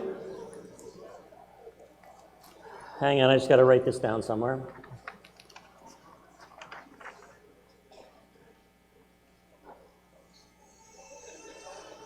It was 61 in favor and 129 opposed. The motion is defeated. There will not be a secret ballot. Thank you for taking part in that exercise in democracy. All right, our motion now comes, because we'd previously terminated debate, our motion now comes on the main motion made by Ms. Edinburgh, because there were no other motions to override it. So Ms. Edinburgh's motion was, I move that the town vote in support of this article as a resolution that the town of Westborough will recognize and refer to the second Monday in October as Indigenous Peoples' Day. May I ask all those in favor to raise their blue voting slip? May I ask all those opposed to raise their blue voting slip? I think that is clearly a vote in the negative, but I will wait to see. Do any voters want to take a look and challenge that while I ask? I think there's only 2 votes in the gym. What are the votes in the gym? One opposed, 1 abstention. Okay, 1 opposed, 1 abstention. So let's do this again. So I want everybody to look, because I want to find out if any voters disagree with me. This is a majority vote. So all those in favor of the main motion. Thank you. All those opposed. I think it's clearly more in the negative. Does anyone want to challenge that? I hear no one challenging that, so therefore I am going to declare that the motion was defeated. Okay, thank you for your patience with that. It's now 11 o'clock. I will look to the selectmen to see what we want to do. Okay, Mr. Johnson. Okay, so yes, back here, please. Hang on. If you have to leave, please be quiet. I need to be able to hear what's going on. Yes, woman at the microphone, please. On account of the late hour, can we adjourn the meeting? Do you want to move to recess until a particular date, time, place? Until Monday or whenever we would meet again? Okay. Typically, when we're done on Saturday night, if we decide to recess and not keep going, the correct motion would be I move to recess the meeting until 7 o'clock Monday, March 21st at the high school. Do you want to make that motion? Correct. Okay, what is your name and address, please? Katie Curtin Mestere, 26 Linda Street. Katie, 26 Linda Street. Okay, we have a motion. So let me just summarize. We have a debatable motion to recess until Monday evening at 7 p.m. I will just, as a logistics note, while we gather our thoughts, there are 3 articles left. The next one is going to be passed over. I have no idea how long the other 2 will take. So let's debate whether we want to adjourn or whether we want to stay. Ms. Hensley, did you want to address the motion to recess? Jody Hensley, 39 Arch. I thought there was only 1 article to debate because we're passing over 1. Are there 2 articles? There's 38 articles total. We just finished 35. So there's 36, 37, and 38. Okay. Thank you. So we have a motion before us to recess. Does anyone else want to deliberate whether we take a vote or not? Can I take a position? Sorry. Yes, go ahead, Ms. Hensley. I'm going to oppose the motion. We've got 2 more to go. I'd rather finish tonight than come back another night. All right, so we have 1 person who has spoken against recessing. We have a motion in favor of recessing. Any other discussion on the motion? Yes?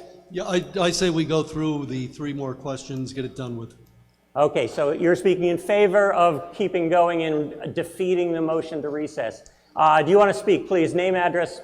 Brian Weiner, 12 Woodcrest Road, Westborough. I want to adjourn. I want to recess. Recess. Okay, yes. so I hope we don't have a counted vote for this one. Yes, Mr. O'Riordan or O'Donnell. Sorry. Can you just we can't hear it. Can you just come up here, please? It'll be faster than me having to repeat it. Yeah, I said I've been here since 9 o'clock, and it's around about 11 o'clock, and I even fell asleep a couple of times, so I think we've been here long enough. Okay, so there's another person who would like to recess. More debate, or do you just want to go to, yes, Move the question? You want to, okay, we have heard a little on each side. Okay, move to terminate debate. Okay, so who wants to terminate debate? Please raise your voting slip. Thank you. Who wants to continue debate? Not very many. Vote from the gym? There's only two. Yeah. Sorry. That's Two okay. votes to adjourn. Okay, to recess? To recess, So, yes. I mean, we're terminating, we're talking about terminating debate right now. I'm so sorry. That's Yes, all right. please terminate debate. All right. Two in favor. Debate has been terminated. Our action now comes on motion to recess till 7 o'clock Monday, March 21st, here at the high school. All those in favor of recess, please raise their blue voting slip. If I have to count, I might scream. All those opposed? Ugh. Let's do it again. All those in favor of recessing? All those opposed? I think there's more opposed this time. Does anyone want to challenge that vote? Do what, Mr. George? Are you voting or are you? Oh, okay. I'm going to declare that the vote to recess was defeated. I have not heard any challenges to that. I had multiple people taking a look at what it actually looked like. So we now turn our attention to Article 36. Mr. George. Paul George, 19 Robin Road. The intent of this article was to compensate in community service hours those elected officials that were not compensated in any other way. So they were basically volunteers. But after going through with the selectmen, what it would take to do, basically an act of Congress. It's very, very difficult. It would require the DOR to be involved. You have to go to the legislature. It's just not worth it. So I move to pass over this article. Mr. George has made a motion to pass over the article, which, as I've said, means that the town meeting will take no action. Is there any debate? At this time, I'm also going to declare that the gym is closed because the only people there were the deputy moderators, and they've just informed me that they're coming in here. Any debate? I see no debate. All those in favor of Mr. George's motion to pass over, please raise their voting slip. All those opposed? The motion passes over. We'll declare that unanimous.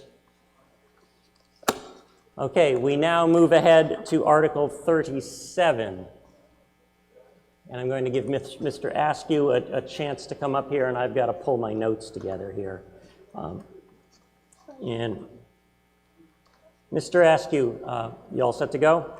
And I'm going to beg your indulgence, so just hear Mr. Askew out. We've been here a long time, but he's spent a lot of time on his articles as well. Mr. Askew, introduce name, address, and motion, please. Nathan Askew, 55 Fisher Street. I would move to postpone Article 37 until after Article 38. The reasoning for this is it's actually far easier to vote on Article 38 first as opposed to Article 37. The reasoning is Article 38 has a lot of individual word changes, where Article 37 only has 3, so it is far easier to overlay Article 37 over Article 38. Thank you, Mr. Askew. I will be forever grateful that you didn't all moan when Mr. Askew made that motion. I've spoken with we can debate this, it requires a 2/3 vote. I've spoken with Mr. Askew for a long time. It was really mere happenstance that Article 37 appeared before Article 38. When I talked to Mr. Askew about how these two articles, each of which attempts to modify Article 33 in the town bylaws, how he would expect them to proceed if both of them passed, he said the intention was to essentially have the effects of one be overlaid on the other if it passed. And when we reviewed the articles, I concurred with him that it is indeed easier to act on Article 37 if we've acted on Article 38 first. The content doesn't change, so it just is, it will be easier for us as a process. So this is a debatable motion. It requires 2/3, but if there is no debate, I can take a vote on changing the order of these last two articles, and then we can just go. Is there any debate on Mr. Askew's motion to postpone Article 37 until after Article 38? Seeing none, I'll take a vote. Please raise your blue voting slip. Mine is now gone. I guess I don't get the vote. Oh, there it is. But I haven't voted yet, so Why start now? All those in favor of postponing Article 37 until after Article 38? All those opposed? We have one in opposition. That is a 2/3 vote. We now move to Article 38, and we will come back to Article 37. Mr. Askew. Okay. Article 38, I move that the town vote to amend Article 33 of the town bylaw plastic bag reduction using the text as printed in warrant Article 38, where the strike-throughs indicate the deletions and the bold italic represents additions to the current bylaw with the following additional changes. Deleting comma after the word containers at the end of section 3D, so the sentence ends with sauce containers. Adding the words or restaurant in the second paragraph of section 5 between store and distributing, and removing checkout bags such that the beginning of the sentence reads as any grocery store or retail store or restaurant distributing plastic in violation. Thank you very much. Mr. Askew, would you like to make a brief presentation and describe what you're trying to accomplish, and then we'll, if we want to, we can look at the text as it is. So, Mr. Askew, again, it's 11:12. I'm sure the voters will appreciate as much brevity as you can give it while also making your points. Yes, thank you. Fortunately for me, it is not out of my scope to actually be thinking about waste at this hour, so I apologize for all of you. So my name is Nathan Askew. I was born and raised in Westborough. I moved back in 2018 and purchased my home. I was an Eagle Scout here. I cooked the pancake breakfast for Troop 100 that some of you may have purchased today. I joined the Waste Management Task Force in 2020 because of the waste problem that Westborough has. Through that committee, some of the members and I felt like we could do even more. So we actually started Zero Waste Westborough, which you might have seen us around town. We collected thin plastics next to the Girl Scouts for a while. We were collecting black takeout containers. And I'd like to, this is my passion, and I hope you give me the time to share it, even though it is late. Next slide. So to outline the plastic situation that we find ourselves in today, here's a graph of all of the plastics produced since 1950 to 2015. Annually, as you can see, since the 1950s, we have basically only grown year after year with a few exceptions. This accounts to 8.3 billion tons of plastics produced since 1950. And in 2018, only 8.7% of plastics were actually recycled. You can see here, this is from Mass DEP. I highlighted Westborough using the star. We are by far more wasteful than people around us just in our sheer volume per household. We are over 2,200 pounds of waste or trash, however you want to call it, per household, which is really how the Waste Management Task Force got started in town, was due to this fact. This is also something given to us by the DEP in 2018, 2019. They did a study of our waste stream and found that 28.1% was organic waste, 21.1% was paper, and 15.9% was plastics.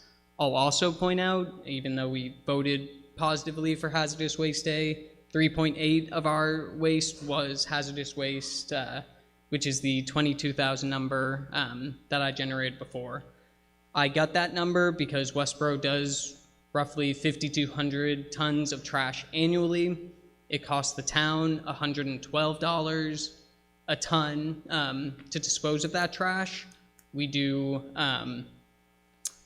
the incinerator, so it's a waste to energy system. I will also note that because of the efforts of the Waste Management Task Force in part, we got an organic waste stream at Harvey's, which only cost the town $80 a ton. Here, you will see the outline of Articles 37 and 38. I tried to condense it all into one piece for you, although that legend is a little small.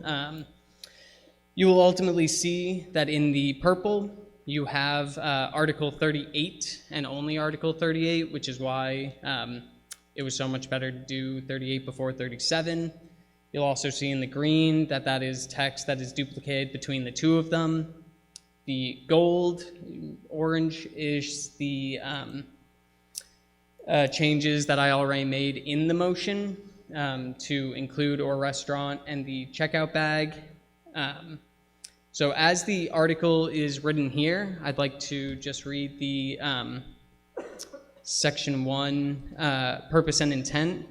The production and use of, and I would strike out the thin film, single-use plastics have significant impact on the environment, including but not limited to contributing to the potential death of aquatic and land animals through ingestion and entanglement, contributing to pollution of our natural environment, creating a burden to the solid waste collection and recycling facilities, clogging storm drainage systems, and requiring the use of millions of barrels of crude oil nationally for their manufacture.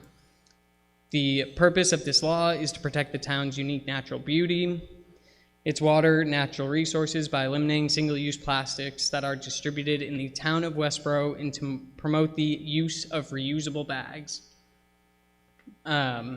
Nope, still on that one. Well, actually, you were right. Go to the next one. This would have been a much better place to do it. If I had remembered my own presentation, it would have made it far easier for all of you to read. But it is 11:20, so I'll take whatever break you'll give me. If you go to the next one, here you will see that we added a definition for restaurant, an entity that prepares and sells food directly to the consumer for immediate consumption, as defined by the Food and Drug Administration. I have a subnote for that. We also define for this definition biodegradable, which reads toxin-free, and capable of being decomposed by bacteria or other living organisms. That is Oxford's definition of it capable of being decomposed by bacteria or other living organisms. If you go to the next. We have the confliction between D and E, which you're seeing, because in Articles 37 and 38, we are trying to add 2 new regulations, and so those would have to be deconflicted using a motion, which is why they're highlighted. But specifically for 38, we would be adding for the use regulation the or restaurant into Regulation B in terms of what bags they can give out, and use Regulation D, restaurants must use biodegradable material for dine-out services when such an alternative exists. Example include, but are not limited to, takeout containers, utensils, sauce containers. You can see that comma that we also omitted with the motions. If you go to the next. Here is the rest of the bylaw.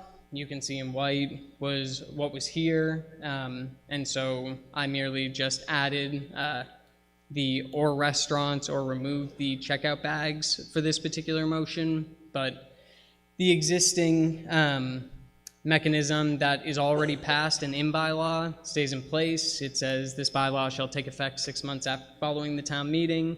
Following town meeting's approval of the bylaw, using application of the owner or the owner's representative, the Board of Selectmen or their designee may exempt a grocery store, retail store, or restaurant from the requirements of this section for a period of up to 6 months upon finding that the Board of Selectmen or their designee, that 1, the requirements of this section would cause undue hardship, or 2, a grocery store, restaurant, or retail requires additional time in order to draw down existing inventory. The enforcement of this bylaw shall be the responsibility of the Board of Selectmen or their designee. The Board of Selectmen or their designee shall determine the monitoring process to be followed, which may be limited to responding to citizens' report, incorporating the process into their town duties as appropriate.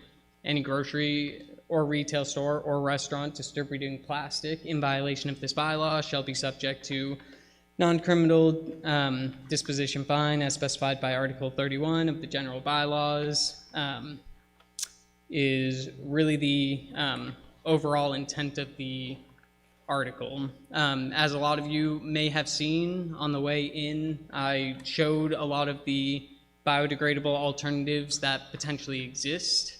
If you go, I think I have another slide. Great. Here, in part because of the efforts of the Waste Management Task Force and Zero Waste Westborough, we were able to host enough recycling events for the town of Westborough, including the Reclaim It event that we had at the high school, to qualify for the DEP grants that we haven't qualified for in years past. I would like to, bring notice to these things because we haven't qualified for them in the past, and it would be great to get funding that isn't from the town but is actually federally funded. For waste reduction. I will point out that I don't know if it is large enough to read, but the last line on there states municipalities are allowed one additional request, thank you, outside this approved spending sheet per calendar year. So to speak a little bit on this, the process hasn't even begun yet. It will begin in April, and approval would be doled out in June. So there's plenty of time to look at and potentially try and take up any of these. I'll also note, since it's right there, the toxin reduction would give a hazardous waste collection event costs as potentially part of the thing that we should try and pursue rather than raising those funds for ourselves.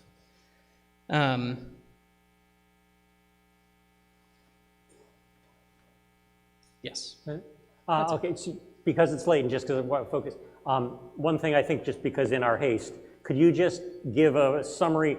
Article 38 is really about taking the plastic bag reduction and changing it to reducing plastics in general. So can you just, Sure. Because I'm not sure everybody saw the purple, if you could just sort of summarize that that's what all those wording changes do. I think that would help the voters. In this one you're talking about? Yes, just because, just explain that it's it's essentially changing the bylaw from being plastic bag focused to trying to reduce plastics overall. Right.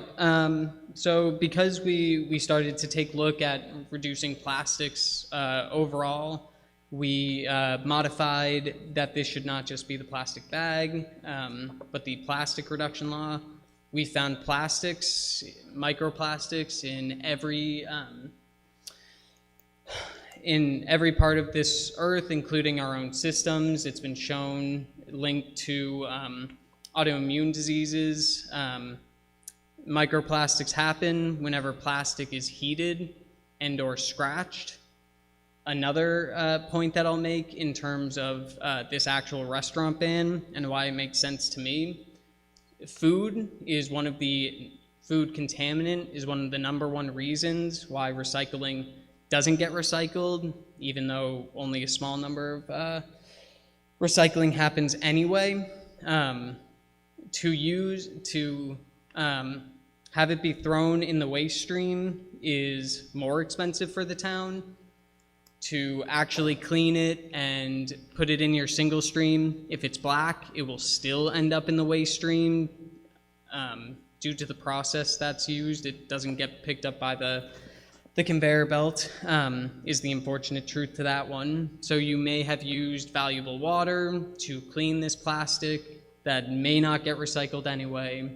I believe that if we instead had these containers that were biodegradable, you would be able to put these in the organic waste stream, which would help out our town in several ways anyway. Okay. All right, I just wanted to make sure that was clear, because the difference between 38 and 37 since we jumped around. Yes. Thank you, Mr. Askew. I'm going to look now to the Finance Committee wanted to make a statement. You all set, Paul? Oh, yes, point of order, yes. Mr. Hugel.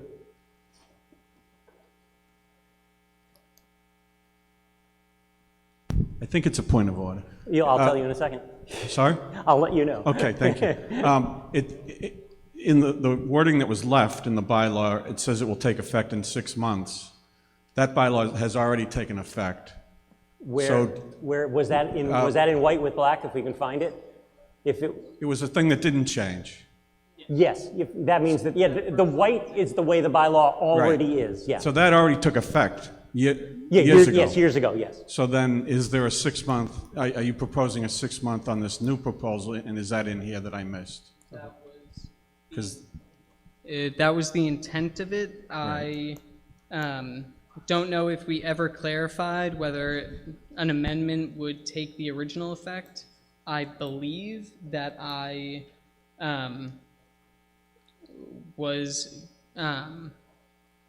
there was talk about potentially making a motion to clarify that point. Also, I'll just mention, I believe that elsewhere there's mention that the select board or whoever is in charge can provide temporary waivers while people use up their supplies, and so that's to use up their existing inventory of plastics. So that's in the original, and that at least I know would stay according to this. Mr. Beretti, did you want to make any remarks? Mr. Beretti.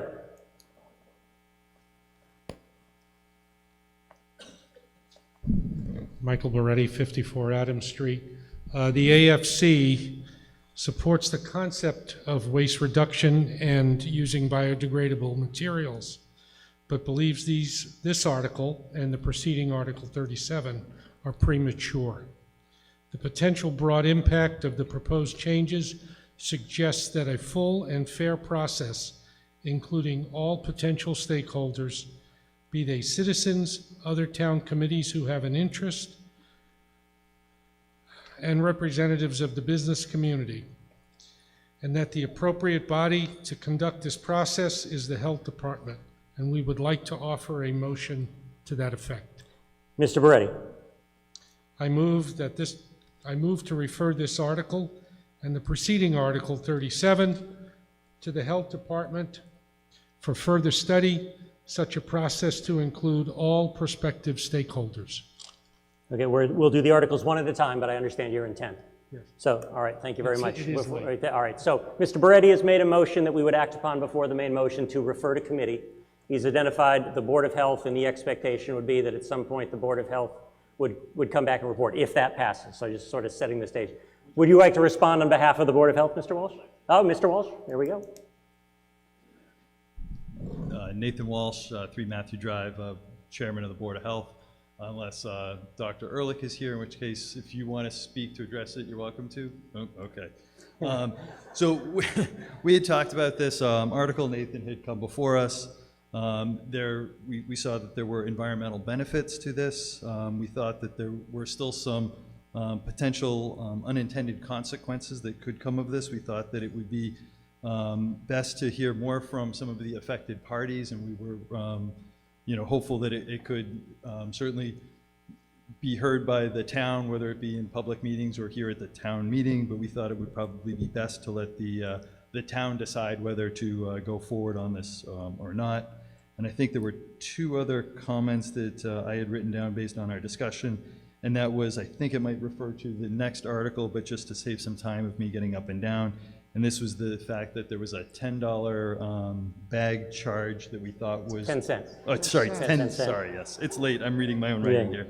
A 10-cent bag charge. We thought that might be a little bit of an equity issue, and that it was also still allowing plastic bags, be it a heavier weight, and we thought that seemed a little odd. And so I think that we, again, reiterate that we did think there were some environmental benefits, and we thought it was appropriate for the town to decide.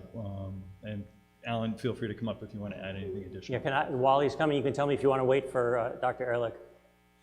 Would the Board of Health be willing to take this on if the town makes the motion to refer to committee? I think that's the question that we asked. So, Dr. Ehrlich. Yeah, Alan Ehrlich, 6 Garfield Drive. I just wanted to make one point because Mr. Askew had come to the Board of Health, as Dr. Walsh had mentioned, and the one thing that you did raise about the link with autoimmune disease was unfamiliar to me. I did research after our meeting, and the data that I have been able to find does not confirm that link. if you have data you want to share with me subsequently, I'm happy to look at that. I just wanted to make that point. Otherwise, I agree with what Dr. Walsh had said, and I do think it was the feeling of the board we would conduct public hearings on the matter and make sure people, for instance, from the restaurant community were able to be present. Thank you very much. Mr. Askew, did you want to, I know you had your hand up before, if you want to make some brief remarks about Mr. Beretti's motion or whatever you were going to say. One thing that I will point out is, maybe go to the next slide for me. I didn't really address Article, well, you kind of addressed Article 37. I'm going to try and keep it to just Article 38. Thank you. The reason I'm here as a citizen's petition, as opposed to going through all of the steps, is I believe that these are two steps that we can take today that can make a positive impact on both our plastic reduction and our community. I took these articles up on my own time, even though I was on the Waste Management Task Force, and we were undergoing efforts to try and take up a public curbside program to bring organics, recycling, and waste to the town, because that was another measure that we also believe was true and would have benefits to the town. We luckily made it through the Board of Health after several months of deliberation, I guess you would call it, to hopefully bring it up to the Board of Selectmen in April. I'll also note that I believe that we started to have a pilot program at the Armstrong School for organic waste, because it probably is the direction that we would want to go. I think that rather than spending the next 6 months or so trying to send it to another committee who has other responsibilities and priorities to do this, that it would be a much better use of time if we spent those 6 months figuring out how we could do this and make a positive step. And if there really was something glaringly bad about what we were putting through, there is always the Board of Selectmen that can have the undue hardship as already ran in the bylaw, and we could take anything up at subsequent meetings to fix any unintended consequences that might be had. The unintended consequence that I would argue for is plastics and what they've done for us.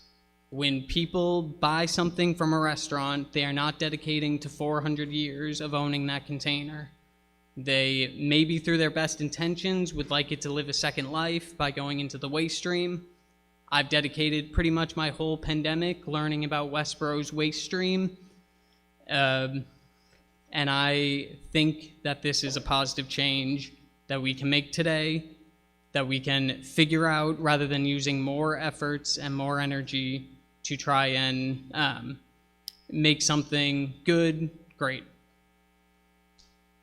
Let's see, okay. I got derailed by Finance Committee. We also, recommendation of the Select Board was supposed to come at the meeting. So Mr. Johnson, do you want to summarize the Select Board?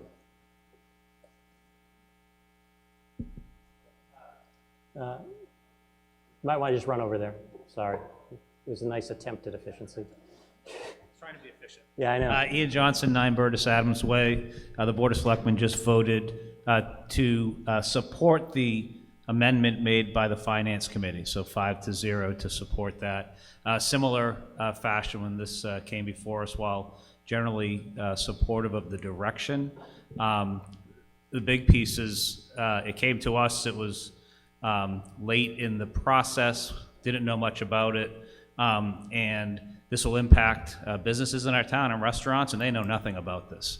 So they haven't been talked to yet, and I think it's worthwhile for us to go to a process that can be public, include them, let us hear from them. They may have ideas that even improve this and want to work with us, but I do think that as a way we've done things in this town, they're taxpayers too, and we should ask for their comments and suggestions as we move this forward. Thank you, Mr. Johnson. Just Yeah, okay. While they're talking, one clarification, it was not an amendment, it was actually a separate motion to refer to committee. So it was a separate motion to refer to committee, and the select board is recommending that motion.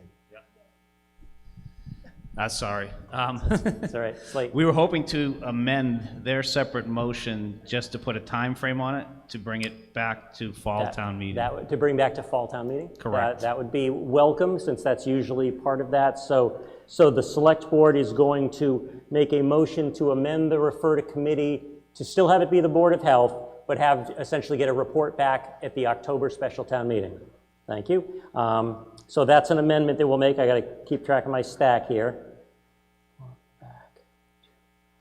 So we now have two motions and an amendment to talk about in the sense of, and I think they're all somewhat related, so we can talk about any of them as we interleave. I'm going to go left, right, left, right, left, right. So over here, please, first. Name, address, etc. Terry Shea, 15 Cross Street. There are a couple points to this article that I think we need to consider. Every time you make a choice, there are consequences. And one of the consequences of these food containers is they need to be treated in a special type of composting system. You can't send them to normal composting. And so that process produces methane gas, which is either offloaded into the atmosphere or burned as off gas from the process. The other thing I'd like you to do is imagine that you're going to the grocery store on your way home from work and you've forgotten your reusable bags.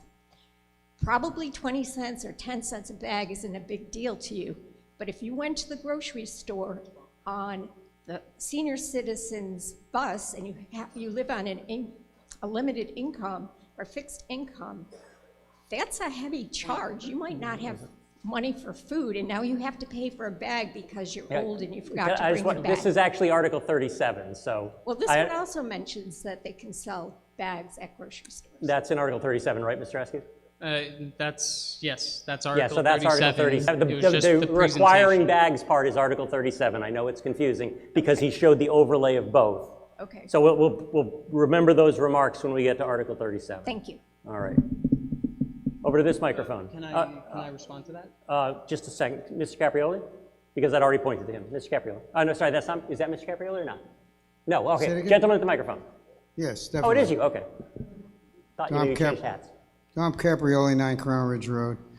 There's a few things wrong with this proposal, and let me point them out. First of all, I'd like to strike Section A, under Section C, I'd like to strike Part A. And let me read that under Section C, Use Regulations, Part A. Let me read that for you for your edification if you haven't done so yet. It says, thin film, single-use plastic bags shall not be distributed, used, focus on that word, or sold for checkout or other purposes, focus on those two words, at any retail store or grocery store within the town of Westborough. What that says to me is that I cannot go into Stop and Shop, walk into the produce department, take one of those thin film single-use plastic bags off the roll, walk up to the tomato stand, pick 3 tomatoes, put it in the bag, take it to the scale, weigh it, get a price tag, and bring it to the register. There's no one in the town of Westborough that's going to prevent me from doing that because I'm not carrying my loose tomatoes in my cart. Okay, do you get that? This is absurdity. Excuse me, I'm not too excited, really. I'm going to go. Now, Ms. Caprioli, I just want to point one thing. The part you're referring to is unchanged. Say it again, please. It exists in the bylaw. If you look at the definitions, the checkout bag specifically excludes plastic in which loose produce or produce are placed by the consumer. Say that again, please. So I'm not hearing you. So, yes, so Section 3A, which you're offering an amendment, already exists. It's beyond the scope of this article to delete that. However, I would also turn your attention to Section 2 in the definitions that already say that loose produce or products placed by consumer are excluded from the definition of plastic bags. So we're here to talk about Mr. Askew's changes regarding Article 38. Because the townspeople and the voters have not been warned, we cannot talk about making changes that are not in the scope of Mr. Askew's changes. So what you're talking about is already in Article 33. It's been there for years. Are you telling me that that there's a regulation in the town of Westborough that prevents me from using a single-use plastic bag? No. What I told you is if you read the definition of checkout bag. I did. It says, checkout bags shall not include bags, whether plastic or not, in which loose produce or products are placed by the consumer to deliver such items to the point of sale or checkout area. So this is only so this article is only in reference to checkout bags and not single-use plastic bags that you use within the store in order to bag produce to get it to the checkout area. I am telling you that the articles that we both read, whether we agree on their definition or not, are not subject to change by Mr. Askew's article. So the change that you're complaining about already exists, and there has been no warning to the voters that we might change that part of Article 33 of the bylaws. And so I would welcome you to reread, and if you'd like to come back at a future town meeting with other changes to Article 33, that would be the context in which to do it. Okay, so then I would like to extend my analysis. This thing is so confused, and it's not clear that it's represented entirely by what's in the printed Finance Committee handout. This gentleman took advantage of the screen and his presentation to make changes that we don't really know what they are, we don't really understand what they are, we don't really understand the intent, and we don't really understand the impact. And I want to point out one last thing. In my house, the greatest amount of plastics that are brought in from the supermarket are those plastic trays inside the dinners that you heat up in the microwave and eat, like Smart Foods and Banquet and all that. That's the greatest use of plastic in my house, and those are thick plastics. Those are problematic plastics. That's the product you should be going after. So go after the manufacturer that puts those serious amount of plastics, not the one plastic bag or paper bag that I use to get 10 of those plastic containers into my house. Thank you. Thank you. Over here. You want to, okay, yeah, Mr. Askew would like to just respond. Thank you, Mr. Askew. So I'll respond to the comment that was over here first about the methane being produced because the bins could only go in a certain waste stream. That waste stream is available to all residents if you have a recycle sticker at Harvey's. It uses organic anaerobic digestion. That is capturing the methane gas to use it as alternative fuel. The methane that is just released is organic waste that usually ends up in a landfill or elsewhere where it isn't sent to a place specifically able to capture it. I'll also note that another byproduct of anaerobic digestion is the soil amendment, which is basically nutrients that your food waste still has and lets off that could be used to as organic fertilizer as opposed to synthetic that cause runoff. Thank you, Mr. Askew.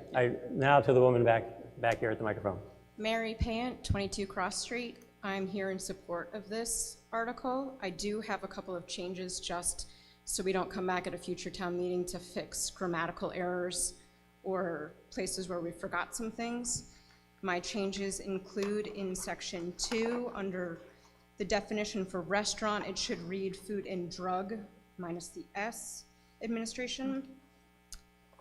Under section 3, part D, it should read in the last line, takeout containers to be consistent with the other ones that are plural, and it should end with a period. I don't know if that's just a typo. That one was fixed in the original motion. The extra dangling comma was fixed.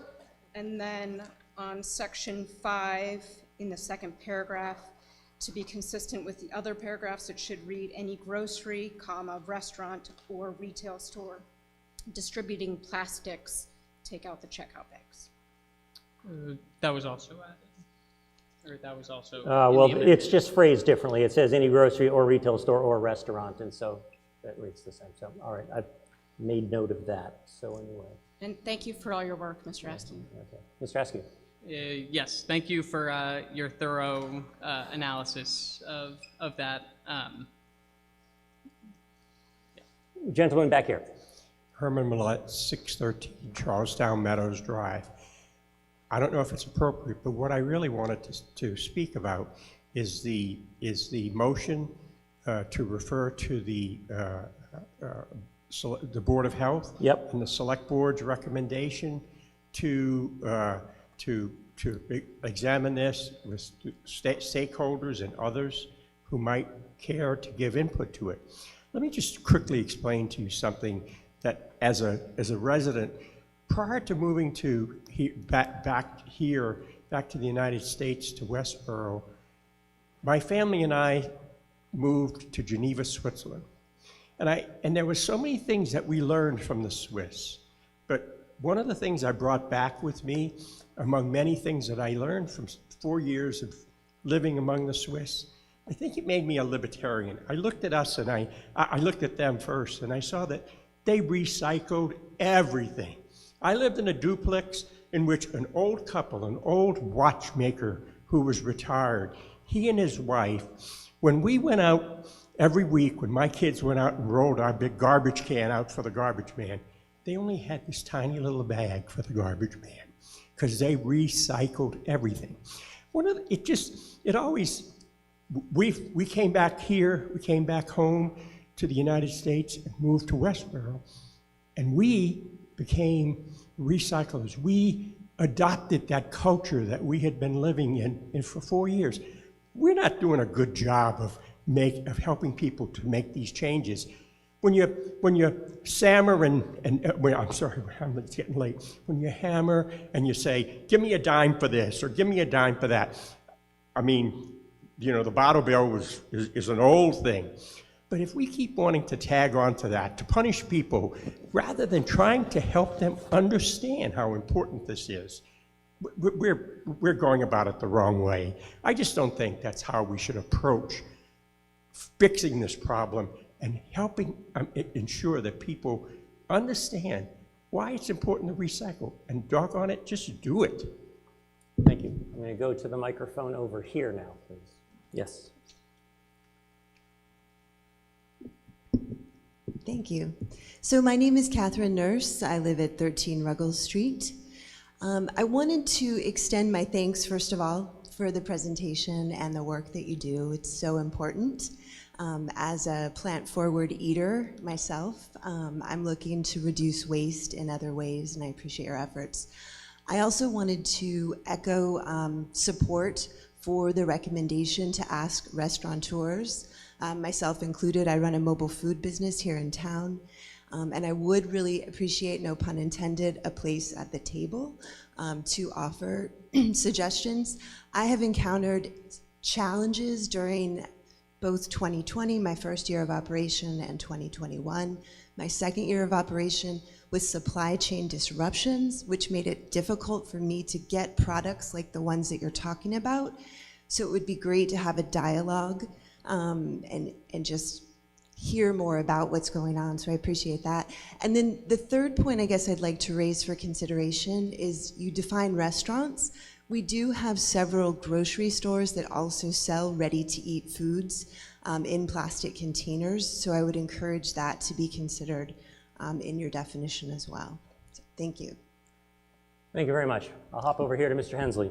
Lester Hensley, 39 Arch Street. A point of order, yes. Mr. Moderator. I've lost track. Is there actually a motion on the floor to refer this to the Board of Health for further study? Yes, there is, and in fact, there's also an amendment on that motion to make it refer back at the October special town meeting. Okay, and what would be the next step to take action on that motion? Eventually, we would stop debate, whether it's by motion or just by having people say they have no more to say.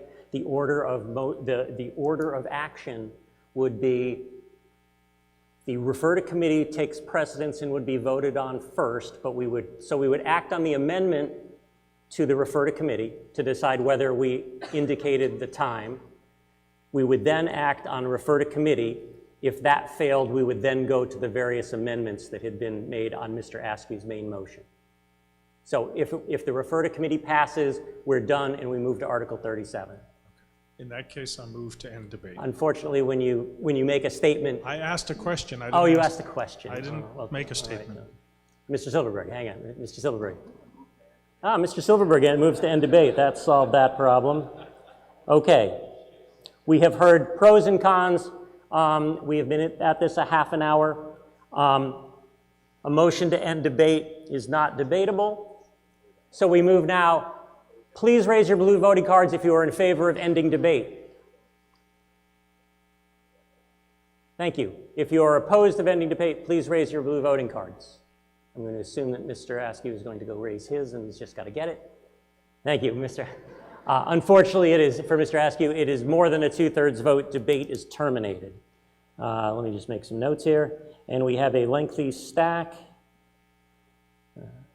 I just wanted to be clear so there was no challenge to the process, Mr. Hensley. I didn't mean to be rude. So again, our first action, we have a motion to refer to committee, but we have an amendment to that. So our first action now that we've terminated debate, when I get to a new piece of paper to write on, we have a motion by Mr. Johnson. So yes, go ahead, Mr. Askew. So a question. Yeah. Am I able at this point to make any amendments to the motion that's on? No, we've terminated debate, so we're moving straight to voting. But thank you for asking. Yeah. We're all learning a lot today, including myself. So our action, because we've terminated debate, is now on the amendment. So we have a motion to refer to committee.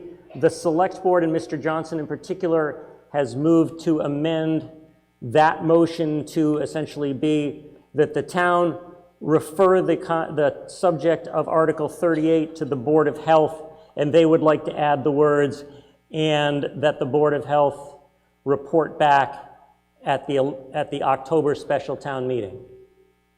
Is that correct? That's what you want to do, Mr. Johnson, correct? Yeah, go ahead. I think it would be the Board of Health because they're the appointed body, but I think it's clear, yeah, okay. All right, so first of all, we're going to act on that amendment. So the amendment is to add and to have the Board of Health report back at the October special town meeting to the motion to refer to committee. We'll act on the actual reference later. All those in favor of Mr. Johnson's motion? All those opposed? I see a few in opposition, but the motion is carried. So now we move to the refer to committee. We now have an amended motion made by Mr. Beretti that essentially says, Mr. Beretti's made the motion, I refer the subject of Article 38 to the Board of Health, and that the Board of Health report back to the October special town meeting. All those in favor of that motion, please raise their voting slips. Yep. It didn't make sense. The motion, I believe, from Mr. Beretti, have you typed it up as I'm going, Wendy? Because I will read it. If you have okay. It's Mr. Beretti moved that the subject matter of Article 38 be referred to the Board of Health, and that the Board of Health report back to the October special town meeting. Okay? So the reference is that the Board of Health will take up this topic and discuss it. They will, the implication by the reference to committee is that they will do work on it, which includes what they said about talking to restaurants and things. And then we'll hear a report back on what they've done at the October special town meeting, which could be a report of what they've talked about, and it could include that they put some articles on the special town meeting warrant, okay? Yeah, you're welcome. Thanks for asking. I know it's late. Okay. So you heard the motion a couple times. All those in favor of the motion to refer to committee, please raise their blue voting slips. Thank you. All those opposed? I see a number, but not anywhere near half. The motion to refer to committee with the amendment passes. So now we move to Article 37. Point of order? Yes, point of order. Just a quick question since it's getting late. Do Yep. we need to take any action to allow debate and or voting to carry over into March 20th? At any point, somebody can make a motion to recess. Is that what you're talking about? I just want to make sure there's no issue with our going into a second day. No, we're in session until we recess or adjourn. But thank you for noting the time. Really happy to know that it's almost midnight. But we do take all these things seriously. I know it's late, but we try to give the same level of serious courtesy, regardless of whether this was the largest part of the budget or if it was the smallest minutia. But we now turn our attention to Article 37. Mr. Askew, what is your intention at this point?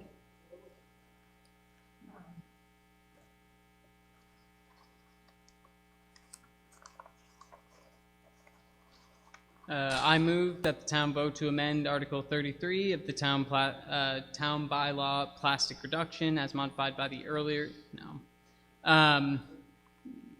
this isn't the motion because that article Right, did I not think, pass, so I would did say you- I move the town vote to amend Article 33 of the town bylaws as printed in the warrant for Article 37, where the strike-throughs indicate deletion from and the bold italics represent additions to the bylaw.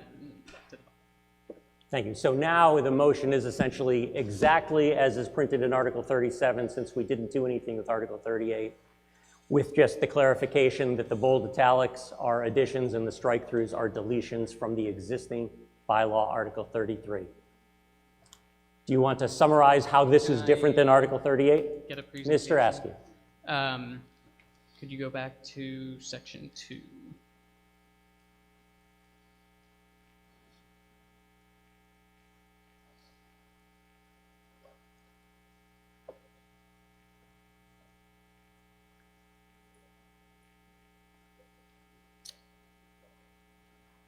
So this is Article 37, which is targeting the plastic bags.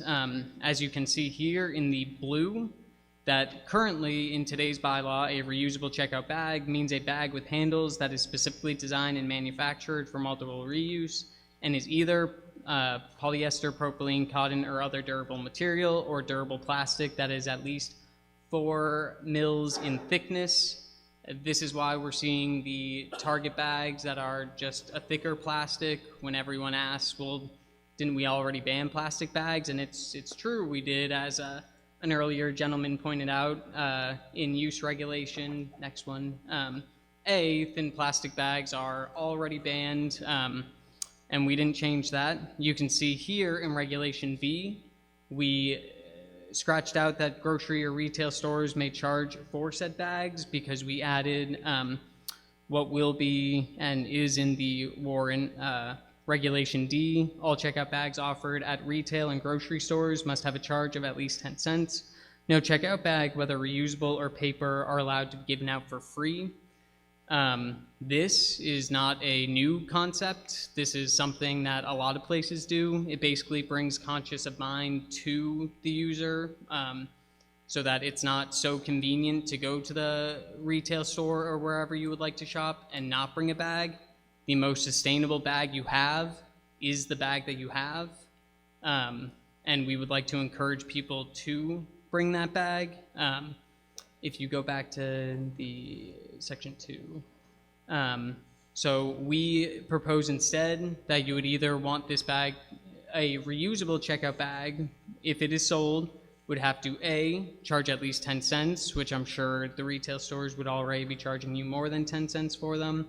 And they would have to be either biodegradable or 100% post-consumer material, which is the 91% of plastic that has not yet had a second life because it has not yet been recycled. We should find a place for these plastics since we already produce them and they are in this world. A plastic bag is actually not the worst place to stick these post-consumer materials because it is something that we are just carrying our groceries in and out. We're not washing them, using hot water, scratching them, all of the things that would release microplastics. I'll also point out, can you just bring me to my last slide? That in the same DEP grants that Westborough qualifies for in fiscal year 2023, if you look at the, source reduction, it's the, maybe hard to see, source reduction kind of next to the toxins. You highlighted it into it before. Thank you. Source reduction, reusable shopping bags distributed by municipalities in DEP-approved program. I know that I've heard a lot about, aren't we worried about the people who wouldn't be able to afford this, that we're charging people who wouldn't be able to afford it, when really we're just trying to have it be conscious in people's mind that if you are taking the plastic bag that is being given to you, we are just propagating this plastic waste that has been going on since 1950, and that there are active federal money that we could be using these next 6 months to take advantage of, rather than deliberating whether we should be doing something like this. We could be taking action on how we do something like this. Thank you. We'll start over here. Katie Curtin Mestre, 26 Linda Street, Westborough, and just wanted to clarify for everyone in the audience that we've had a plastic bag ban in Westborough for quite some time. So the only changes that really this article is making is closing the loophole that Nathan mentioned that you've seen, where stores like Target and Roach Brothers are taking advantage of the fact that the width of the plastic was not detailed, and so it's really a loophole to a law that has already been in place. We've had a plastic bag ban in this town, and this article is closing that loophole and then adding the 10 cents charge to hopefully help people make a more conscious decision, and that 10 cents a bag hopefully not putting too much of a burden on those who are of fixed income. Thank you. Thank you very much. We'll hop over to this microphone, please. Brian Weiner, Woodcrest Road. I'd like to make an amendment. If you look at section 3D, it doesn't just mention plastic bags. It's talking about paper bags, charging 10 cents per paper bag. It seems like that's been thrown in there kind of quietly. No one's really mentioned about this. I kind of actually want to make an amendment to strike that D out of the... Okay, hang on. Can you just, I was catching up. Where are you again? I'm on section 3. Yep. D. Yep. It talks about on the second line, no checkout bags, whether reusable or paper, are allowed to be given out for free. This whole article is about plastic. And someone threw paper bags right in the middle of this thing, and I don't think that's fair. Okay, so you're asking for an amendment that would just remove the or paper from that? Is that what, I just want to make sure I get what are you trying to say that it would be okay to give out paper bags for free? I think we should be going with paper bags for free, yeah. Okay, so just to be clear, you want the amendment to be to remove the two words or paper from what's That's what I'm asking for, correct? That's okay, I want to make sure, okay. And if someone else wants to do more, they can do more, but I Okay, think for but right now, you're asking, I'm just making a note of remove or paper. yes. Yeah, okay, thanks. To keep We'll this come to back be- to that, thank you. To keep this article being about plastic. All right. Thank you. Thank you. Mr. Askew. The comment that I would have to that is, again, the most sustainable bag that you have is the bag that you have. So whether it be plastic or paper, if you are taking another bag from these establishments, it was created for a purpose that we could have reusable bags be instead. Thank you. I also realized in my haste, I forgot to ask Mr. Beretti if he wanted to make comments on Article 37 as well. My apologies for jumping the gun on that.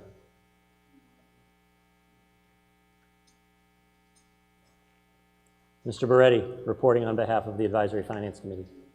The Advisory Committee's position is the same as it was for the previous article, and we'd like to refer it to the Board of Health for further study to report back to the fall town meeting. Okay, and may I just ask you to clarify that that would be the October special town meeting? Okay, the October So I think that's special what town officially meeting. what we call it. Thank you, John. All right, thank you very much, Mr. Beretti, for the same rationale. Okay. All right, thank you. While the selectmen talk about it, I'll go to Mr. Hensley over here. Mr. Hensley. Mr. Moderator, Lester Hensley, 39 Arch Street. I did want to make a comment this time around and to thank Mr. Askew for both his passion, the work that he's done, his initiative to bring this as a citizen's petition. I concur 100% with the intent of what you're putting forward and will support it at the right time. It is a difficult lesson to learn sometimes when you know the right answer, that a process that is more public and has a bit of time for other stakeholders to weigh in is generally the more favorable way to bring articles through town meeting. So whilst it might be frustrating to you to have this referred back through committee for a little bit more public process, it will ultimately strengthen the proposal and there will be less backlash, and I will wholeheartedly support it at that time.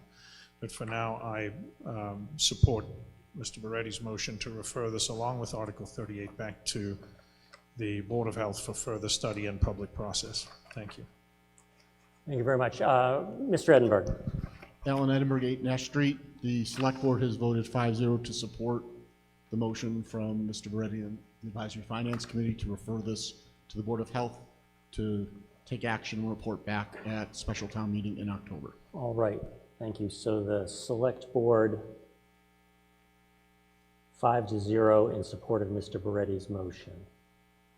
Thank you very much. I'll go over to this microphone now. Good morning. Yeah, thank you. Thanks for the reminder. Scott Kadish, 45 O'Neill Drive. I just want to thank Nathan for all the work he did to put this together and the journey. I am also been involved for a little, maybe even 6 years in various components, Waste Management Task Force, Zero Waste Westborough, and I guess the one thing I have to say is I hear everyone voting overwhelmingly just to kick the can. I feel, in a sense, like this is now my 6th year, all we've been really doing is kicking the can down the road, and the process that we have has kind of failed us, and I think that's part of why Nathan has pushed this where he has, because the process has failed us. The boards that I've sat in front have seemed to not, in my opinion, really been effective, and that's why, out of frustration, we're here tonight, and Nathan's put all the work in. It's not that we can't get it done. I just feel like it is extremely frustrating, and it's not, maybe Nathan may be here after, a little bit of time, but it's been a long time, and we all know climate's changing, and we don't have a lot of time. So, and this is just, can't keep deliberating. Thank you. Thank you. Mr. Askew, and then we'll jump to the back microphone here. So will you go to section 4 or 6? One thing that I will note in terms of how this bylaw is actually laid out, it does give the Board of Selectmen a large leniency on how they would like to enforce this and what kind of hardships there would be. It definitely comes from a different perspective if we as a town vote to say that yes, we would like this to be done, and it's a different thing to say the Board of Selectmen goes, whoa, we weren't ready for this, we should delay, and then we could be ultimately making this decision on how to amend it at the next meeting, where at least on this one we knew that the change was going to take place, is at least my perspective on it. I have learned a lot through this citizens petition. One of the things that I heard a bunch is, why didn't this come up to town meeting in a different way? And honestly, I just had no idea that that was even an option. I had been on the Waste Management Task Force for over 1.5 years, and the best progress that we made was getting the organic waste opened at Harvey's and almost nothing else. This was my way to try and have action when I would like to see action on waste and climate-related issues. Thank you, Mr. Askew. We'll go to the gentleman back here. Herman Millette, 613 Charlestown Meadows Drive. I have to apologize. When I spoke before, I thought I was actually speaking to refer this article. It's the late hour. But again, I speak on behalf of that recommendation to refer this as well for further study and review of stakeholders and better understand how it's going to affect everyone. I don't know if I was really clear when I spoke about my learning in Switzerland. They were doing all this without laws. They weren't being told they had to do it because the law said. They knew it was the right darn thing to do. Thank you, Mr. Millett. Mr. Dunbeck. Oh, there is somebody there. Sorry, when I looked, there wasn't. Okay, over here, please. Thank you. Hi, Ellen Church, 1 Baldwin. I just wanted to point out the people who say that this is too expensive on seniors and people with a lower income. So they do this in Framingham, which has a lower average household income and a higher poverty rate, and it works. Thank you. Thank you very much. Mr. Dunbeck. Yes, Pete Dunbeck, 8 Wayside Road. So Sustainable Westborough did vote in favor of both Article 37 and 38, and would like to thank Zero Waste Westborough and Nathan in particular for pushing this forward.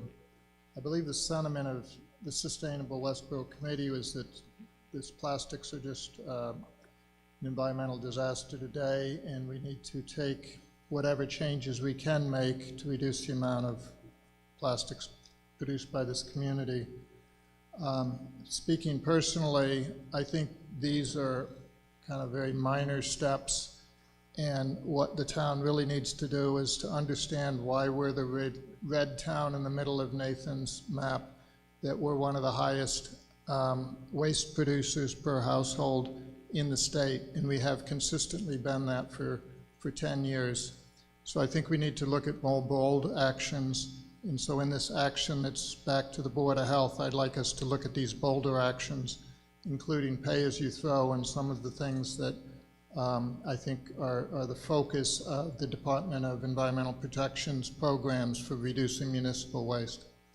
Thank you very much. I'll jump over to the other microphone where somebody's been patiently waiting to speak. A woman over here. Yes, your turn. Lauren Burstady, 19 Haskell Street. Just give me a moment because it is early or late. So I am a little surprised to hear that Article 38 is debatable and an issue. Article 37, the plastic takeout containers, I do agree that this should be widely known and there should be more input from restaurant owners, etc. Just so you know, we are talking about Article 37, not 38 was referred to committee a few minutes ago. So, okay. This is where at 37 we're talking about the bag one. Sorry about that. Yeah. Sorry, I'm also very nervous, excuse me. I also have been talking a lot lately about low-hanging fruit. I am pretty shocked that we're in 2022 in Westborough, where it seems like most of the time we kind of have our act together, and we're not even banning plastic bags at grocery stores to a point where we do actually have thick plastic bags.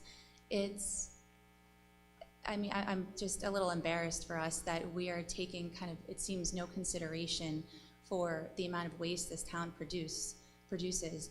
And so yes, the Zero Waste Westborough, which I'm also a part of with Nathan and a few other residents, we have done a lot, as much as we can, with the 4 people that we consist of, and we're all also on the Waste Management Task Force. We have gone to the different boards. We have done as much as pretty much possible as 4 citizens can do with having jobs and families.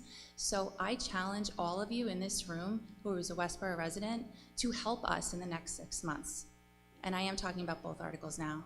Help us, step up, do your part as well, and with your kids, get them involved, because, I mean, if you're aware of what is really happening to the earth, I hope you care, I know you care, it's time. So at the least, we at least got everyone to raise their eyebrow here tonight, I think.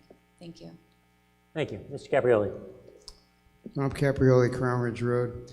As I read this article, nothing in this article suggests that someone can't go to the town of Northborough or Shrewsbury and pick up all the bags they want and use them in Westborough when they do the shopping. So I don't see how this really accomplishes anything. On my own part, when they were banning plastic bags a couple of years back before COVID, I have a particular use for plastic bags, and I acquired a lifetime supply. As a matter of fact, there's about 3 lifetime supply of plastic bags, and I intend to use them without any kind of consequences. And if I want a bag, I'll just get it from where I want it, and I'll use it where I want it. But the most interesting part of this article is the last time I checked, Harvey's Recycling Center was in the town of Westborough. And I have a tendency to observe as I proceed through life. And I've gone to Harvey's a number of times. It's a place where I take my stuff to dump.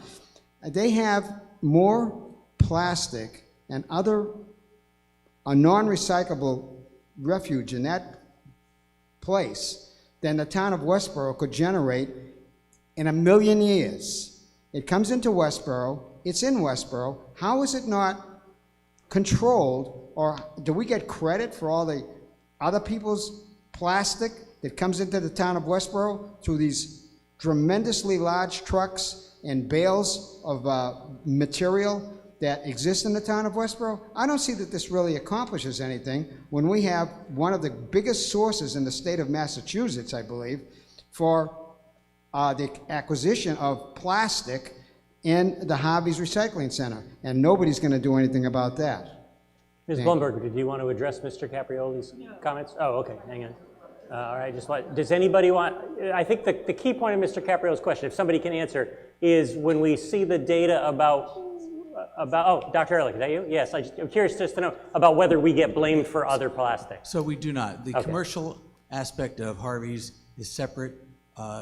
There's waste scales for trucks that come in from other communities. It is very clearly delineated what at Harvey's, either the transfer station that is just for Westborough and the bins, even stuff that is recycled through Tidytown is segregated as Westborough materials or not. So we are not getting dinged or credit or positive or negative about anything else that Harvey's is doing. Okay, thank you for the Can I clarification. make one other brief comment? Yes, you may, It's yes, since you have the floor. In Yes. response to a number of comments that have been made by members of the Waste Management Task Force about their frustrations about the slow pace at which certain things occur. And I will say, at least for the vast majority of time that this particular task force has been authorized, it came from a prior town meeting to the board, and the board then set it up. Shortly thereafter, COVID started. And the board has been, and the health department in particular, has been consumed by COVID activities for the last 2 years. And so the fact that other things have proceeded more slowly needs to be viewed in that context. And I don't want it to be viewed in any way that the full-time staff of our health department has not been considering this as something that's important, but just other things have been more important. And during that time, we've had a turnover of our department chair, and partly because of the strain of dealing with all the work of COVID. Thank you, Dr. Ehrlich.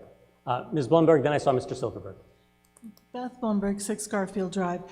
I'm going to say this both as a finance committee and a citizen. One of the reasons that I recommended to the finance committee that we ask this to go to committee is because the previous article was not well written. And so we're here debating it because of all the wording. Let's get it right. Let's send it to committee and have it done correctly so that we don't spend hours and hours debating a policy that we support but is written badly. And so I would like to recommend that you guys take that into account. The reason we're here is because the first article was not well written and this one's not well written. Okay, I said I was going to acknowledge Mr. Blumberg, then I'll come to you, Mr. Askew. Mr. Silverberg. Mark Silverberg, 7 Weld Street. I actually don't want to pass this one over. I want to speak in support of the motion for 2 reasons. The loophole that was described earlier, all those companies were aware of the plastic bag ban, and they went out and found a loophole. So I don't really have any sympathy for them, for us closing that loophole. I think it should be closed. The other argument against the 10-cent surcharge, well, I've been at stores that charge me 10 cents for a plastic bag, and a lot of times I've refused that plastic bag and made do.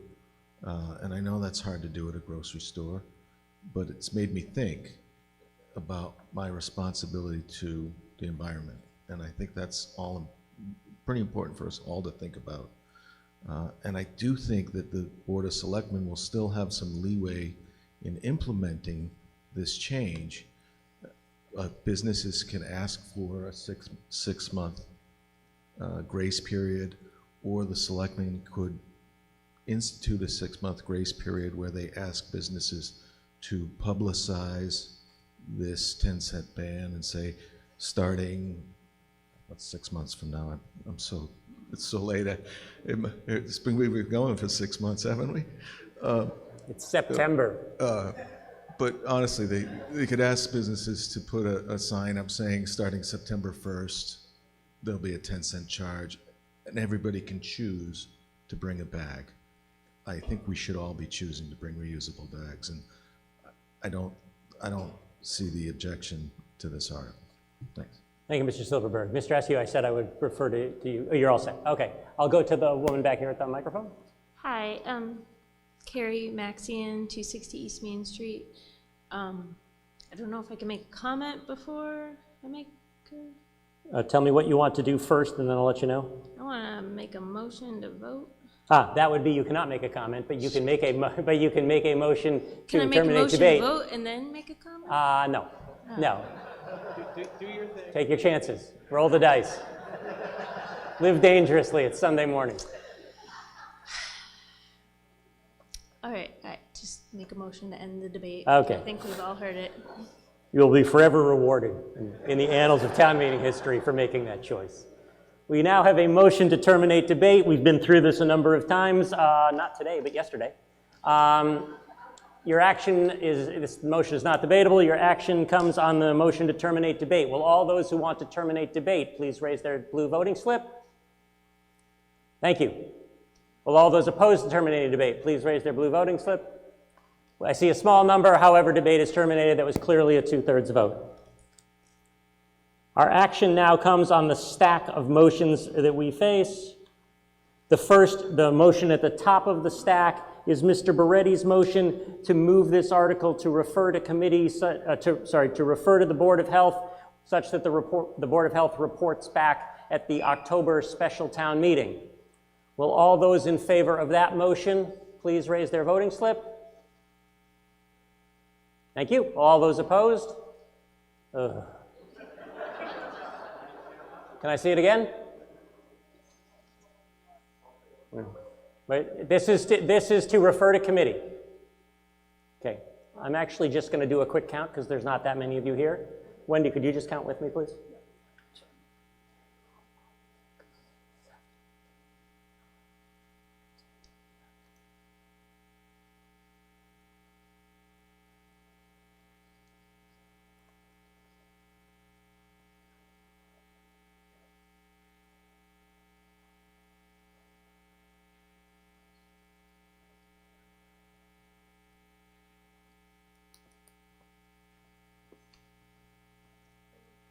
Yep, 30, yeah, 30, okay. Tell you what, it's 33. Will all those opposed to referring to committee please hold their cards, and Wendy and I will do the same thing. I'm going to count section by section.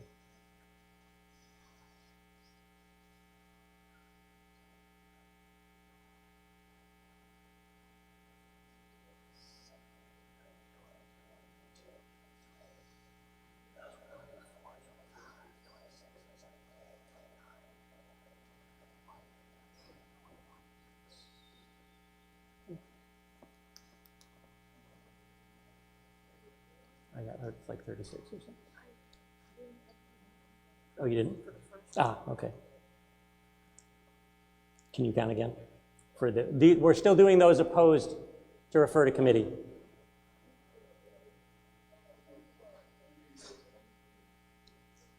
Wait, hold, hang on. Did some of you just put your slip up or down?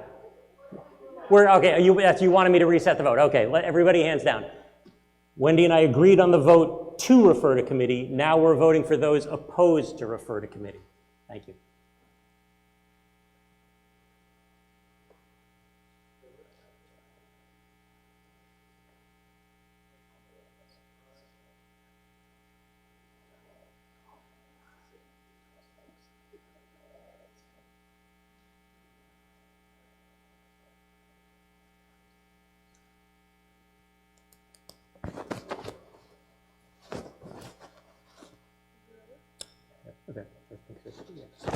was 34 in favor, 38 opposed.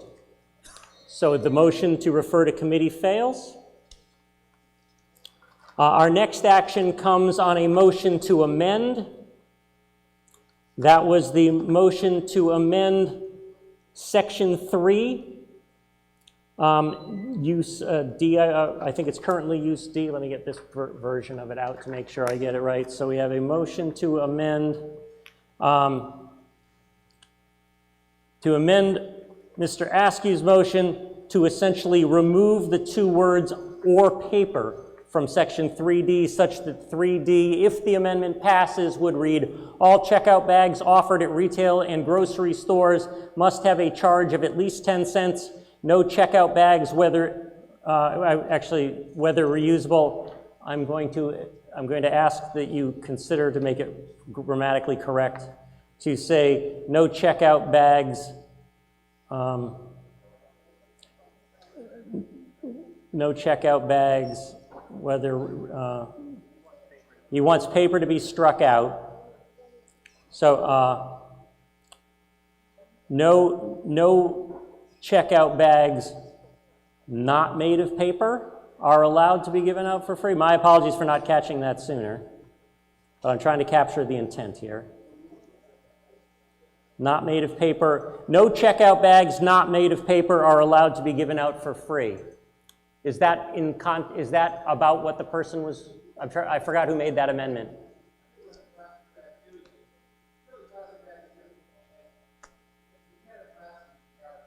Okay. Yeah. Okay, so is it simpler to say no plastic checkout bags are allowed to be given out for free? Okay. Wait a minute. Excuse me. Yeah, Mr. The Gabrielli. word reusable is very significant there. A reusable bag is not necessarily the same as a plastic bag. Thank you. They sell reusable bags. Many people walk in the store with them. And they're charged for those reusable bags. I'm very familiar with bags. Yeah, thank you, Mr. Caprioli. Now, who made the original motion? Are they still here? Oh, it was you. Sorry, I was looking over there.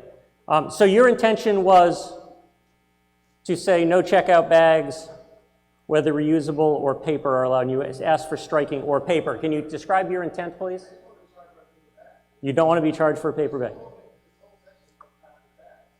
Yeah, I understand. Okay, yeah, I just want to make sure I capture your intent, and then we'll vote on it.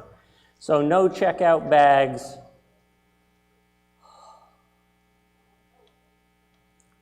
Yes, Mrs. Allen.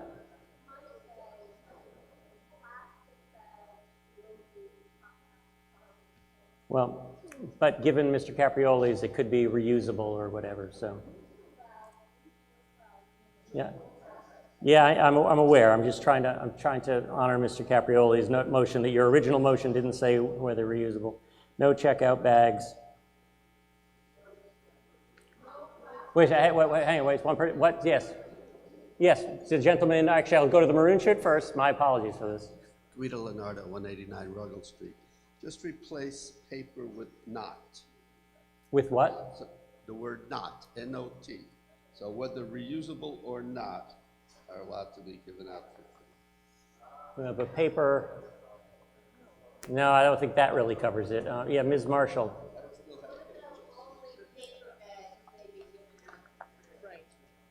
Point of order? Yeah. I don't see where you are. Oh, yeah, yes, please. The amendment was made to just take out the word okay, you're right. paper Okay. bag, and I think that's where we have to Okay, you're go. right. Thank you. We'll go with that. So I'm going to acknowledge that due to an error by the petitioner, as well as myself for not capturing it, we really shouldn't do things since we terminated debate. So right now, the amendment, and this may make you, I'm just going to be clear, this may make you want to turn down the amendment. The amendment was made to remove or paper. So if we accept this amendment, it would read, all checkout bags offered at retail and grocery stores must have a charge of at least 10 cents. No checkout bags, whether reusable, are allowed to be given out for free. I will acknowledge that that doesn't make any sense, but that was the motion that was made, and we terminated debate, so I will thank the woman for saying we probably shouldn't do that. And so my apologies for the entire meeting not catching that to fix it in time, but that's what we have to vote on. So all those in favor of that motion, please raise their voting slips. I see a few, but not many. All those opposed to the amendment? The amendment fails. So the amendment was to strike the words "or paper" from 3D. Hang on. All right, so now we finally come, I believe, to Mr. Askew's main motion, unamended, as it's printed in the booklet for Article 37, where the strikeouts would be removed from the current Article 33, the bold italics would be added. That's correct, right, Mr. Askew? That's correct. Action requires a majority vote. All those in favor, please raise their voting slips. All those opposed? Ms. Sharon has my attention. Give me a second. Yes.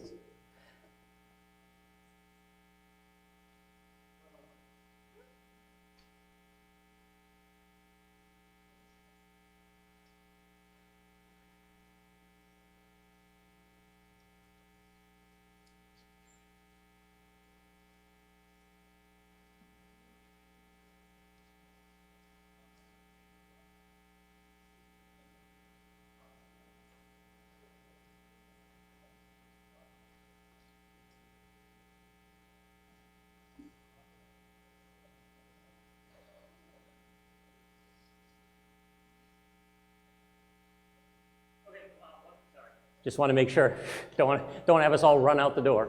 All those, I'm going to redo the vote just to refresh my visual memory. All those in favor of Mr. Askew's main motion?